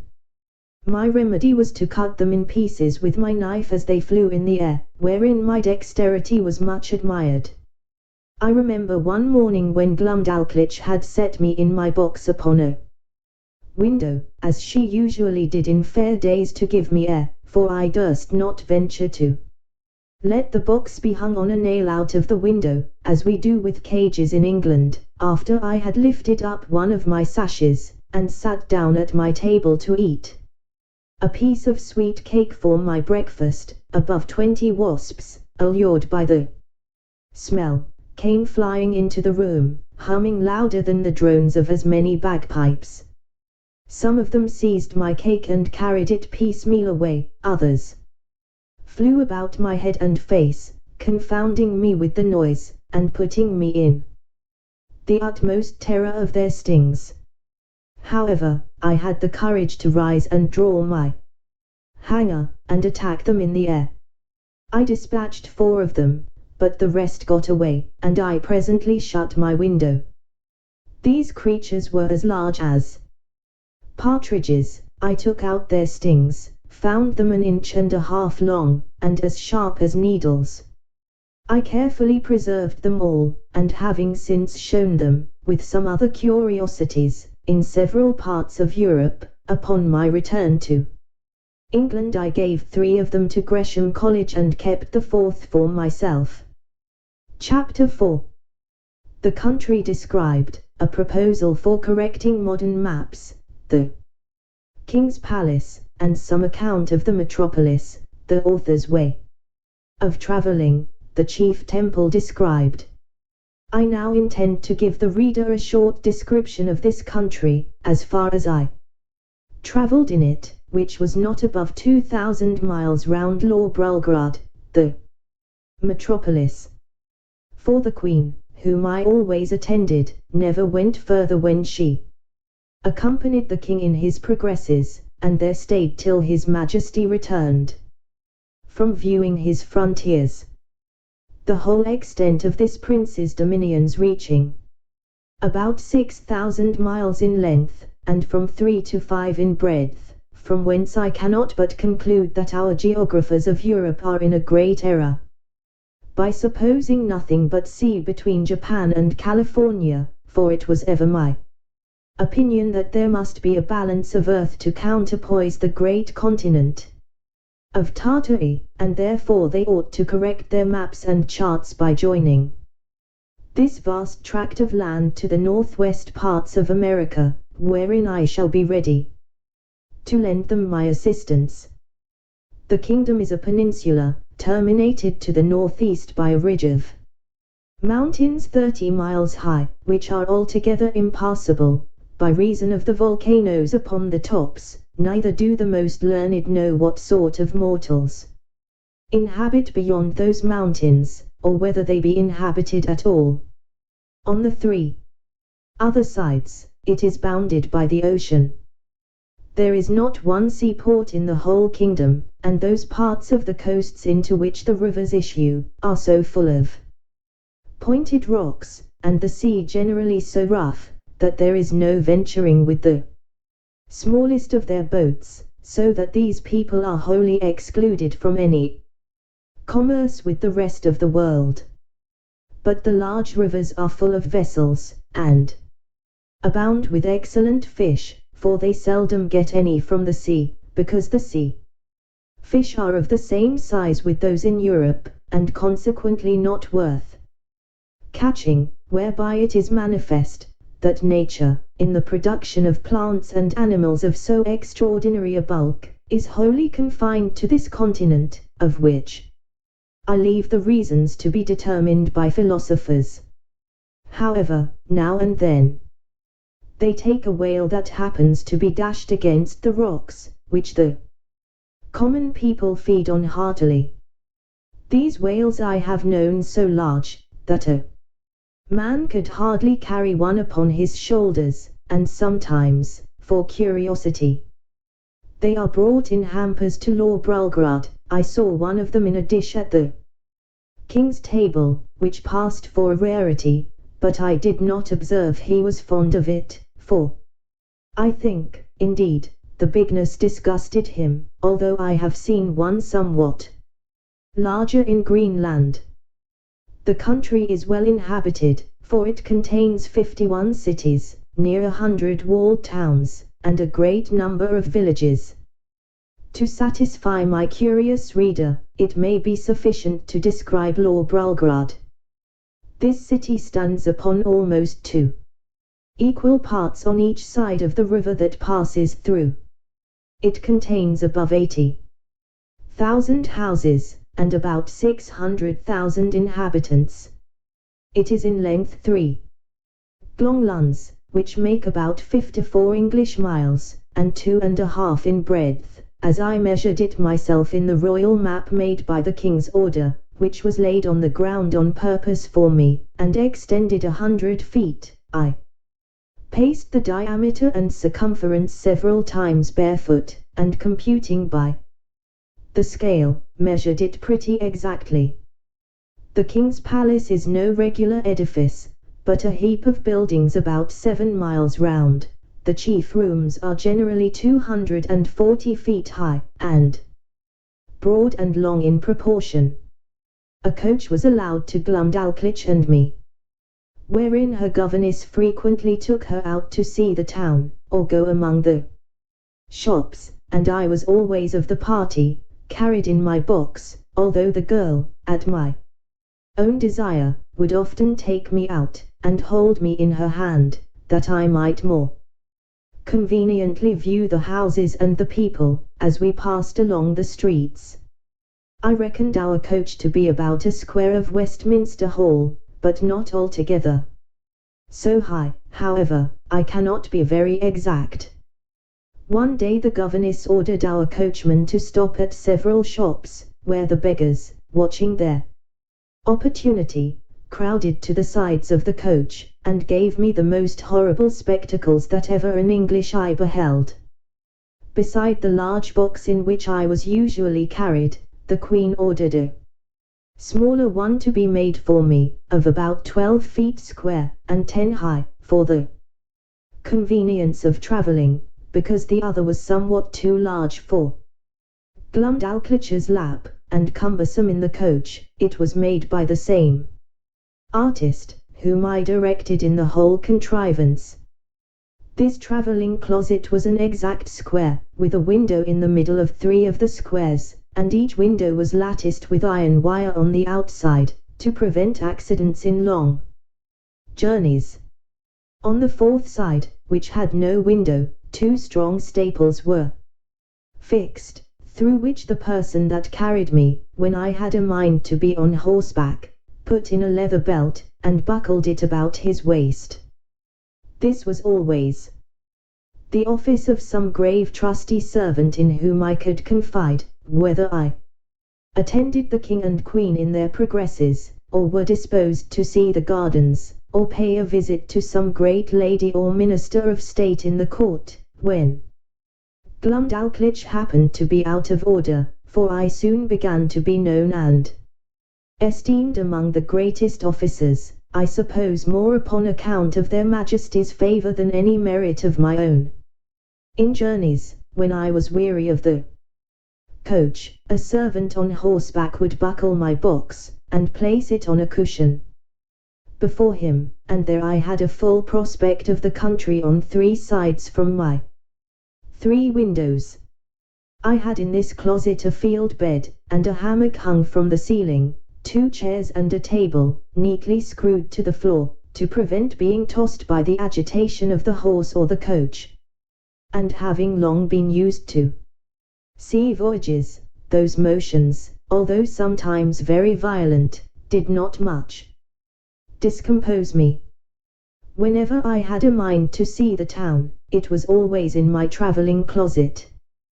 which Glumdalclitch held in her lap in a kind of open sedan, after the fashion of the country, borne by 4 men, and attended by 2 others in the Queen's livery. The people, who had often heard of me, were very curious to crowd about the sedan, and the girl was complaisant enough to make the bearers stop, and to take me in her hand that I might be more conveniently seen. I was very desirous to see the chief temple, and particularly the tower belonging to it, which is reckoned the highest in the kingdom. Accordingly, one day my nurse carried me thither, but I may truly say I came back disappointed. For the height is not above 3,000 feet, and reckoning from the ground to the highest pinnacle top, which, allowing for the difference between the size of those people and us in Europe, is no great matter for admiration, nor at all equal in proportion, if I rightly remember, to Salisbury steeple. But, not to detract from a nation to which, during my life, I shall acknowledge myself extremely obliged, it must be allowed that whatever this famous tower wants in height, is amply made up in beauty and strength, for the walls are near 100 feet thick, built of hewn stone, whereof each is about 40 feet square, and adorned on all sides with statues of gods and emperors cut in marble larger than the life, placed in their several niches. I measured a little finger which had fallen down from one of these statues, and lay unperceived among some rubbish, and found it exactly 4 feet and an inch in length. Glumdalclitch wrapped it up in her handkerchief, and carried it home in her pocket, to keep among other trinkets, of which the girl was very fond, as children at her age usually are. The king's kitchen is indeed a noble building, vaulted at top, and about 600 feet high. The great oven is not so wide by 10 paces as the cupola at St. Paul's, for I measured the latter on purpose, after my return. But if I should describe the kitchen grate, the prodigious pots and kettles, the joints of meat turning on the spits, with many other particulars, perhaps I should be hardly believed. At least a severe critic would be apt to think I enlarged a little, as travellers are often suspected to do. To avoid which censure, I fear I have run too much into the other extreme, and that if this treatise should happen to be translated into the language of Brobdingnag, which is the general name of that kingdom, and transmitted thither, the king and his people would have reason to complain that I had done them an injury by a false and diminutive representation. His Majesty seldom keeps above 600 horses in his stables. They are generally from 54 to 60 feet high. But when he goes abroad on solemn days, he is attended, for state, by a militia guard of 500 horse, which indeed I thought was the most splendid sight that could be ever beheld, till I saw part of his army in Battalia, whereof I shall find another occasion to speak. Chapter V. Several adventures that happened to the author. The execution of a criminal. The author shows his skill in navigation. I should have lived happy enough in that country, if my littleness had not exposed me to several ridiculous and troublesome accidents, some of which I shall venture to relate. Glumdalclitch often carried me into the gardens of the court in my smaller box, and would sometimes take me out of it and hold me in her hand, or set me down to walk. I remember, before the dwarf left the queen, he followed us one day into those gardens, and my nurse having set me down, he and I being close together, near some dwarf apple trees, I must needs show my wit by a silly allusion between him and the trees, which happens to hold in their language as it does in ours. Whereupon, the malicious rogue, watching his opportunity, when I was walking under one of them, shook it directly over my head, by which a dozen apples, each of them near as large as a Bristol barrel, came tumbling about my ears. One of them hit me on the back as I chanced to stoop, and knocked me down flat on my face, but I received no other hurt, and the dwarf was pardoned at my desire, because I had given the provocation. Another day, Glumdalclitch left me on a smooth grass spot to divert myself, while she walked at some distance with her governess. In the meantime, there suddenly fell such a violent shower of hail, that I was immediately, by the force of it, struck to the ground, and when I was down, the hailstones gave me such cruel bangs all over the body, as if I had been pelted with tennis balls. However, I made a shift to creep on all fours, and shelter myself by lying flat on my face on the lee side of a border of lemon thyme, but so bruised from head to foot that I could not go abroad in 10 days. Neither is this at all to be wondered at, because nature in that country observing the same proportion through all her operations, a hailstone is near 1800 times as large as one in Europe, which I can assert upon experience, having been so curious to weigh and measure them. But a more dangerous accident happened to me in the same garden, when my little nurse, believing she had put me in a secure place, which I often entreated her to do, that I might enjoy my own thoughts, and having left my box at home, to avoid the trouble of carrying it, went to another part of the garden with her governess and some ladies of her acquaintance. While she was absent, and out of hearing, a small white spaniel belonging to one of the chief gardeners, having got by accident into the garden, happened to range near the place where I lay. The dog, following the scent, came directly up, and taking me in his mouth, ran straight to his master, wagging his tail, and set me gently on the ground. By good fortune he had been so well taught, that I was carried between his teeth without the least hurt, or even tearing my clothes. But the poor gardener, who knew me well, and had a great kindness for me, was in a terrible fright. He gently took me up in both his hands, and asked me how I did, but I was so amazed and out of breath, that I could not speak a word. In a few minutes I came to myself, and he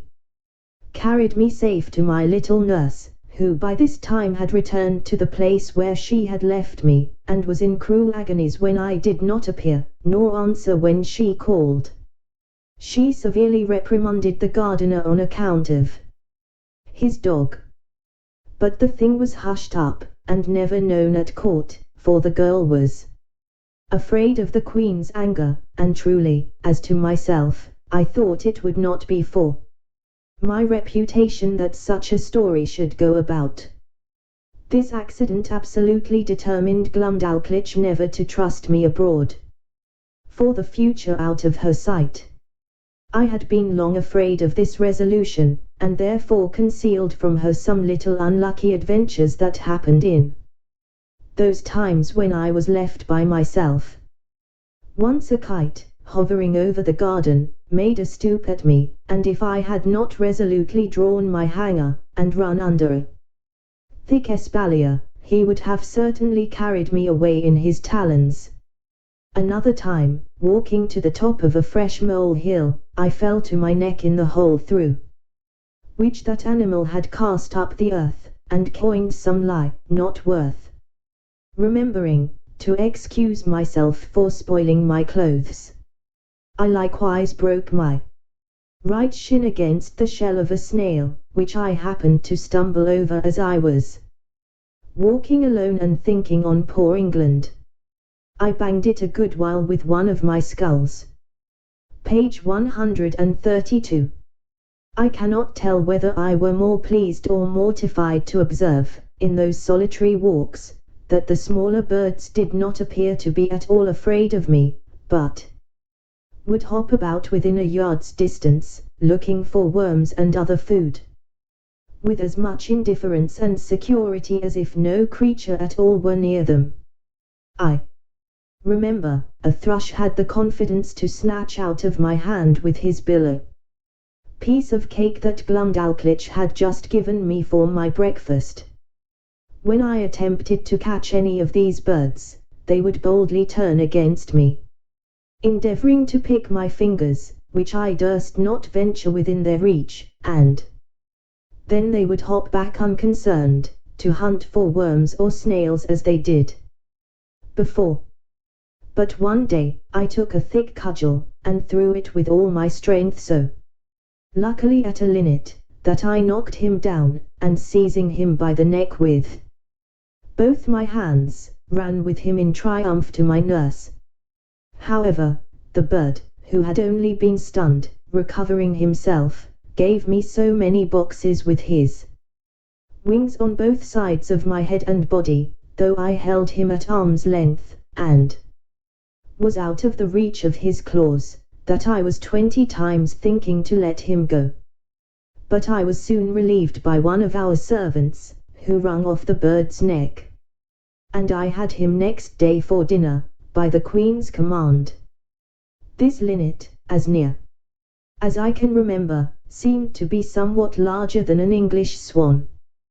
One day a young gentleman who was nephew to my nurse's governess, came and pressed them both to see an execution. It was of a man who had murdered one of that gentleman's intimate acquaintance. Glumdalclitch was prevailed on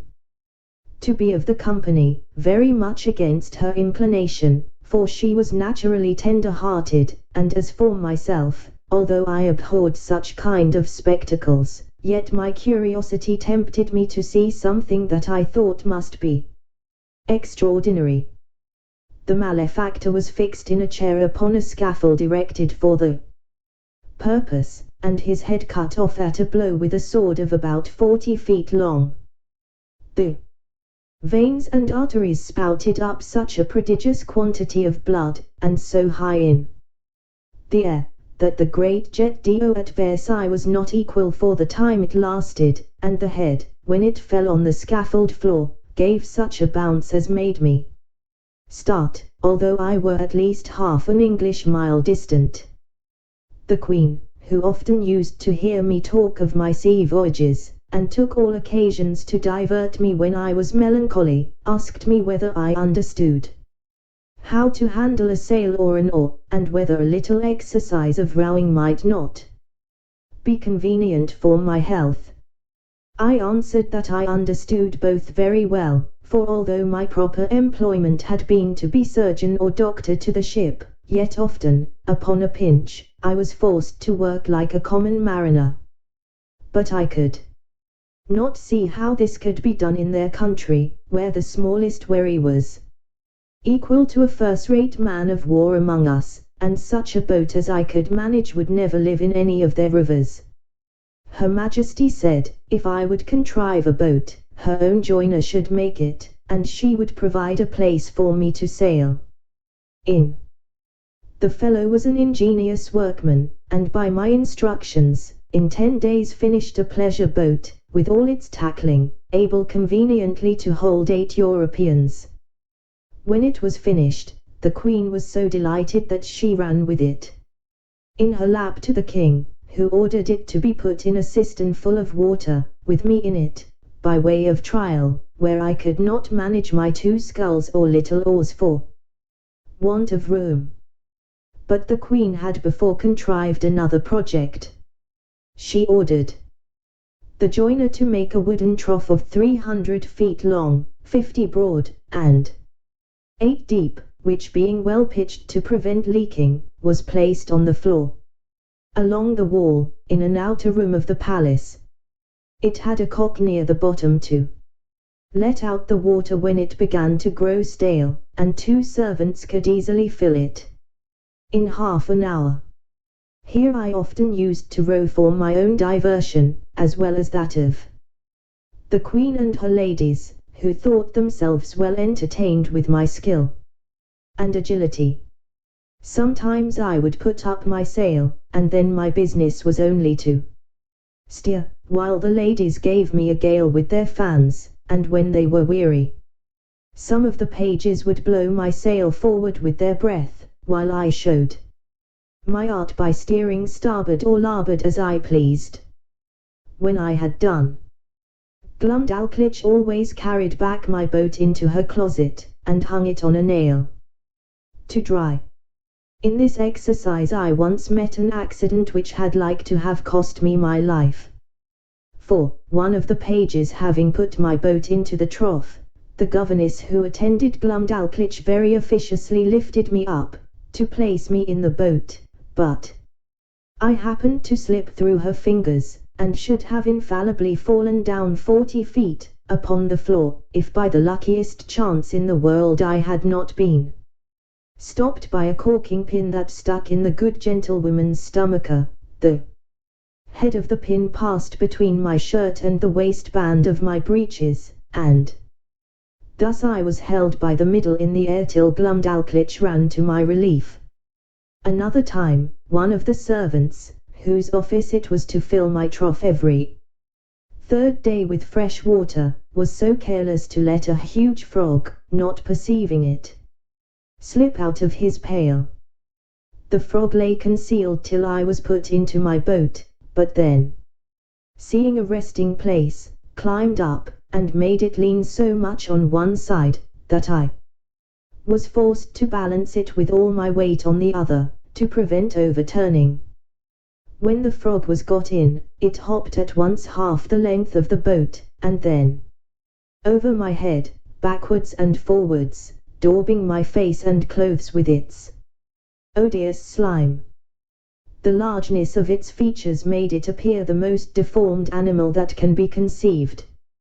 However, I desired Glumdalclitch to let me deal with it alone. I banged it a good while with one of my sculls, and at last forced it to leap out of the boat. But the greatest danger I ever underwent in that kingdom was from a monkey,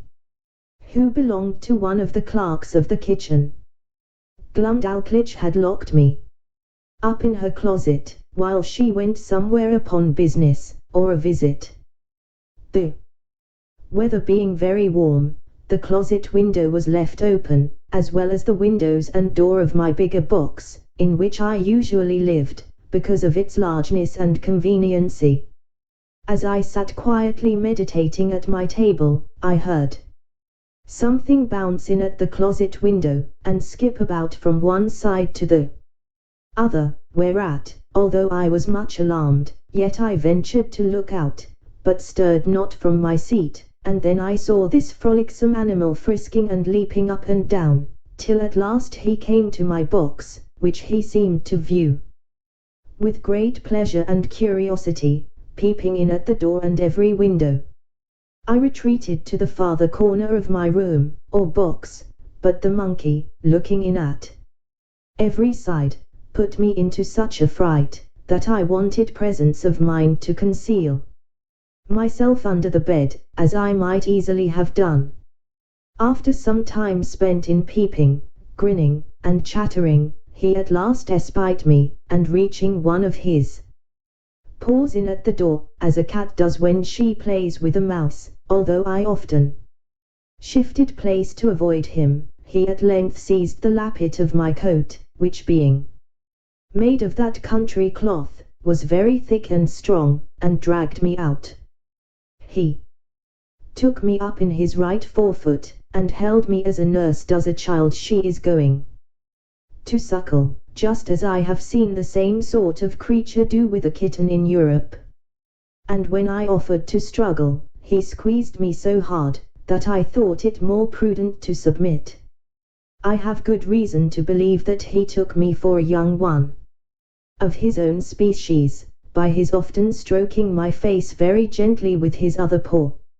In these diversions he was interrupted by a noise at the closet door, as if somebody were opening it, whereupon he suddenly leaped up to the window at which he had come in, and thence upon the leads and gutters, walking upon 3 legs, and holding me in the 4th, till he clambered up to a roof that was next to ours. I heard Glumdalclitch give a shriek at the moment he was carrying me out. The poor girl was almost distracted, that quarter of the palace was all in an uproar, the servants ran for ladders, the monkey was seen by hundreds in the court, sitting upon the ridge of a building, holding me like a baby in one of his 4 paws, and feeding me with the other, by cramming into my mouth some victuals he had squeezed out of the bag on one side of his chaps, and patting me when I would not eat, whereat many of the rabble below could not forbear laughing. Neither do I think they justly ought to be blamed, for, without question,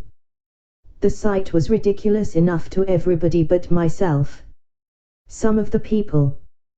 threw up stones, hoping to drive the monkey down, but this was strictly forbidden, or else very probably my brains had been dashed out. The ladders were now applied, and mounted by several men, which the monkey observing, and finding himself almost encompassed, not being able to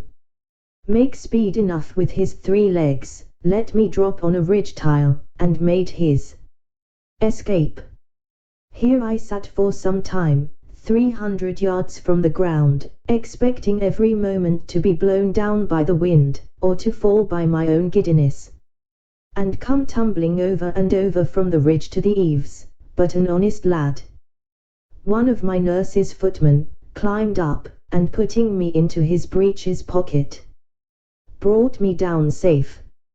I was almost choked with the filthy stuff the monkey had crammed down my throat, but my dear little nurse picked it out of my mouth with a small needle, and then I fell a vomiting, which gave me great relief. Yet I was so weak and bruised in the sides with the squeezes given me by this odious animal, that I was forced to keep my bed a fortnight. The king, queen, and all the court sent every day to inquire after my health, and Her Majesty made me several visits during my sickness. The monkey was killed, and an order made that no such animal should be kept about the palace. When I attended the king after my recovery, to return him thanks for his favors, he was pleased to rally me a good deal upon this adventure. He asked me what my thoughts and speculations were while I lay in the monkey's paw, how I liked the victuals he gave me, his manner of feeding, and whether the fresh air on the roof had sharpened my stomach. He desired to know what I would have done upon such an occasion in my own country. I told His Majesty that in Europe we had no monkeys except such as were brought for curiosities from other places, and so small that I could deal with a dozen of them together, if they presumed to attack me. And as for that monstrous animal with whom I was so lately engaged, it was indeed as large as an elephant, if my fears had suffered me to think so far as to make use of my hanger, looking fiercely and clapping my hand upon the hilt as I spoke, when he poked his paw into my chamber. Perhaps I should have given him such a wound as would have made him glad to withdraw it with more haste than he put it in. This I delivered in a firm tone, like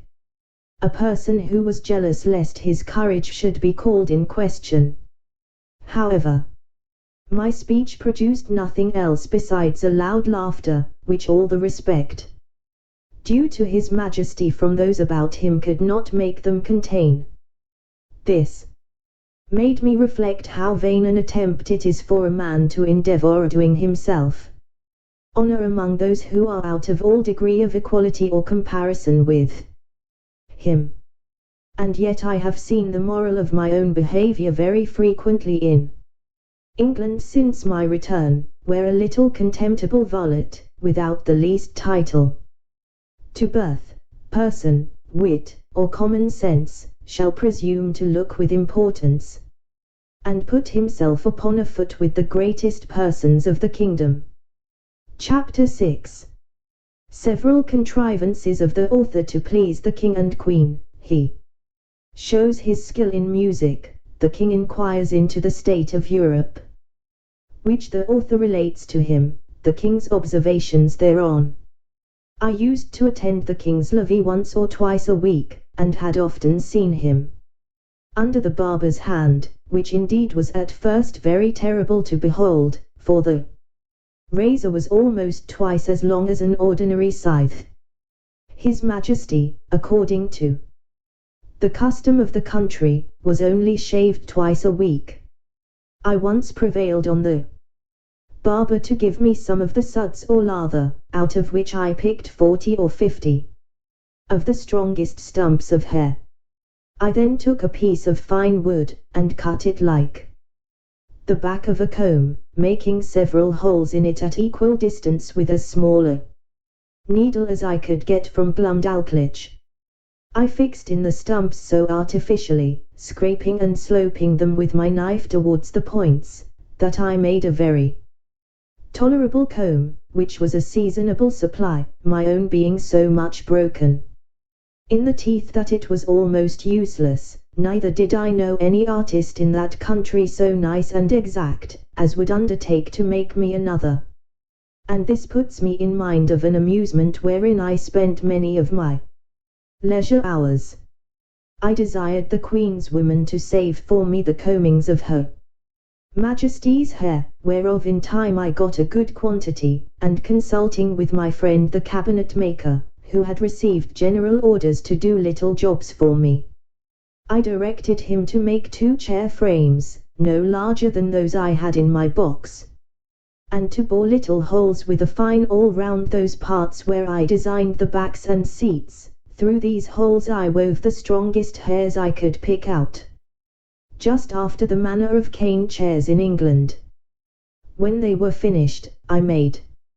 a present of them to Her Majesty, who kept them in her cabinet, and used to show them for curiosities, as indeed they were the wonder of every one that beheld them. The Queen would have me sit upon one of these chairs, but I absolutely refused to obey her, protesting I would rather die 1,000 deaths than place part of my body on those precious hairs that once adorned Her Majesty's head. Of these hairs, as I had always a mechanical genius, I likewise made a neat little purse about 5 feet long, with Her Majesty's name deciphered in gold letters, which I gave to Glumdalclitch by the Queen's consent. To say the truth, it was more for show than use, being not of strength to bear the weight of the larger coins, and therefore she kept nothing in it but some little toys that girls are fond of. The King, who delighted in music, had frequent concerts at court, to which I was sometimes carried, and set in my box on a table to hear them, but the noise was so great that I could hardly distinguish the tunes. I am confident that all the drums and trumpets of a royal army, beating and sounding together just at your ears, could not equal it. My practice was to have my box removed from the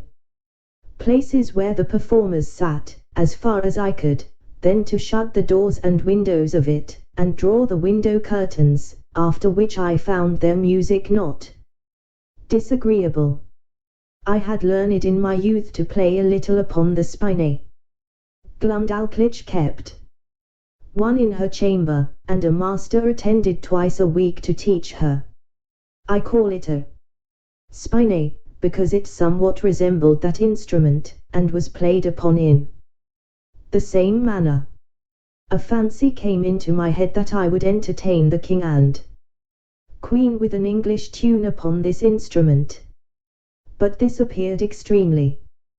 difficult, for the spine was near 60 feet long, each key being almost a foot wide, so that with my arms extended I could not reach to above 5 keys, and to press them down required a good smart stroke with my fist, which would be too great a labor and to no purpose. The method I contrived was this: I prepared 2 round sticks about the bigness of common cudgels. They were thicker at one end than the other, and I covered the thicker ends with a piece of a mouse's skin, that by rapping on them I might neither damage the tops of the keys nor interrupt the sound. Before the spine a bench was placed, about 4 feet below the keys, and I was put upon the bench. I ran sidling upon it, that way and this, as fast as I could, banging the proper keys with my 2 sticks, and made a shift to play a jig, to the great satisfaction of both their Majesties. But it was the most violent exercise I ever underwent, and yet I could not strike above 16 keys, nor, consequently, play the bass and treble together, as other artists do, which was a great disadvantage to my performance. The King, who, as I before observed, was a prince of excellent understanding, would frequently order that I should be brought in my box, and set upon the table in his closet. He would then command me to bring one of my chairs out of the box, and sit down within 3 yards distance upon the top of the cabinet, which brought me almost to a level with his face. In this manner I had several conversations with him. I one day took the freedom to tell His Majesty that the contempt he discovered towards Europe, and the rest of the world, did not seem answerable to those excellent qualities of mind he was master of, that reason did not extend itself with the bulk of the body. On the contrary, we observed in our country that the tallest persons were usually least provided with it, that among other animals, bees and ants had the reputation of more industry, art, and sagacity than many of the larger kinds, and that, as inconsiderable as he took me to be, I hoped I might live to do his Majesty some signal service. The king heard me with attention, and began to conceive a much better opinion of me than he had ever before. He desired I would give him as exact an account of the government of England as I possibly could, because, as fond as princes commonly are of their own customs, for so he conjectured of other monarchs by my former discourses, he should be glad to hear of anything that might deserve imitation. Imagine with thyself, courteous reader, how often I then wished for the tongue of Demosthenes or Cicero, that might have enabled me to celebrate the praises of my own dear native country in a style equal to its merits and felicity. I began my discourse by informing His Majesty that our dominions consisted of 2 islands, which composed 3 mighty kingdoms under one sovereign. Besides our plantations in America, I dwelt long upon the fertility of our soil, and the temperature of our climate. I then spoke at large upon the constitution of an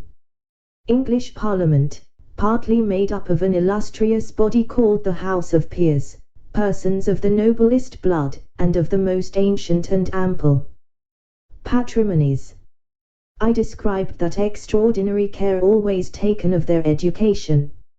in arts and arms, to qualify them for being counsellors born to the king and kingdom, to have a share in the legislature, to be members of the highest court of judicature, from whence there could be no appeal, and to be champions always ready for the defense of their prince and country, by their valor, conduct, and fidelity. That these were the ornament and bulwark of the kingdom, worthy followers of their most renowned ancestors, whose honor had been the reward of their virtue, from which their posterity were never once known to degenerate. 2. These were joined several holy persons, as part of that assembly, under the title of bishops, whose peculiar business it is to take care of religion, and of those who instruct the people therein. These were searched and sought out through the whole nation, by the prince and his wisest counselors, among such of the priesthood as were most deservedly distinguished by the sanctity of their lives, and the depth of their erudition, who were indeed the spiritual fathers of the clergy and the people. That the other part of the Parliament consisted of an assembly called the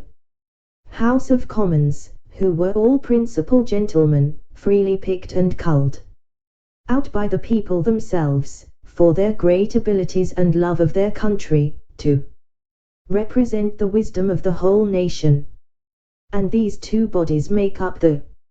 most august assembly in Europe, to whom, in conjunction with the prince, the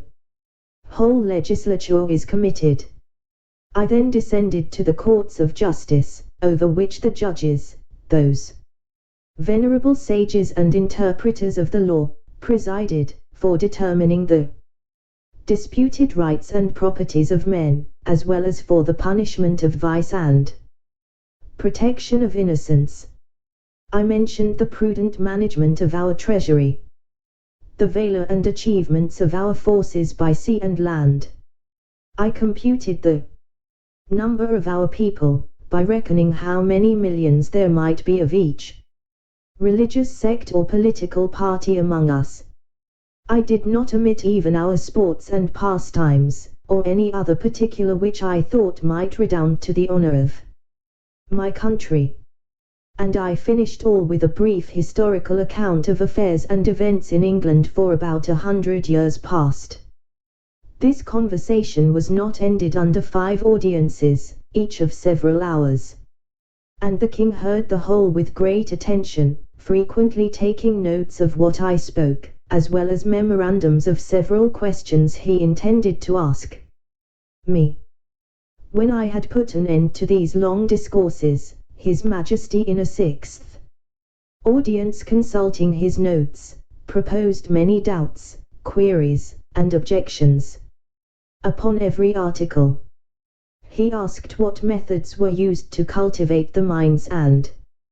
bodies of our young nobility, and in what kind of business they commonly spent the first and teachable part of their lives. What course was taken to supply that assembly when any noble family became extinct? What qualifications were necessary in those who were to be created new lords? Whether the humour of the prince, a sum of money to a court lady or a prime minister, or a design of strengthening a party opposite to the public interest, ever happened to be motives in those advancements? What share of knowledge these lords had in the laws of their country, and how they came by it, so as to enable them to decide the properties of their fellow subjects in the last resort? Whether they were always so free from avarice, partialities, or want, that a bribe, or some other sinister view, could have no place among them? Whether those holy lords I spoke of were always promoted to that rank upon account of their knowledge in religious matters, and the sanctity of their lives, had never been compliers with the times, while they were common priests, or slavish prostitute chaplains to some noblemen, whose opinions they continued servilely to follow after they were admitted into that assembly. He then desired to know what arts were practiced in electing those whom I called commoners, whether a stranger with a strong purse might not influence the vulgar voters to choose him before their own landlord, or the most considerable gentleman in the neighbourhood. How it came to pass that people were so violently bent upon getting into this assembly, which I allowed to be a great trouble and expense, often to the ruin of their families, without any salary or pension, because this appeared such an exalted strain of virtue and public spirit, that His Majesty seemed to doubt it might possibly not be always sincere, and he desired to know whether such zealous gentlemen could have any views of refunding themselves for the charges and trouble they were at, by sacrificing the public good to the designs of a weak and vicious prince in conjunction with a corrupted ministry. He multiplied his questions, and sifted me thoroughly upon every part of this head, proposing numberless inquiries and objections, which I think it not prudent or convenient to repeat. Upon what I said in relation to our courts of justice, His Majesty desired to be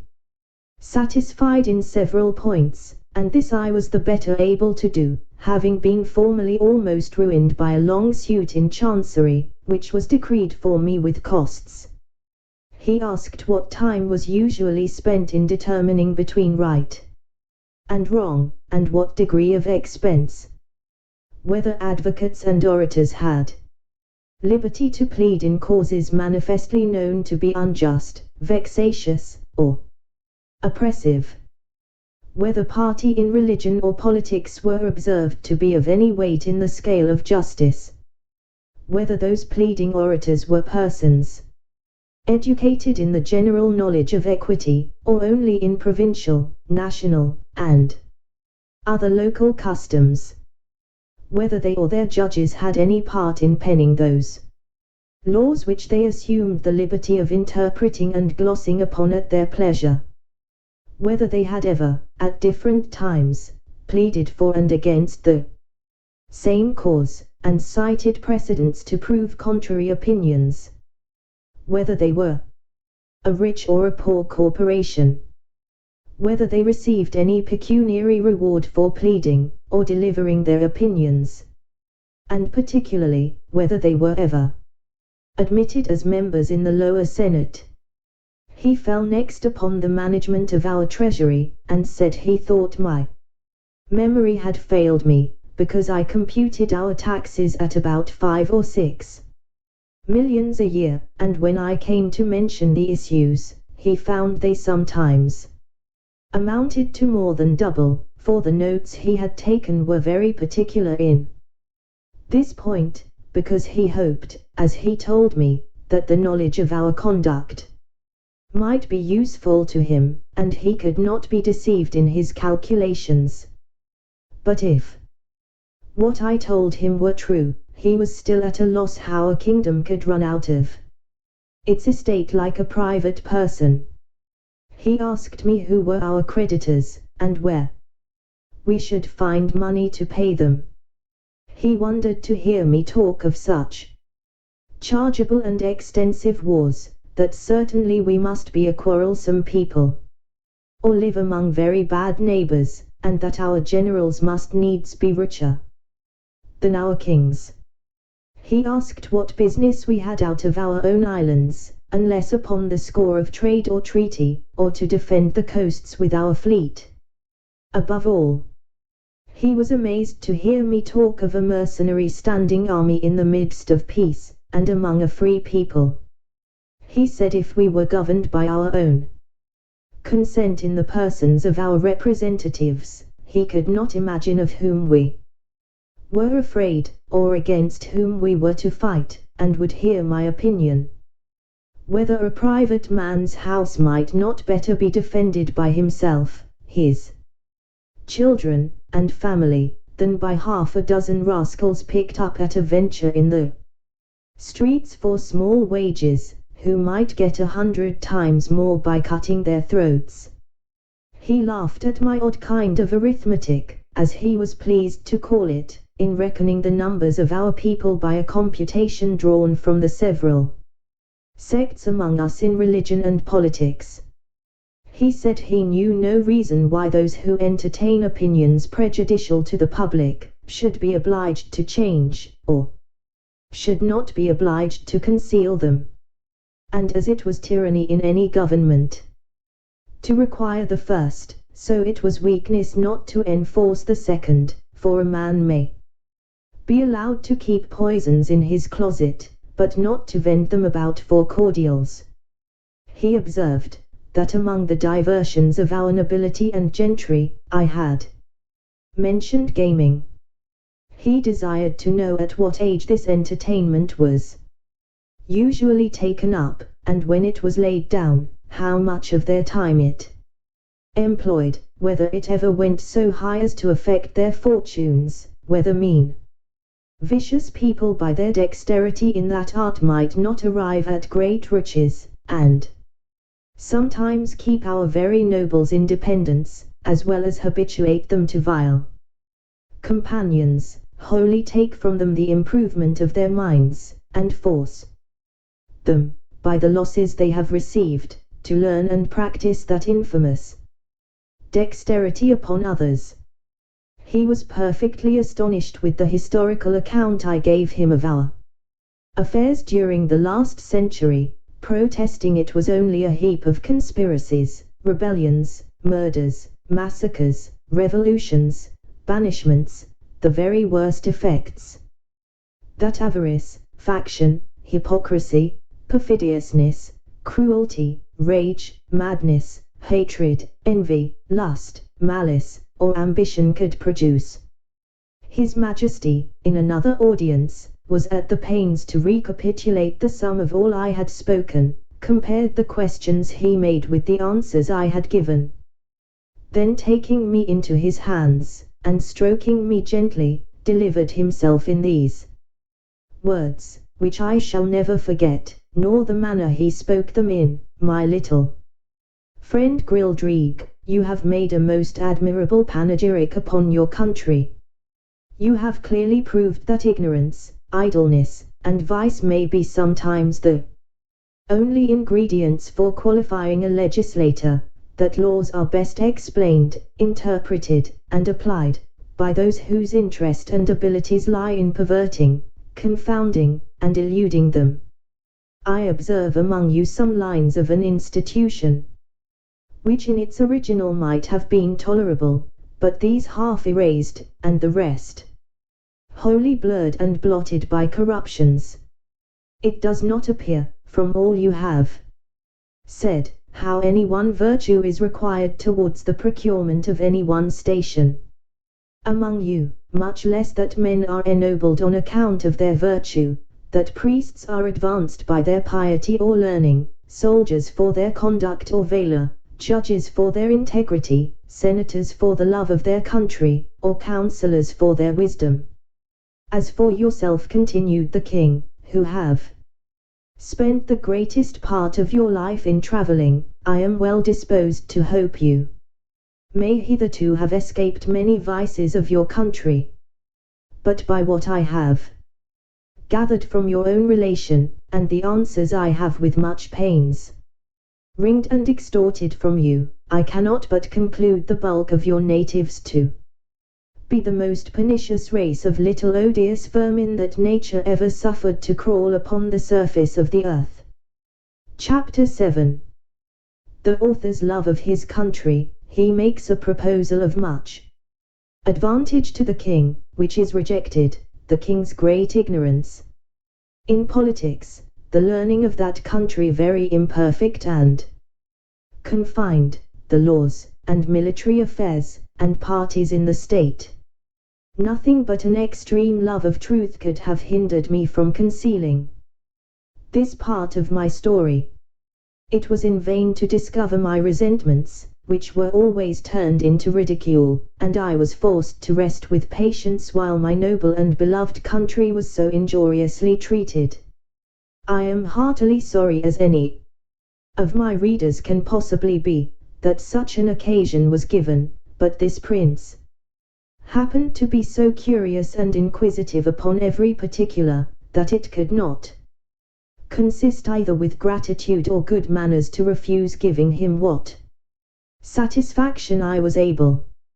Yet thus much I may be allowed to say in my own vindication, that I artfully eluded many of his questions, and gave to every point a more favorable turn, by many degrees, than the strictness of truth would allow. For I have always borne that laudable partiality to my own country, which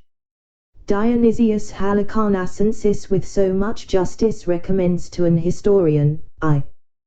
would hide the frailties and deformities of my political mother, and place her virtues and beauties in the most advantageous light. This was my sincere endeavor in those many discourses I had with that monarch, although it unfortunately failed of success. But great allowances should be given to a king who lives wholly secluded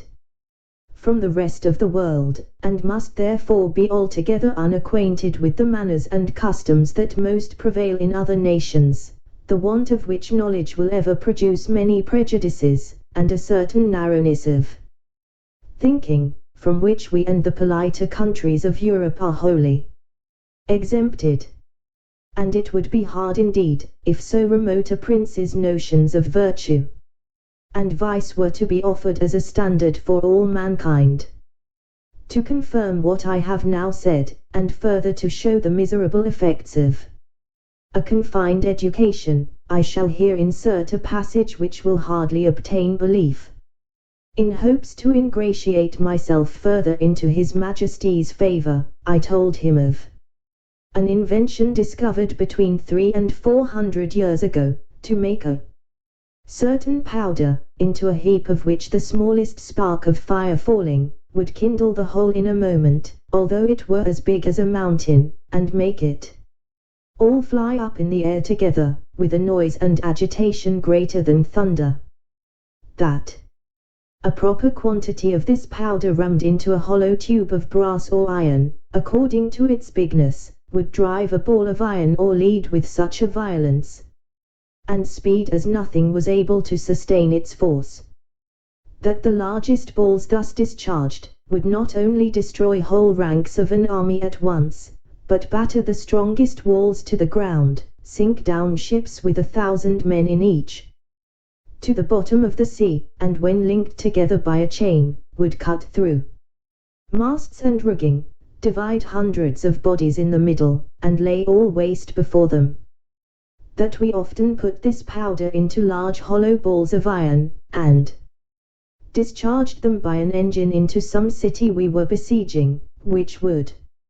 rip up the pavements, tear the houses to pieces, burst and throw splinters on every side, dashing out the brains of all who came near. That I knew the ingredients very well, which were cheap and common. I understood the manner of compounding them, and could direct his workmen how to make those tubes of a size proportionable to all other things in His Majesty's kingdom, and the largest need not be above 100 feet long, 20 or 30 of which tubes, charged with the proper quantity of powder and balls, would batter down the walls of the strongest town in his dominions in a few hours, or destroy the whole metropolis, if ever it should pretend to dispute his absolute commands. This I humbly offered to His Majesty as a small tribute of acknowledgment in return of so many marks that I had received of his royal favor and protection. The king was struck with horror at the description I had given of those terrible engines, and the proposal I had made. He was amazed how so impotent and groveling an insect as I, these were his expressions, could entertain such inhuman ideas, and in so familiar a manner as to appear wholly unmoved at all. The scenes of blood and desolation which I had painted as the common effects of those destructive machines, whereof, he said, some evil genius, enemy to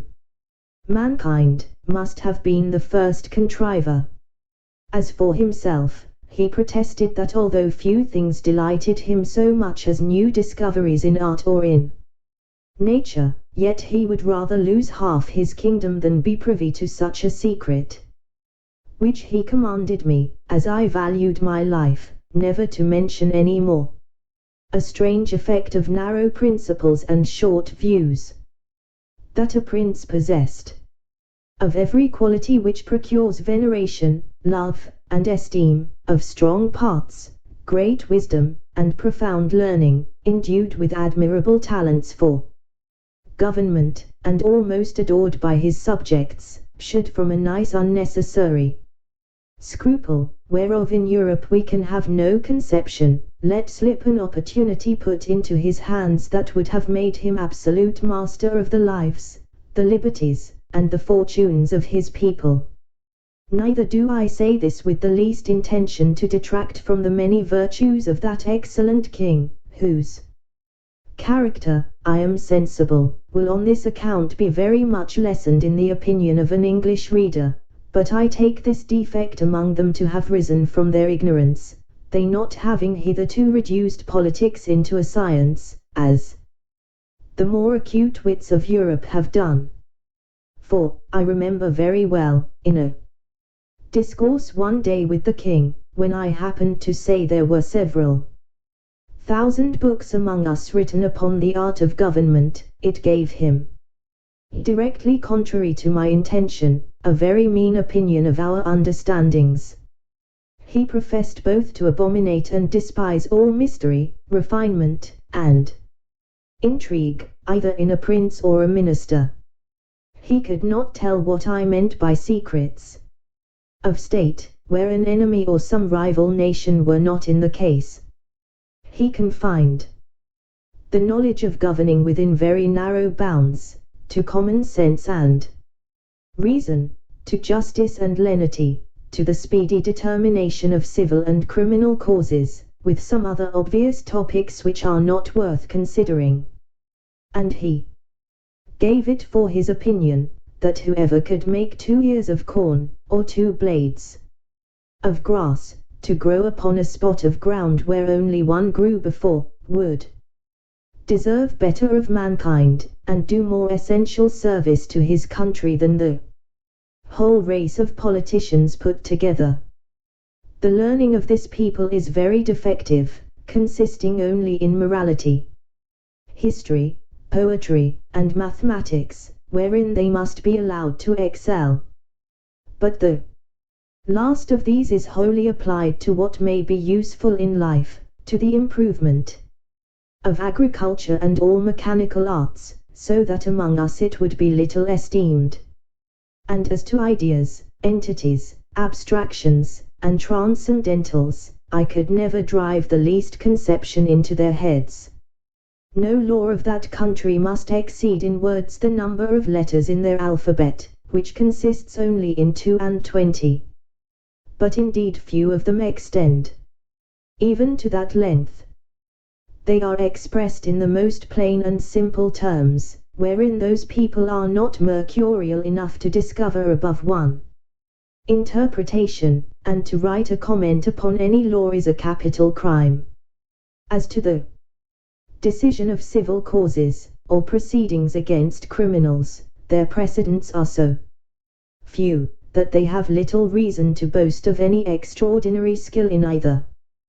They have had the art of printing, as well as the Chinese, time out of mind. But their libraries are not very large, for that of the king, which is reckoned the biggest, does not amount to above 1,000 volumes, placed in a gallery of 1,200 feet long, whence I had liberty to borrow what books I pleased. The Queen's joiner had contrived in one of Glumdalclitch's rooms a kind of wooden machine 25 feet high, formed like a standing ladder. The steps were each 50 feet long. It was indeed a movable pair of stairs, the lowest end placed at 10 feet distance from the wall of the chamber. The book I had a mind to read was put up leaning against the wall. I first mounted to the upper step of the ladder, and turning my face towards the book, began at the top of the page, and so walking to the right and left about 8 or 10 paces, according to the length of the lines, till I had gotten a little below the level of mine eyes, and then descending gradually till I came to the bottom, after which I mounted again, and began the other page in the same manner, and so turned over the leaf, which I could easily do with both my hands, for it was as thick and stiff as a pasteboard, and in the largest folios not above 18 or 20 feet long. Their style is clear, masculine, and smooth, but not florid, for they avoid nothing more than multiplying unnecessary words, or using various expressions. I have perused many of their books, especially those in history and morality. Among the rest, I was much diverted with a little old treatise, which always lay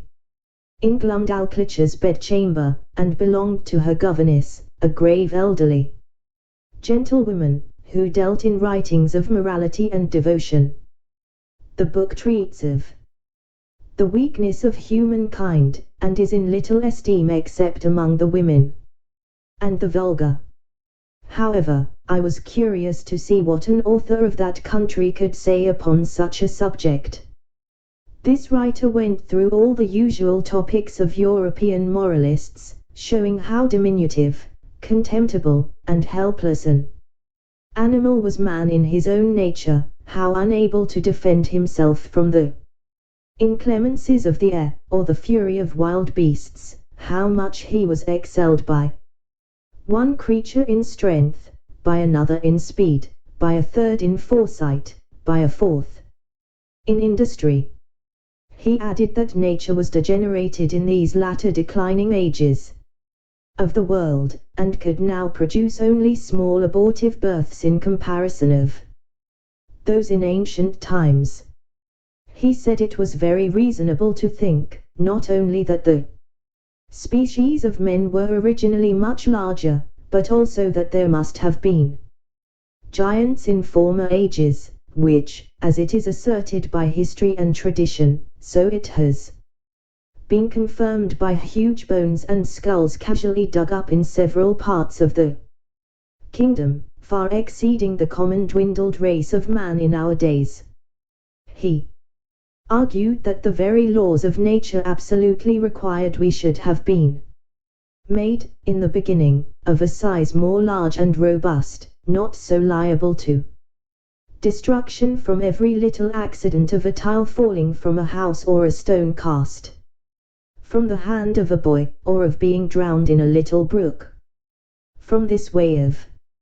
reasoning the author drew several moral applications, useful in the conduct of life, but needless here to repeat. For my own part, I could not avoid reflecting how universally this talent was spread of drawing lectures in morality, or indeed, rather matter of discontent and repining, from the quarrels we raise with nature. And I believe, upon a strict inquiry, those quarrels might be shown as ill grounded among us as they are among that people. As to their military affairs, they boast that the king's army consists of 176,000 foot and 32,000 horse, if that may be called an army, which is made up of tradesmen in the several cities, and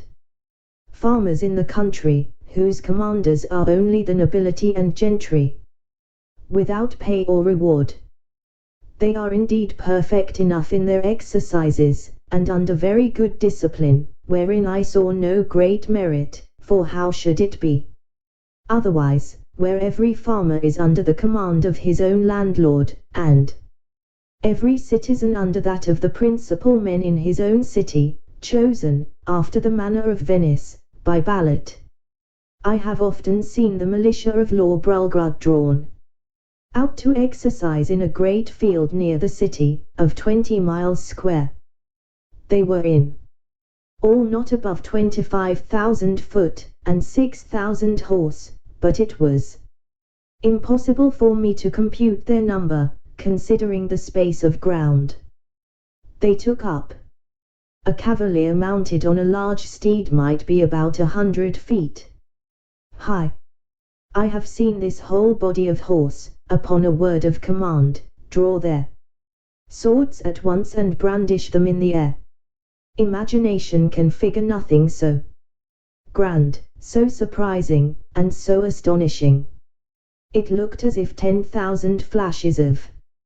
lightning were darting at the same time from every quarter of the sky. I was curious to know how this prince, to whose dominions there is no access from any other country, came to think of armies, or to teach his people the practice of military discipline. But I was soon informed, both by conversation and reading their histories, for in the course of many ages they have been troubled with the same disease to which so many other governments are subject. The nobility often contending for power, the people for liberty, and the king for absolute dominion. All which, however happily tempered by the laws of the kingdom, have been sometimes violated by each of the three parties, and have once or more occasioned civil wars, the last whereof was happily put an end to by this prince's grandfather by a general composition, and the militia then settled with common consent has been ever since kept in the strictest duty. Chapter 8. The King and Queen make a progress to the frontiers. The author attends them, the manner in which he leaves the country very particularly related. He returns to England. I had always a strong impulse that I should sometime recover my liberty, though it was impossible to conjecture by what means, or to form any project with the least hope of succeeding. The ship in which I sailed was the first ever known to be driven within sight of that coast, and the king had given strict orders that if at any time another appeared, it should be taken ashore, and with all its crew and passengers brought in a tumbrel to Lord Brulgrud. He was strongly bent to get me a woman of my own size, by whom I might propagate the breed, but I think I should rather have died than undergone the disgrace of leaving a posterity to be kept in cages like tame canary birds, and perhaps in time sold about the kingdom to persons of quality, for curiosities. I was indeed treated with much kindness. I was the favourite of a great king and queen, and the delight of the whole court, but it was upon such a footing as ill became the dignity of human kind. I could never forget those domestic pledges I had left behind me. I wanted to be among people with whom I could converse upon even terms, and walk about the streets and fields without fear of being trod to death like a frog or a young puppy. But my deliverance came sooner than I expected, and in a manner not very common, the whole story and circumstances of which I shall faithfully relate. I had now been 2 years in this country, and about the beginning of the third, Glumdalclitch and I attended the King and Queen in a progress to the south coast of the kingdom. I was carried as usual in my travelling box, which, as I have already described, was a very convenient closet of 12 feet wide. And I had ordered a hammock to be fixed by silken ropes from the 4 corners at the top,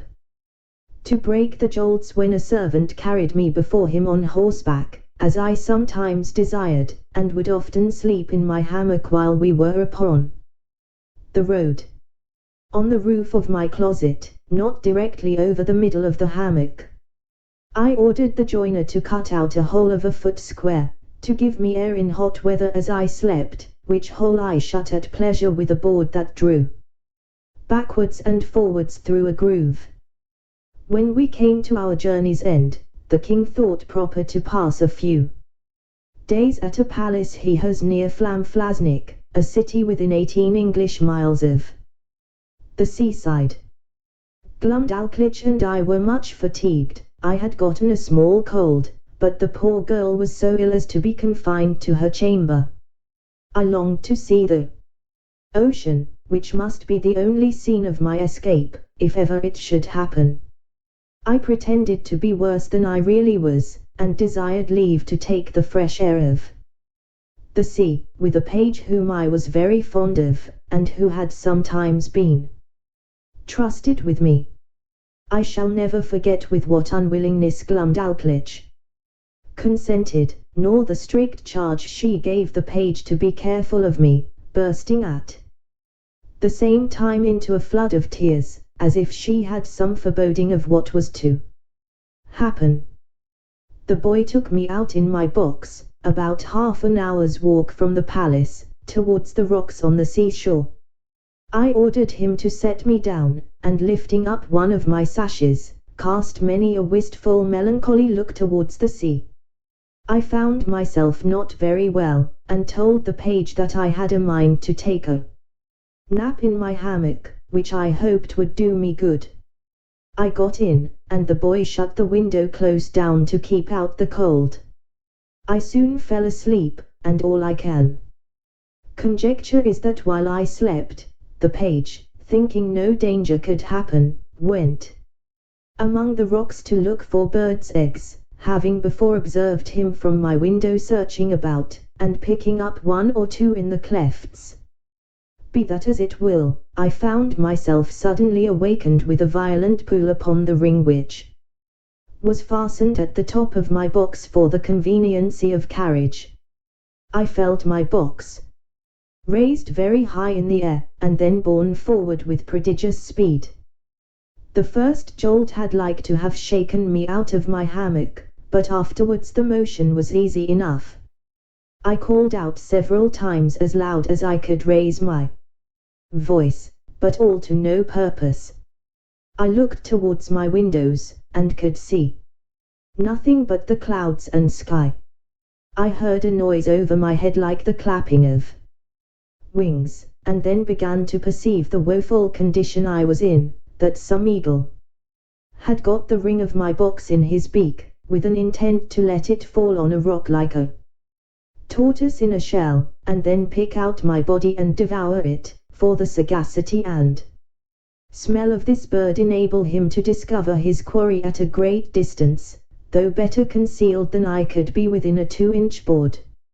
In a little time I observed the noise and flutter of wings to increase very fast, and my box was tossed up and down like a signpost in a windy day. I heard several bangs or buffet, as I thought, given to the eagle, for such I am certain it must have been that held the ring of my box in his beak, and then all on a sudden felt myself falling perpendicularly down for above a minute, but with such incredible swiftness that I almost lost my breath. My fall was stopped by a terrible squash, that sounded louder to my ears than the cataract of Niagara, after which, I was quite in the dark for another minute, and then my box began to rise so high that I could see light from the tops of my windows. I now perceived I was fallen into the sea. My box, by the weight of my body, the goods that were in it, and the broad plates of iron fixed for strength at the four corners of the top and bottom, floated about 5 feet deep in water. I did then and do now suppose that the eagle which flew away with my box was pursued by 2 or 3 others, and forced to let me drop while he was defending himself against the rest, who hoped to share in the prey. The plates of iron fastened at the bottom of the box, for those were the strongest, preserved the balance while it fell, and hindered it from being broken on the surface of the water. Every joint of it was well grooved, and the door did not move on hinges, but up and down like a sash, which kept my closet so tight that very little water came in. I got with much difficulty out of my hammock, having first ventured to draw back the slipboard on the roof already mentioned, contrived on purpose to let in air, for want of which I found myself almost stifled. How often did I then wish myself with my dear Glumdalclitch, from whom one single hour had so far divided me. And I may say with truth, that in the midst of my own misfortunes I could not forbear lamenting my poor nurse, the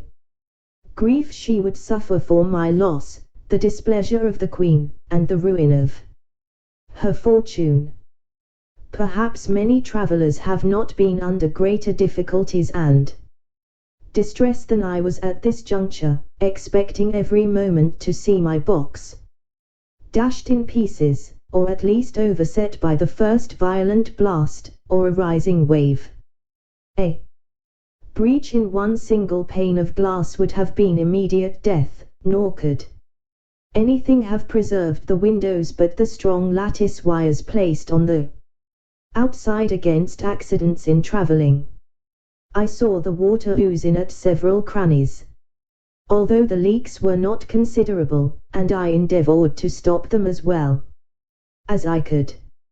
I was not able to lift up the roof of my closet, which otherwise I certainly should have done, and sat on the top of it, where I might at least preserve myself some hours longer than by being shut up, as I may call it, in the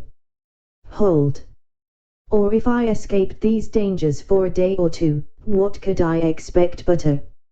miserable death of cold and hunger? I was 4 hours under these circumstances, expecting and indeed wishing every moment to be my last. I have already told the reader that there were 2 strong staples fixed upon that side of my box which had no window, and into which the servant who used to carry me on horseback would put a leathern belt, and buckle it about his waist. Being in this disconsolate state, I heard, or at least thought I heard, some kind of grating noise on that side of my box where the staples were fixed, and soon after I began to fancy that the box was pulled or towed along in the sea, for I now and then felt a sort of tugging which made the waves rise near the tops of my windows, leaving me almost in the dark. This gave me some faint hopes of relief, although I was not able to imagine how it could be brought about. I ventured to unscrew one of my chairs, which were always fastened to the floor, and having made a hard shift to screw it down again directly under the slipping board that I had lately opened, I mounted on the chair, and putting my mouth as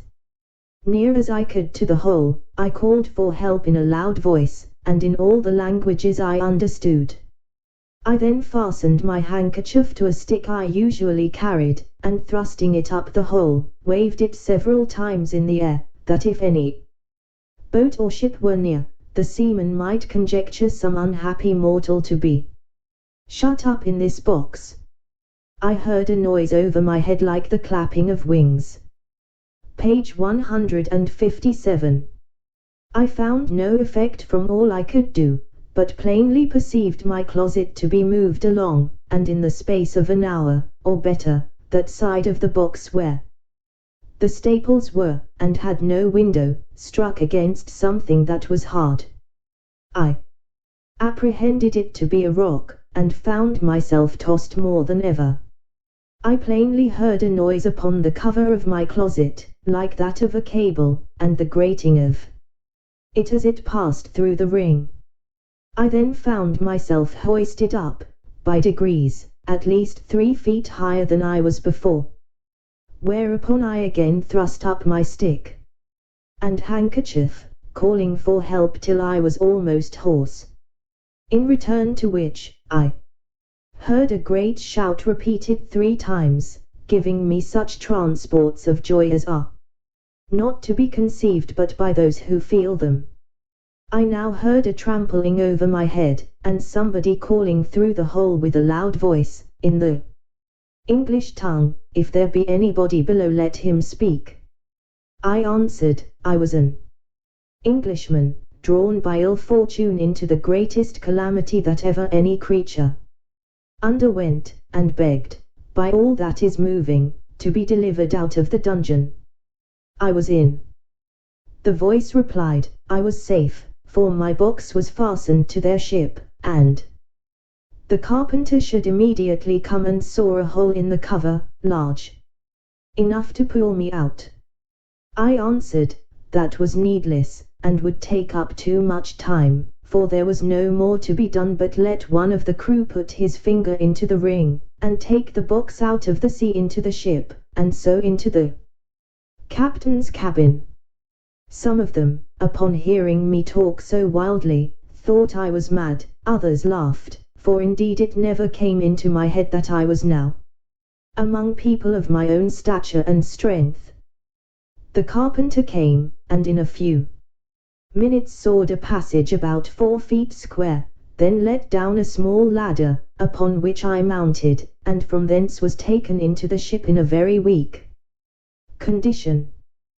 The sailors were all in amazement, and asked me 1,000 questions, which I had no inclination to answer. I was equally confounded at the sight of so many pygmies, for such I took them to be, after having so long accustomed my eyes to the monstrous objects I had left. But the captain, Mr. Thomas Wilcox, an honest worthy Shropshire man, observing I was ready to faint, took me into his cabin, gave me a cordial to comfort me, and made me turn in upon his own bed, advising me to take a little rest, of which I had great need. Before I went to sleep, I gave him to understand that I had some valuable furniture in my box, too good to be lost, a fine hammock, a handsome field bed, 2 chairs, a table, and a cabinet, that my closet was hung on all sides, or rather quilted, with silk and cotton, that if he would let one of the crew bring my closet into his cabin, I would open it there before him, and show him my goods. The captain, hearing me utter these absurdities, concluded I was raving. However, I suppose to pacify me, he promised to give order as I desired, and going upon deck, sent some of his men down into my closet, from whence, as I afterwards found, they drew up all my goods, and stripped off the quilting, but the chairs, cabinet, and bedstead, being screwed to the floor, were much damaged by the ignorance of the seamen, who tore them up by force. They then knocked off some of the boards for the use of the ship, and when they had got all they had a mind for, let the hulk drop into the sea, which, by reason of many breaches made in the bottom and sides, sunk to rights. And, indeed, I was glad not to have been a spectator of the havoc they made, because I am confident it would have sensibly touched me, by bringing former passages into my mind which I had rather forget. I slept some hours, but perpetually disturbed with dreams of the place I had left, and the dangers I had escaped. However, upon waking I found myself much recovered. It was now about 8 o'clock at night, and the captain ordered supper immediately, thinking I had already fasted too long.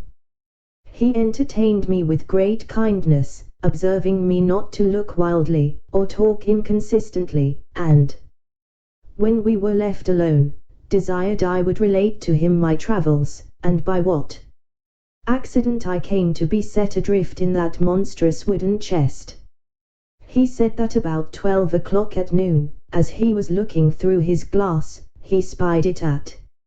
a distance, and thought it was a sail, which he had a mind to make, being not much out of his course, in hopes of buying some biscuit, his own beginning to fall short. That upon coming nearer, and finding his error, he sent out his longboat, to discover what I was, that his men came back in a fright, swearing they had seen a swimming house.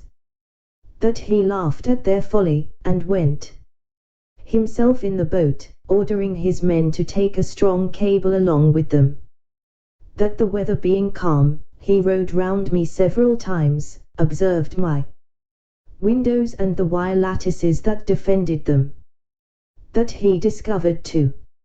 staples upon one side, which was all of boards, without any passage for light. He then commanded his men to row up to that side, and fastening a cable to one of the staples, ordered them to tow my chest, as he called it, towards the ship. When it was there, he gave directions to fasten another cable to the ring fixed in the cover, and to raise my chest with pulleys, which all the sailors were not able to do above 2 or 3 feet. He said they saw my stick and handkerchief thrust out of the hole, and concluded that some unhappy man must be shut up in the cavity. I asked whether he or the crew had seen any prodigious birds in the air about the time he first discovered me. To which he answered, that discussing this matter with the sailors while I was asleep, one of them said he had observed 3 eagles flying towards the north, but remarked nothing of their being larger than the usual size, which I suppose must be imputed to the great height they were at, and could not guess the reason of my question. I then asked the captain how far he reckoned we might be from land. He said, by the best computation he could make, we were at least 100 leagues. I assured him that he must be mistaken by almost half, for I had not left the country whence I came above 2 hours before I dropped into the sea. Whereupon he began again to think my brain was disturbed, of which he gave me a hint, and advised me to go to bed in a cabin he had provided. I assured him I was well refreshed with his good entertainment and company, and as much in my senses as ever I was in my life. He then grew serious, and desired to ask me freely whether I were not troubled in mind by the consciousness of some enormous crime, for which I was punished at the command of some prince, by exposing me in that chest, as great criminals in other countries have been forced to sea in a leaky vessel, without provisions. For although he should be sorry to have taken so ill a man into his ship, yet he would engage his word to set me safe on shore, in the first port where we arrived. He added, that his suspicions were much increased by some very absurd speeches I had delivered at first to the sailors, and afterwards to himself, in relation to my closet or chest, as well as by my odd looks and behavior while I was at supper. I begged his patience to hear me tell my story, which I faithfully did, from the last time I left England to the moment he first discovered me. And as truth always forces its way into rational minds, so this honest worthy gentleman, who had some tincture of learning, and very good sense, was immediately convinced of my candour and veracity. But, further to confirm all I had said, I entreated him to give order that my cabinet be brought, of which I had the key in my pocket. For he had already informed me how the seaman disposed of my closet. I opened it in his presence, and showed him the small collection of rarities I made in the country from whence I had been so strangely delivered. There was the comb I had contrived out of the stumps of the king's beard, and another of the same material, but fixed into a paring of Her Majesty's thumbnail, which served for the back. There was a collection of needles and pins, from a foot to half a yard long, for wasp stings like joiners' tacks, some combings of the Queen's hair, a gold ring which one day she made me a present of in a most obliging manner, taking it from her little finger and throwing it over my head like a collar. I desired the captain would please to accept this ring in return of his civilities, which he absolutely refused. Lastly, I desired him to see the breeches I had then on, which were made of a mouse's skin. I could force nothing on him but a footman's tooth, which I observed him to examine with great curiosity, and found he had a fancy for it. He received it with abundance of thanks, more than such a trifle could deserve. It was drawn by an unskilful surgeon, in a mistake, from one of Glumdalclitch's men, who was afflicted with the toothache, but it was as sound as any in his head. I got it cleaned, and put it into my cabinet. It was about a foot long, and 4 inches in diameter. The captain was very well satisfied with this plain relation I had given him, and said he hoped, when we returned to England, I would oblige the world by putting it on paper, and making it public. My answer was, that I thought we were already overstocked with books of travel, that nothing could now pass which was not extraordinary, wherein I doubted some authors less consulted truth than their own vanity or interest, or the diversion of ignorant readers, that my story could contain little besides common events, without those ornamental descriptions of strange plants, trees, birds, and other animals, or of the barbarous customs and idolatry of savage people, with which most writers abound. However, I thanked him for his good opinion, and promised to take the matter into my thoughts. He said he wondered at one thing very much, which was to hear me speak so loud, asking me whether the king and queen of that country were thick of hearing. I told him it was what I had been used to for above 2 years past, and that I admired as much at the voices of him and his men, who seemed to me only to whisper, and yet I could hear them well enough. But when I spoke in that country, it was like a man talking in the street to another looking out from the top of a steeple, unless when I was placed on a table, or held in any person's hand. I told him, I had likewise observed another thing, that when I first got into the ship, and the sailors stood all about me, I thought they were the most contemptible little creatures I had ever beheld. For, indeed, while I was in that prince's country, I could never endure to look in a glass after my eyes had been accustomed to such prodigious objects, because the comparison gave me so despicable a conceit of myself. The captain said that while we were at supper he observed me to look at everything with a sort of wonder, and that I often seemed hardly able to contain my laughter, which he knew not well how to take, but imputed it to some disorder in my brain. I answered, it was very true, and I wondered how I could forbear, when I saw his dishes of the size of a silver threepence, a leg of pork hardly a mouthful, a cup not so big as a nutshell, and so I went on, describing the rest of his household stuff and provisions after the same manner. For, although the Queen had ordered a little equipage of all things necessary for me, while I was in her service, yet my ideas were wholly taken up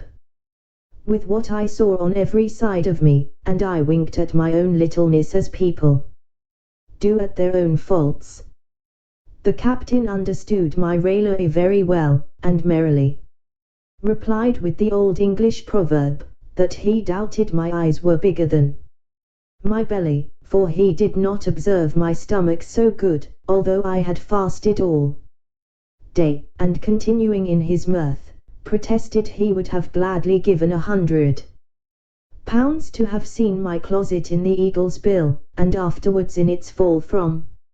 so great a height into the sea, which would certainly have been a most astonishing object, worthy to have the description of it transmitted to future ages, and the comparison of Phaethon was so obvious that he could not forbear applying it, although I did not much admire the conceit. The captain, having been at Tonkin, was in his return to England driven northeastward to the latitude of 44 degrees, and of longitude 143. But meeting a trade wind 2 days after I came on board him, we sailed southward a long time, and coasting New Holland, kept our course west-southwest, and then south-southwest, till we doubled the Cape of Good Hope. Our voyage was very prosperous, but I shall not trouble the reader with a journal of it. The captain called in at 1 or 2 ports, and sent in his longboat for provisions and fresh water, but I never went out of the ship till we came into the Downs, which was on the 3rd day of June, 1706, about 9 months after my escape. I offered to leave my goods in security for payment of my freight, but the captain protested he would not receive 1 farthing. We took kind leave of each other, and I made him promise he would come to see me at my house in Redriff. I hired a horse and guide for 5 shillings, which I borrowed of the captain. As I was on the road, observing the littleness of the houses, the trees, the cattle, and the people, I began to think myself in Lilliput. I was afraid of trampling on every traveller I met, and often called aloud to have them stand out of the way, so that I had like to have gotten 1 or 2 broken heads for my impertinence.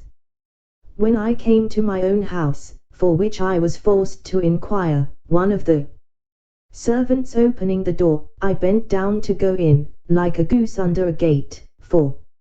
fear of striking my head. My wife ran out to embrace me, but I stooped lower than her knees, thinking she could otherwise never be able to reach my mouth. My daughter kneeled to ask my blessing, but I could not see her till she arose, having been so long used to stand with my head and eyes erect to above 60 feet, and then I went to take her up with one hand by the waist. I looked down upon the servants, and 1 or 2 friends who were in the house, as if they had been pygmies, and I a giant. I told my wife she had been too thrifty, for I found she had starved herself and her daughter to nothing. In short, I behaved myself so unaccountably that they were all of the captain's opinion when he first saw me, and concluded I had lost my wits. This I mention as an instance of the great power of habit and prejudice. In a little time, I and my family and friends came to a right understanding, but my wife protested I should never go to sea any more, although my evil destiny so ordered that she had not power to hinder me, as the reader may know hereafter. In the meantime, I here conclude the 2nd part of my unfortunate voyages. The end of the 2nd part. A Voyage to Laputa, Balnibarbi, Lunag, Glubbdubdrib, and Japan. Chapter I. The author sets out on his 3rd voyage, is taken by pirates, the malice of a Dutchman, his arrival at an island, he is received into Laputa. I had not been at home above 10 days, when Captain William Robinson, a Cornishman, commander of the Hopewell, a stout ship of 300 tons, came to my house. I had formerly been surgeon of another ship where he was master and a fourth part owner, in a voyage to the Levant. He had always treated me more like a brother than an inferior officer, and hearing of my arrival, made me a visit, as I apprehended only out of friendship, for nothing passed more than what is usual after long absences. But repeating his visits often, expressing his joy to find me in good health, asking whether I were now settled for life, adding that he intended a voyage to the East Indies in about 2 months, at last he plainly invited me, though with some apologies, to be surgeon of the ship, that I should have another surgeon under me, besides our 2 mates, that my salary should be double to the usual pay, and that having experienced my knowledge in sea affairs to be at least equal to his, he would enter into any engagement to follow my advice, as much as if I had shared in the command. He said so many other obliging things, and I knew him to be so honest a man, that I could not reject his proposal. The thirst I had of seeing the world, notwithstanding my past misfortunes, continuing as violent as ever. The only difficulty that remained, was to persuade my wife, whose consent, however, I at last obtained by the prospect of advantage she proposed to her children. We set out on the 5th of August, 1706, and arrived at Fort St. George the 11th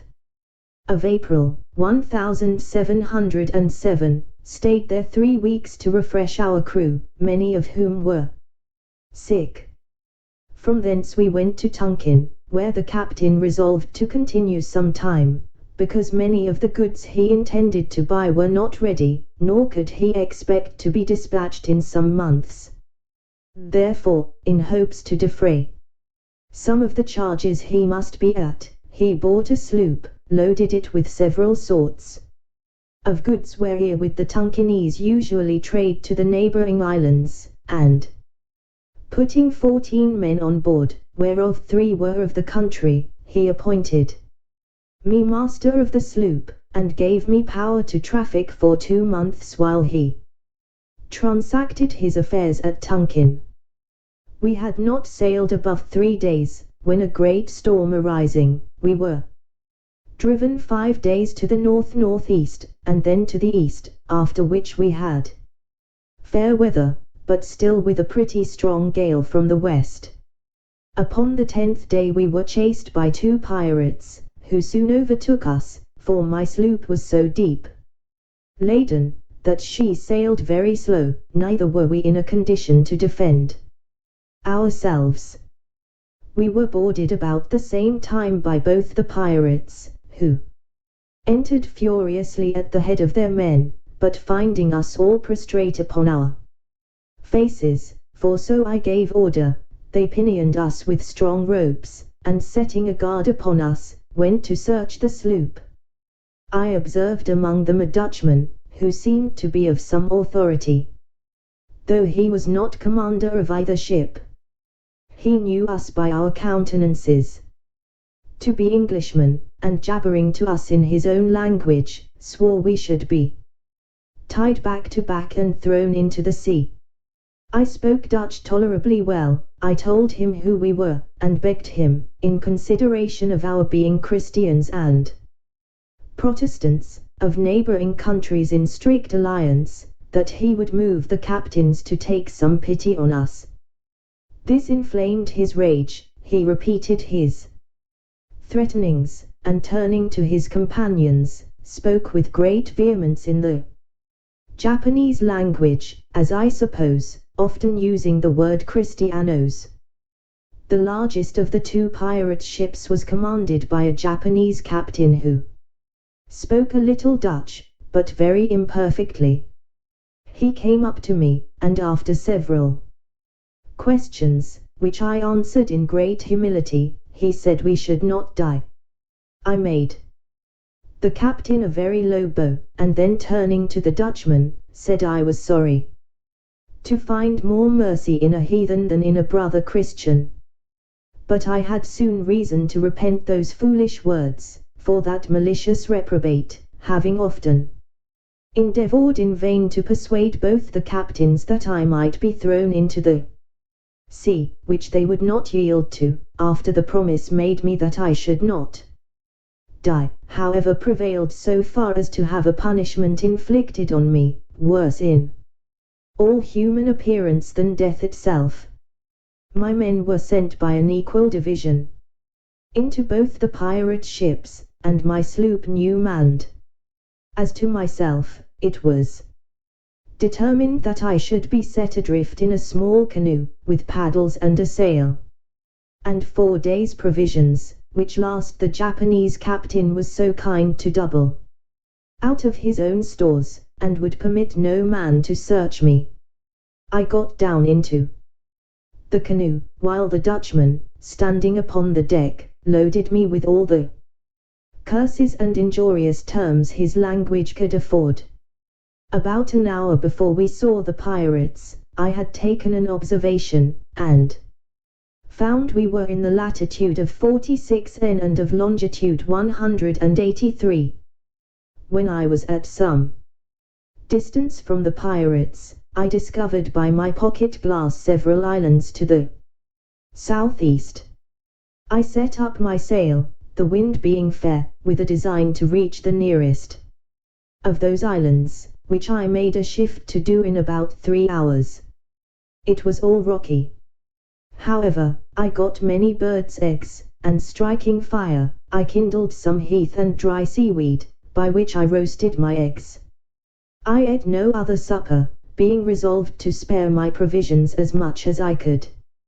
I passed the night under the shelter of a rock, strewing some heath under me, and slept pretty well. The next day I sailed to another island, and thence to a third and fourth, sometimes using my sail, and sometimes my paddles.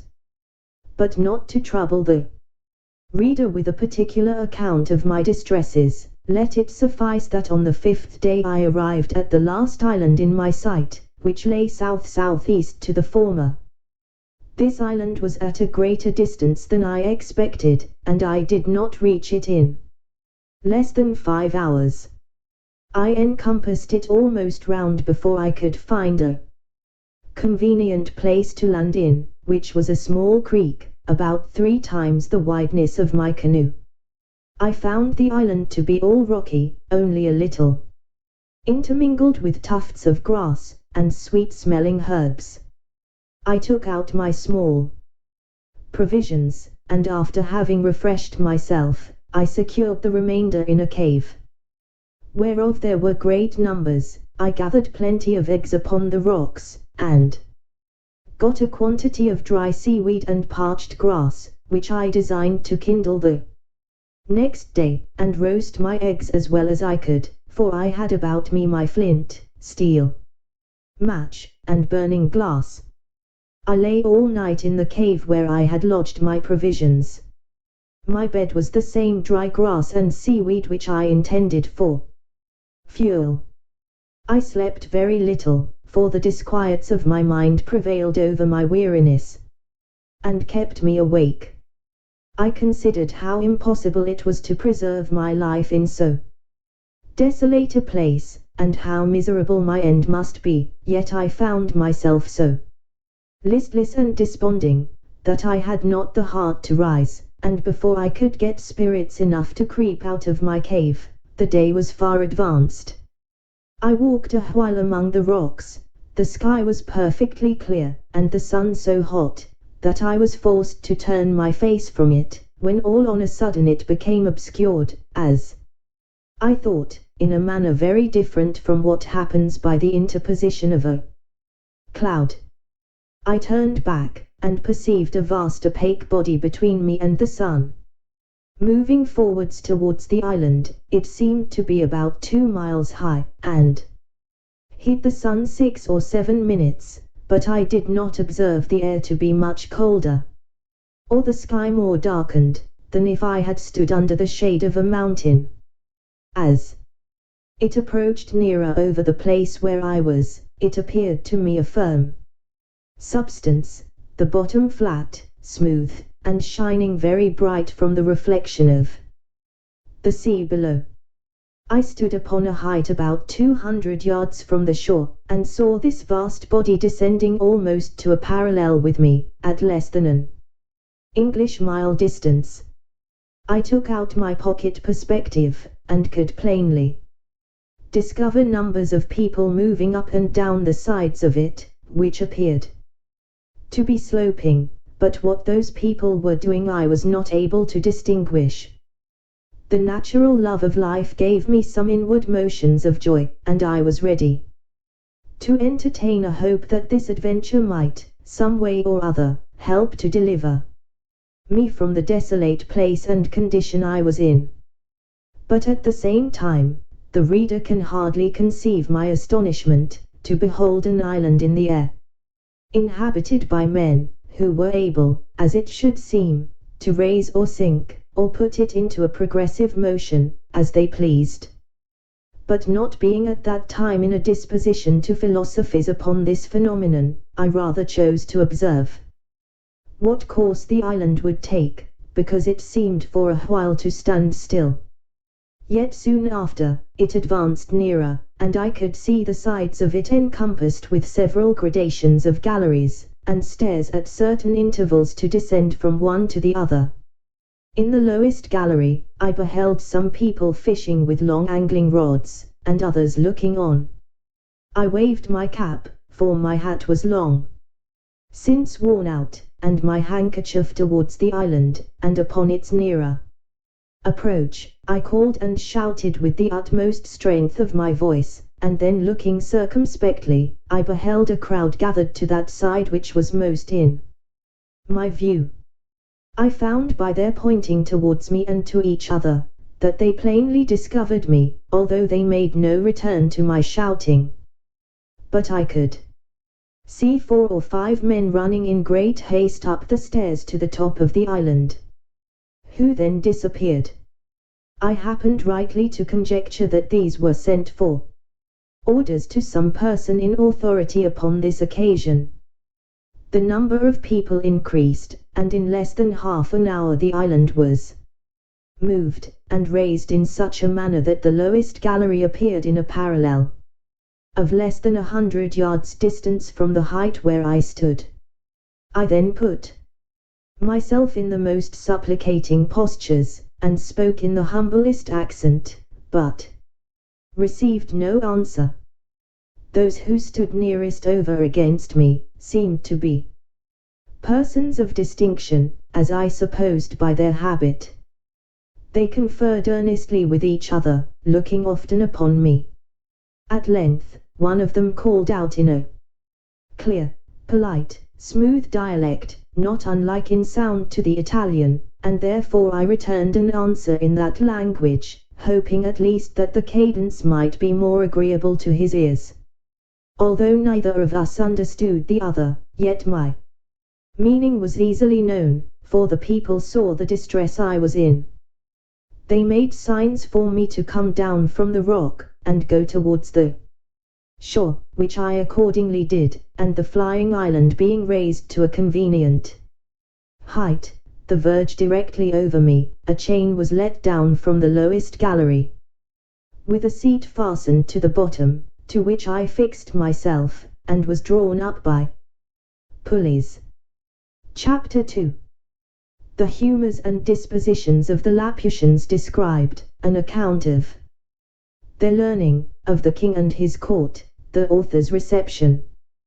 there, the inhabitants subject to fears and disquietudes, an account of the women. At my alighting, I was surrounded with a crowd of people, but those who stood nearest seemed to be of better quality. They beheld me with all the marks and circumstances of wonder, neither indeed was I much in their debt, having never till then seen a race of mortals so singular in their shapes, habits, and countenances. Their heads were all reclined either to the right or the left, one of their eyes turned inward, and the other directly up to the zenith. Their outward garments were adorned with the figures of suns, moons, and stars, interwoven with those of fiddles, flutes, harps, trumpets, guitars, harpsichords, and many more instruments of music unknown to us in Europe. I observed, here and there, many in the habit of servants, with a blown bladder fastened like a flail to the end of a short stick, which they carried in their hands. In each bladder was a small quantity of dried peas, or little pebbles, as I was afterwards informed. With these bladders they now and then flapped the mouths and ears of those who stood near them, of which practice I could not then conceive the meaning. It seems the minds of these people are so taken up with intense speculations, that they neither can speak, nor attend to the discourses of others without being roused by some external taction upon the organs of speech and hearing, for which reason, those persons who are able to afford it always keep a flapper, the original is Clemenol, in their family, as one of their domestics, nor ever walk abroad or make visits without him. And the business of this officer is, when 2 or 3 more persons are in company, gently to strike with his bladder the mouth of him who is to speak, and the right ear of him or them to whom the speaker addresses himself. This flapper is likewise employed diligently to attend his master in his walks, and upon occasion to give him a soft flap on his eyes, because he is always so wrapped up in cogitation, that he is in manifest danger of falling down every precipice, and bouncing his head against every post, and in the streets, of jostling others or being jostled himself into the kennel. It was necessary to give the reader this information, without which he would be at the same loss with me to understand the proceedings of these people, as they conducted me up the stairs to the top of the island, and thence to the royal palace. While we were ascending they forgot several times what they were about, and left me to myself, till their memories were again roused by their flappers, for they appeared altogether unmoved by the sight of my foreign habit and countenance, and by the shouts of the vulgar, whose thoughts and minds were more disengaged. At last we entered the palace, and proceeded into the chamber of presence, where I saw the king seated on his throne, attended on each side by persons of prime quality. Before the throne was a large table filled with globes and spheres, and mathematical instruments of all kinds. His Majesty took not the least notice of us, although our entrance was not without sufficient noise, by the concourse of all persons belonging to the court. But he was then deep in a problem, and we attended at least an hour, before he could solve it. There stood by him on each side a young page, with flaps in their hands, and when they saw he was at leisure, one of them gently struck his mouth, and the other his right ear, at which he started like one awaked on the sudden, and looking towards me and the company I was in, recollected the occasion of our coming, whereof he had been informed before. He spoke some words, whereupon immediately a young man with a flap came up to my side, and flapped me gently on the right ear, but I made signs, as well as I could, that I had no occasion for such an instrument, which, as I afterwards found, gave his Majesty and the whole court a very mean opinion of my understanding.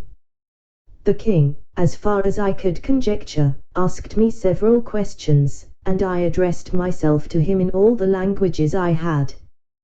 When it was found that I could neither understand nor be understood, I was conducted by the king's order to an apartment in his palace, this prince being distinguished above all his predecessors for his hospitality to strangers, where 2 servants were appointed to attend me. My dinner was brought, and 4 persons of quality, whom I remembered to have seen very near the king's person, did me the honor to dine with me. We had 2 courses of 3 dishes each. In the first course, there was a shoulder of mutton cut into an equilateral triangle, a piece of beef into a rhomboid, and a pudding into a cycloid. The second course was 2 ducks trussed up in the form of fiddles, sausages and puddings, resembling flutes and hautboys, and a breast of veal in the shape of a harp. The servants cut our bread into cones, cylinders, parallelograms, and several other mathematical figures. While we were at dinner, I made bold to ask the names of several things in their language, and those noble persons, by the assistance of their flappers, delighted to give me answers, hoping to raise my admiration of their great abilities, if I could be brought to converse with them. I was soon able to call for bread and drink, or whatever else I wanted. After dinner my company withdrew, and a person was sent to me by the king's order, attended by a flapper. He brought with him pen, ink, and paper, and 3 or 4 books, giving me to understand by signs that he was sent to teach me the language.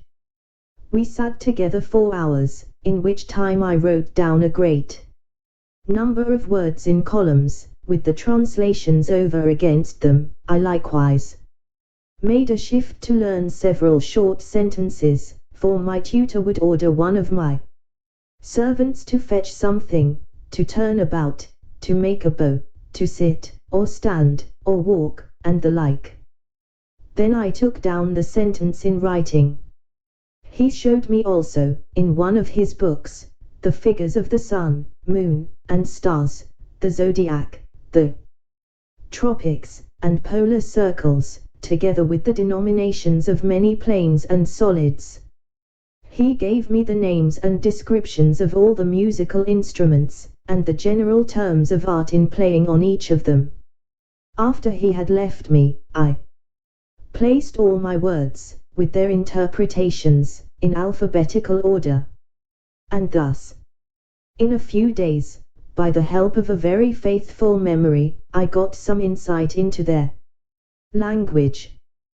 The word which I interpret the flying or floating island, is in the original Laputa, whereof I could never learn the true etymology. Lap, in the old obsolete language, signifies high, and unta, a governor, from which they say, by corruption, was derived Laputa from Lapunta. But I do not approve of this derivation, which seems to be a little strained. I ventured to offer to the learned among them a conjecture of my own, that Laputa was quasi-lap-outed, lap, signifying properly the dancing of the sunbeams in the sea, and outed, a wing, which, however, I shall not obtrude, but submit to the judicious reader. Those to whom the king had entrusted me, observing how ill I was clad, ordered a tailor to come next morning, and take my measure for a suit of clothes. This operator did his office after a different manner from those of his trade in Europe. He first took my altitude by a quadrant, and then, with rule and compasses, described the dimensions and outlines of my whole body, all which he entered upon paper, and in 6 days brought my clothes very ill made, and quite out of shape, by happening to mistake a figure in the calculation. But my comfort was, that I observed such accidents very frequent, and little regarded. During my confinement for want of clothes, and by an indisposition that held me some days longer, I much enlarged my dictionary, and when I went next to court, was able to understand many things the king spoke, and to return him some kind of answers. His Majesty had given orders that the island should move northeast and by east to the vertical point over Lagadu, the metropolis of the whole kingdom below, upon the firm earth. It was about 90 leagues distant, and our voyage lasted 4 days and a half. I was not in the least sensible of the progressive motion made in the air by the island. On the second morning, about 11 o'clock, the king himself in person, attended by his nobility, courtiers, and officers, having prepared all their musical instruments, played on them for 3 hours without intermission, so that I was quite stunned with the noise, neither could I possibly guess the meaning till my tutor informed me. He said that the people of their island had their ears adapted to hear the music of the spheres, which always played at certain periods, and the court was now prepared to bear their part, in whatever instrument they most excelled. In our journey towards Lagadu, the capital city, His Majesty ordered that the island should stop over certain towns and villages, whence he might receive the petitions of his subjects. And to this purpose several pack threads were let down, with small weights at the bottom. On these pack threads the people strung their petitions, which mounted up directly, like the scraps of paper fastened by schoolboys at the end of the string that holds their kite. Sometimes we received wine and victuals from below, which were drawn up by pulleys. The knowledge I had in mathematics gave me great assistance in acquiring their phraseology, which depended much upon that science and music, and in the latter I was not unskilled. Their ideas are perpetually conversant in lines and figures. If they would, for example, praise the beauty of a woman or any other animal, they describe it by rhombs, circles, parallelograms, ellipses, and other geometrical terms, or by words of art drawn from music, needless here to repeat. I observed in the king's kitchen all sorts of mathematical and musical instruments, after the figures of which they cut up the joints that were served to His Majesty's table. Their houses are very ill built, the walls bevel, without one right angle in any apartment, and this defect arises from the contempt they bear to practical geometry, which they despise as vulgar and mechanic, those instructions they give being too refined for the intellects of their workmen, which occasions perpetual mistakes. And although they are dexterous enough upon a piece of paper, in the management of the rule, the pencil, and the divider, yet in the common actions and behavior of life, I have not seen a more clumsy, awkward,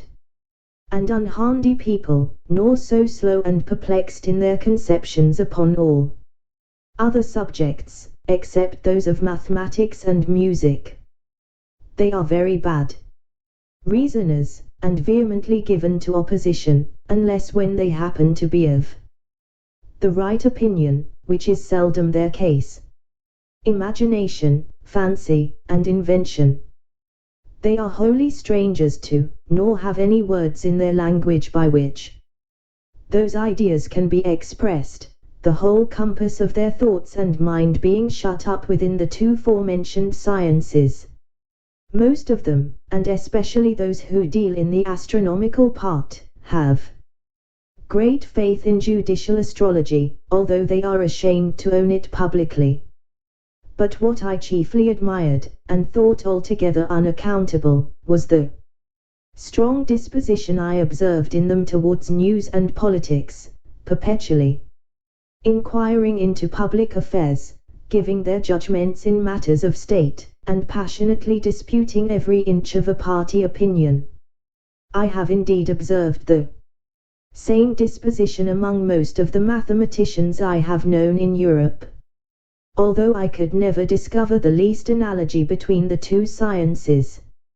unless those people suppose that because the smallest circle has as many degrees as the largest, therefore the regulation and management of the world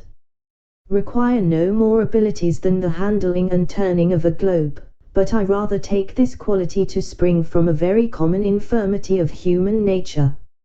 inclining us to be more curious and conceited in matters where we have least concern, and for which we are at least adapted either by study or nature.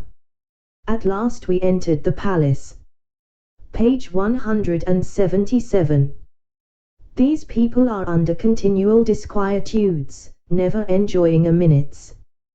peace of mind, and their disturbances proceed from causes which very little affect the rest of mortals. Their apprehensions arise from several changes they dread in the celestial bodies, for instance, that the earth, by the continual approaches of the sun towards it, must in course of time be absorbed or swallowed up, that the face of the sun will by degrees be encrusted with its own effluvia, and give no more light to the world, that the earth very narrowly escaped a brush from the tail of the last comet, which would have infallibly reduced it to ashes, and that the next, which they have calculated for 31 years hence, will probably destroy us. For if, in its perihelion, it should approach within a certain degree of the sun, as by their calculations they have reason to dread, it will conceive a degree of heat 10,000 times more intense than that of red-hot glowing iron, and, in its absence from the sun, carry a blazing tail 10,014 miles long, through which if the earth should pass at the distance of 100,000 miles from the nucleus, or main body of the comet, it must in its passage be set on fire, and reduced to ashes, that the sun, daily spending its rays without any nutriment to supply them, will at last be wholly consumed and annihilated, which must be attended with the destruction of this earth, and of all the planets that receive their light from it. They are so perpetually alarmed with the apprehensions of these and the like impending dangers, that they can neither sleep quietly in their beds, nor have any relish for the common pleasures or amusements of life. When they meet an acquaintance in the morning, the first question is about the sun's health, how he looked at his setting and rising, and what hopes they have to avoid the stroke of the approaching comet. This conversation they are apt to run into with the same temper that boys discover in delighting to hear terrible stories of sprites and hobgoblins, which they greedily listen to, and dare not go to bed for fear. The women of the island have abundance of vivacity, they contemn their husbands, and are exceedingly fond of strangers, whereof there is always a considerable number from the continent below, attending at court, either upon affairs of the several towns and corporations, or their own particular occasions, but are much despised, because they want the same endowments. Among these, the ladies choose their gallants, but the vexation is, that they act with too much ease and security, for the husband is always so wrapped in speculation, that the mistress and lover may proceed to the greatest familiarities before his face, if he be but provided with paper and implements, and without his flapper at his side. The wives and daughters lament their confinement to the island, although I think it the most delicious spot of ground in the world, and although they live here in the greatest plenty and magnificence, and are allowed to do whatever they please, they long to see the world, and take the diversions of the metropolis, which they are not allowed to do without a particular license from the king, and this is not easy to be obtained, because the people of quality have found, by frequent experience, how hard it is to persuade their women to return from below. I was told that a great court lady, who had several children, is married to the Prime Minister, the richest subject in the kingdom, a very graceful person, extremely fond of her, and lives in the finest palace in the island, went down to Lagado, on the pretence of health, there hid herself for several months, till the king sent a warrant to search for her, and she was found in an obscure eating house all in rags, having pawned her clothes to maintain an old deformed footman, who beat her every day, and in whose company she was taken, much against her will. And although her husband received her with all possible kindness, and without the least reproach, she soon after contrived to steal down again with all her jewels, to the same gallant, and has not been heard of since. This may perhaps pass with the reader rather for a European or English story than for one of a country so remote. But he may please to consider that the caprices of womankind are not limited by any climate or nation, and that they are much more uniform than can be easily imagined. In about a month's time I had made a tolerable proficiency in their language, and was able to answer most of the king's questions, when I had the honor to attend him. His Majesty discovered not the least curiosity to inquire into the laws, government, history, religion, or manners of the countries where I had been, but confined his questions to the state of mathematics, and received the account I gave him with great contempt and indifference, though often roused by his flapper on each side. Chapter 3. A phenomenon solved by modern philosophy and astronomy, the Laputians' great improvements in the latter, the king's method of suppressing insurrections. I desired leave of this prince to see the curiosities of the island, which he was graciously pleased to grant, and ordered my tutor to attend me. I chiefly wanted to know to what cause in art or in nature it owed its several motions, whereof I will now give a philosophical account to the reader.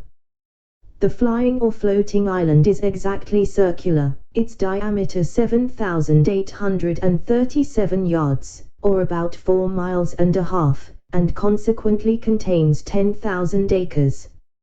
It is 300 yards thick. The bottom or under surface, which appears to those who view it from below, is one even regular plate of adamant, shooting up to the height of about 200 yards. Above it lie the several minerals in their usual order, and over all is a coat of rich mold, 10 or 12 feet deep. This declivity of the upper surface, from the circumference to the center, is the natural cause why all the dews and rains which fall upon the island are conveyed in small rivulets towards the middle, where they are emptied into 4 large basins, each of about half a mile in circuit, and 200 yards distant from the center. From these basins the water is continually exhaled by the sun in the daytime, which effectually prevents their overflowing. Besides, as it is in the power of the monarch to raise the island above the region of clouds and vapors, he can prevent the falling of dews and rains whenever he pleases. For the highest clouds cannot rise above 2 miles, as naturalists agree, at least they were never known to do so in that country. At the center of the island there is a chasm about 50 yards in diameter, whence the astronomers descend into a large dome, which is therefore called Flandern-Gagnol, or the astronomer's cave, situated at the depth of 100 yards beneath the upper surface of the adamant. In this cave are 20 lamps continually burning, which from the reflection of the adamant cast a strong light into every part. The place is stored with great variety of sextants, quadrants, telescopes, astrolabes, and other astronomical instruments. But the greatest curiosity, upon which the fate of the island depends, is a lodestone of a prodigious size, in shape resembling a weaver's shuttle. It is in length 6 yards, and in the thickest part at least 3 yards over. This magnet is sustained by a very strong axle of adamant passing through its middle, upon which it plays, and is poised so exactly that the weakest hand can turn it. It is hooped round with a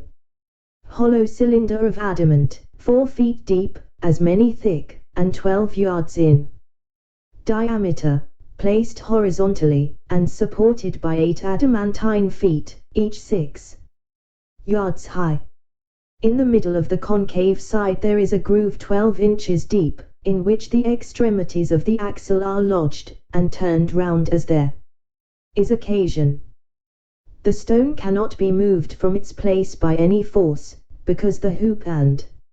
its feet are one continued piece with that body of adamant which constitutes the bottom of the island. By means of this lodestone, the island is made to rise and fall, and move from one place to another. For, with respect to that part of the earth over which the monarch presides, the stone is endued at one of its sides with an attractive power, and at the other with a repulsive. Upon placing the magnet erect, with its attracting end toward the earth, the island descends, but when the repelling extremity points downwards, the island mounts directly upwards. When the position of the stone is oblique, the motion of the island is so too, for in this magnet the forces always act in lines parallel to its direction. By this oblique motion the island is conveyed to different parts of the monarch's dominions. To explain the manner of its progress, let AB represent a line drawn across the dominions of Balnibarbi. Let the line CD represent the lodestone, of which let D be the repelling end and C the attracting end. The island being over C, let the stone be placed in the position CD, with its repelling end downwards, then the island will be driven upwards obliquely towards D. When it is arrived at D, let the stone be turned upon its axle till its attracting end points towards E, and then the island will be carried obliquely towards E, where, if the stone be again turned upon its axle till it stands in the position EF, with its repelling point downwards, the island will rise obliquely towards F, where, by directing the attracting end towards G, the island may be carried to G, and from G to H, by turning the stone so as to make its repelling extremity point directly downwards, and thus by changing the situation of the stone as often as there is occasion, the island is made to rise and fall by turns in an oblique direction, and by those alternate risings and fallings, the obliquity being not considerable, is conveyed from one part of the dominions to the other. But it must be observed, that this island cannot move beyond the extent of the dominions below, nor can it rise above the height of 4 miles. For which the astronomers, who have written large systems concerning the stone, assign the following reason, that the magnetic virtue does not extend beyond the distance of 4 miles, and that the mineral which acts upon the stone in the bowels of the earth, and in the sea about 6 leagues distant from the shore, is not diffused through the whole globe, but terminated with the limits of the king's dominions. And it was easy, from the great advantage of such a superior situation, for a prince to bring under his obedience whatever country lay within the attraction of that magnet.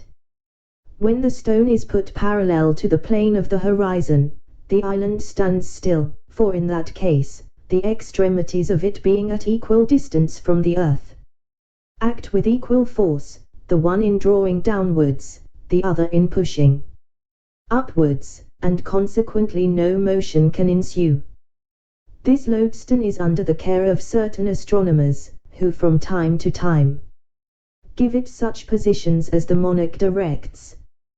They spend the greatest part of their lives in observing the celestial bodies, which they do by the assistance of glasses far excelling ours in goodness. This advantage has enabled them to extend their discoveries much farther than our astronomers in Europe, for they have made a catalogue of 10,000 fixed stars, whereas the largest of ours do not contain above 1/3 part of that number. They have likewise discovered 2 lesser stars, or satellites, which revolve about Mars, whereof the innermost is distant from the center of the primary planet exactly 3 of the diameters, and the outermost, 5. The former revolves in the space of 10 hours, and the latter in 21½ so that the squares of their periodical times are very near in the same proportion with the cubes of their distance from the center of Mars, which evidently shows them to be governed by the same law of gravitation that influences the other heavenly bodies. They have observed 93 different comets, and settled their periods with great exactness. If this be true, and they affirm it with great confidence, It is much to be wished that their observations were made public, whereby the theory of comets, which at present is very lame and defective, might be brought to the same perfection with other parts of astronomy. The king would be the most absolute prince in the universe, if he could but prevail on a ministry to join with him, but these, having their estates below on the continent, and considering that the office of a favorite has a very uncertain tenure, would never consent to the enslaving their country. If any town should engage in rebellion or mutiny, fall into violent factions, or refuse to pay the usual tribute, the king has two methods of reducing them to obedience. The first and the mildest course is by keeping the island hovering over such a town, and the lands about it, whereby he can deprive them of the benefit of the sun and the rain, and consequently afflict the inhabitants with dearth and diseases, and if the crime deserve it, they are at the same time pelted from above with great stones, against which they have no defense but by creeping into cellars or caves, while the roofs of their houses are beaten to pieces. But if they still continue obstinate, or offer to raise insurrections, he proceeds to the last remedy, by letting the island drop directly upon their heads, which makes a universal destruction both of houses and men.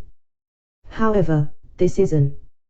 extremity to which the prince is seldom driven, neither indeed is he willing to put it in execution, nor dare his ministers advise him to an action, which, as it would render them odious to the people, so it would be a great damage to their own estates, which lie all below, for the island is the king's domain.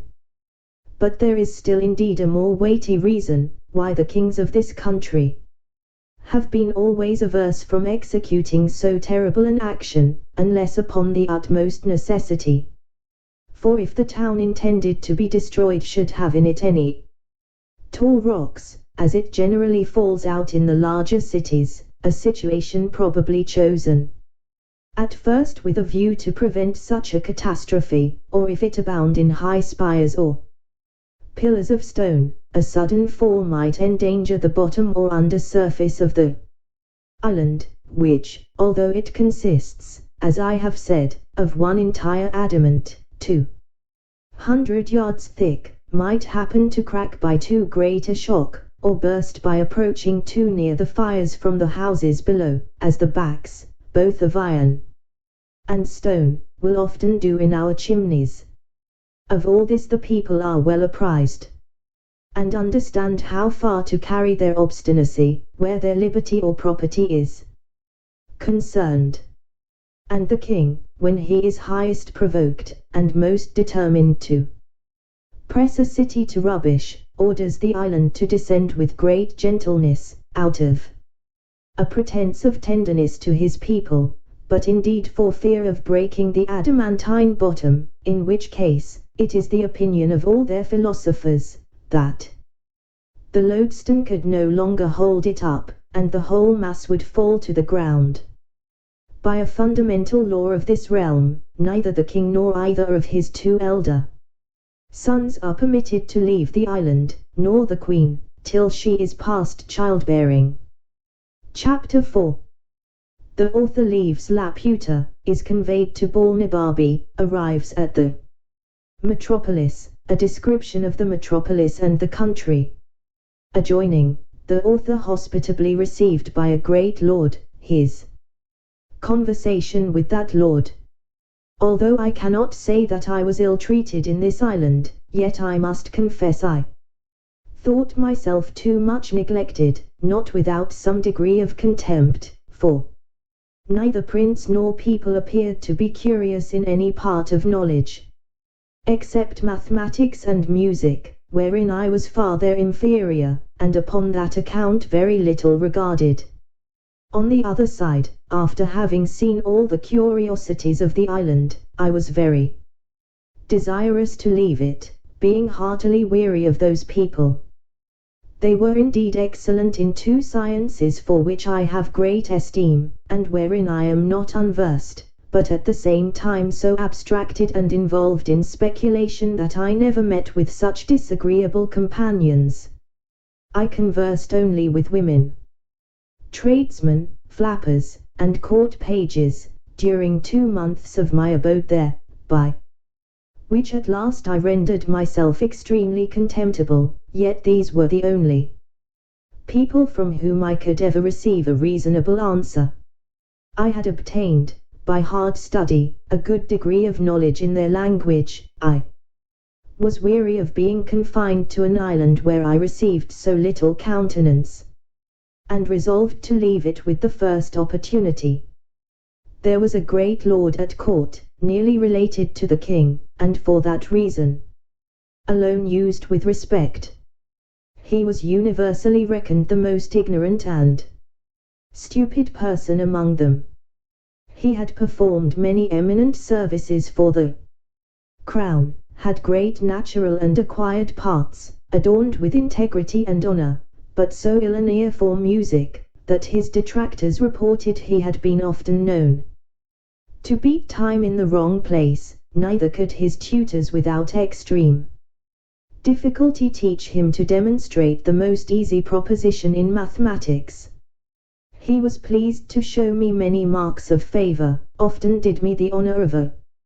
visit, desired to be informed in the affairs of Europe, the laws and customs, the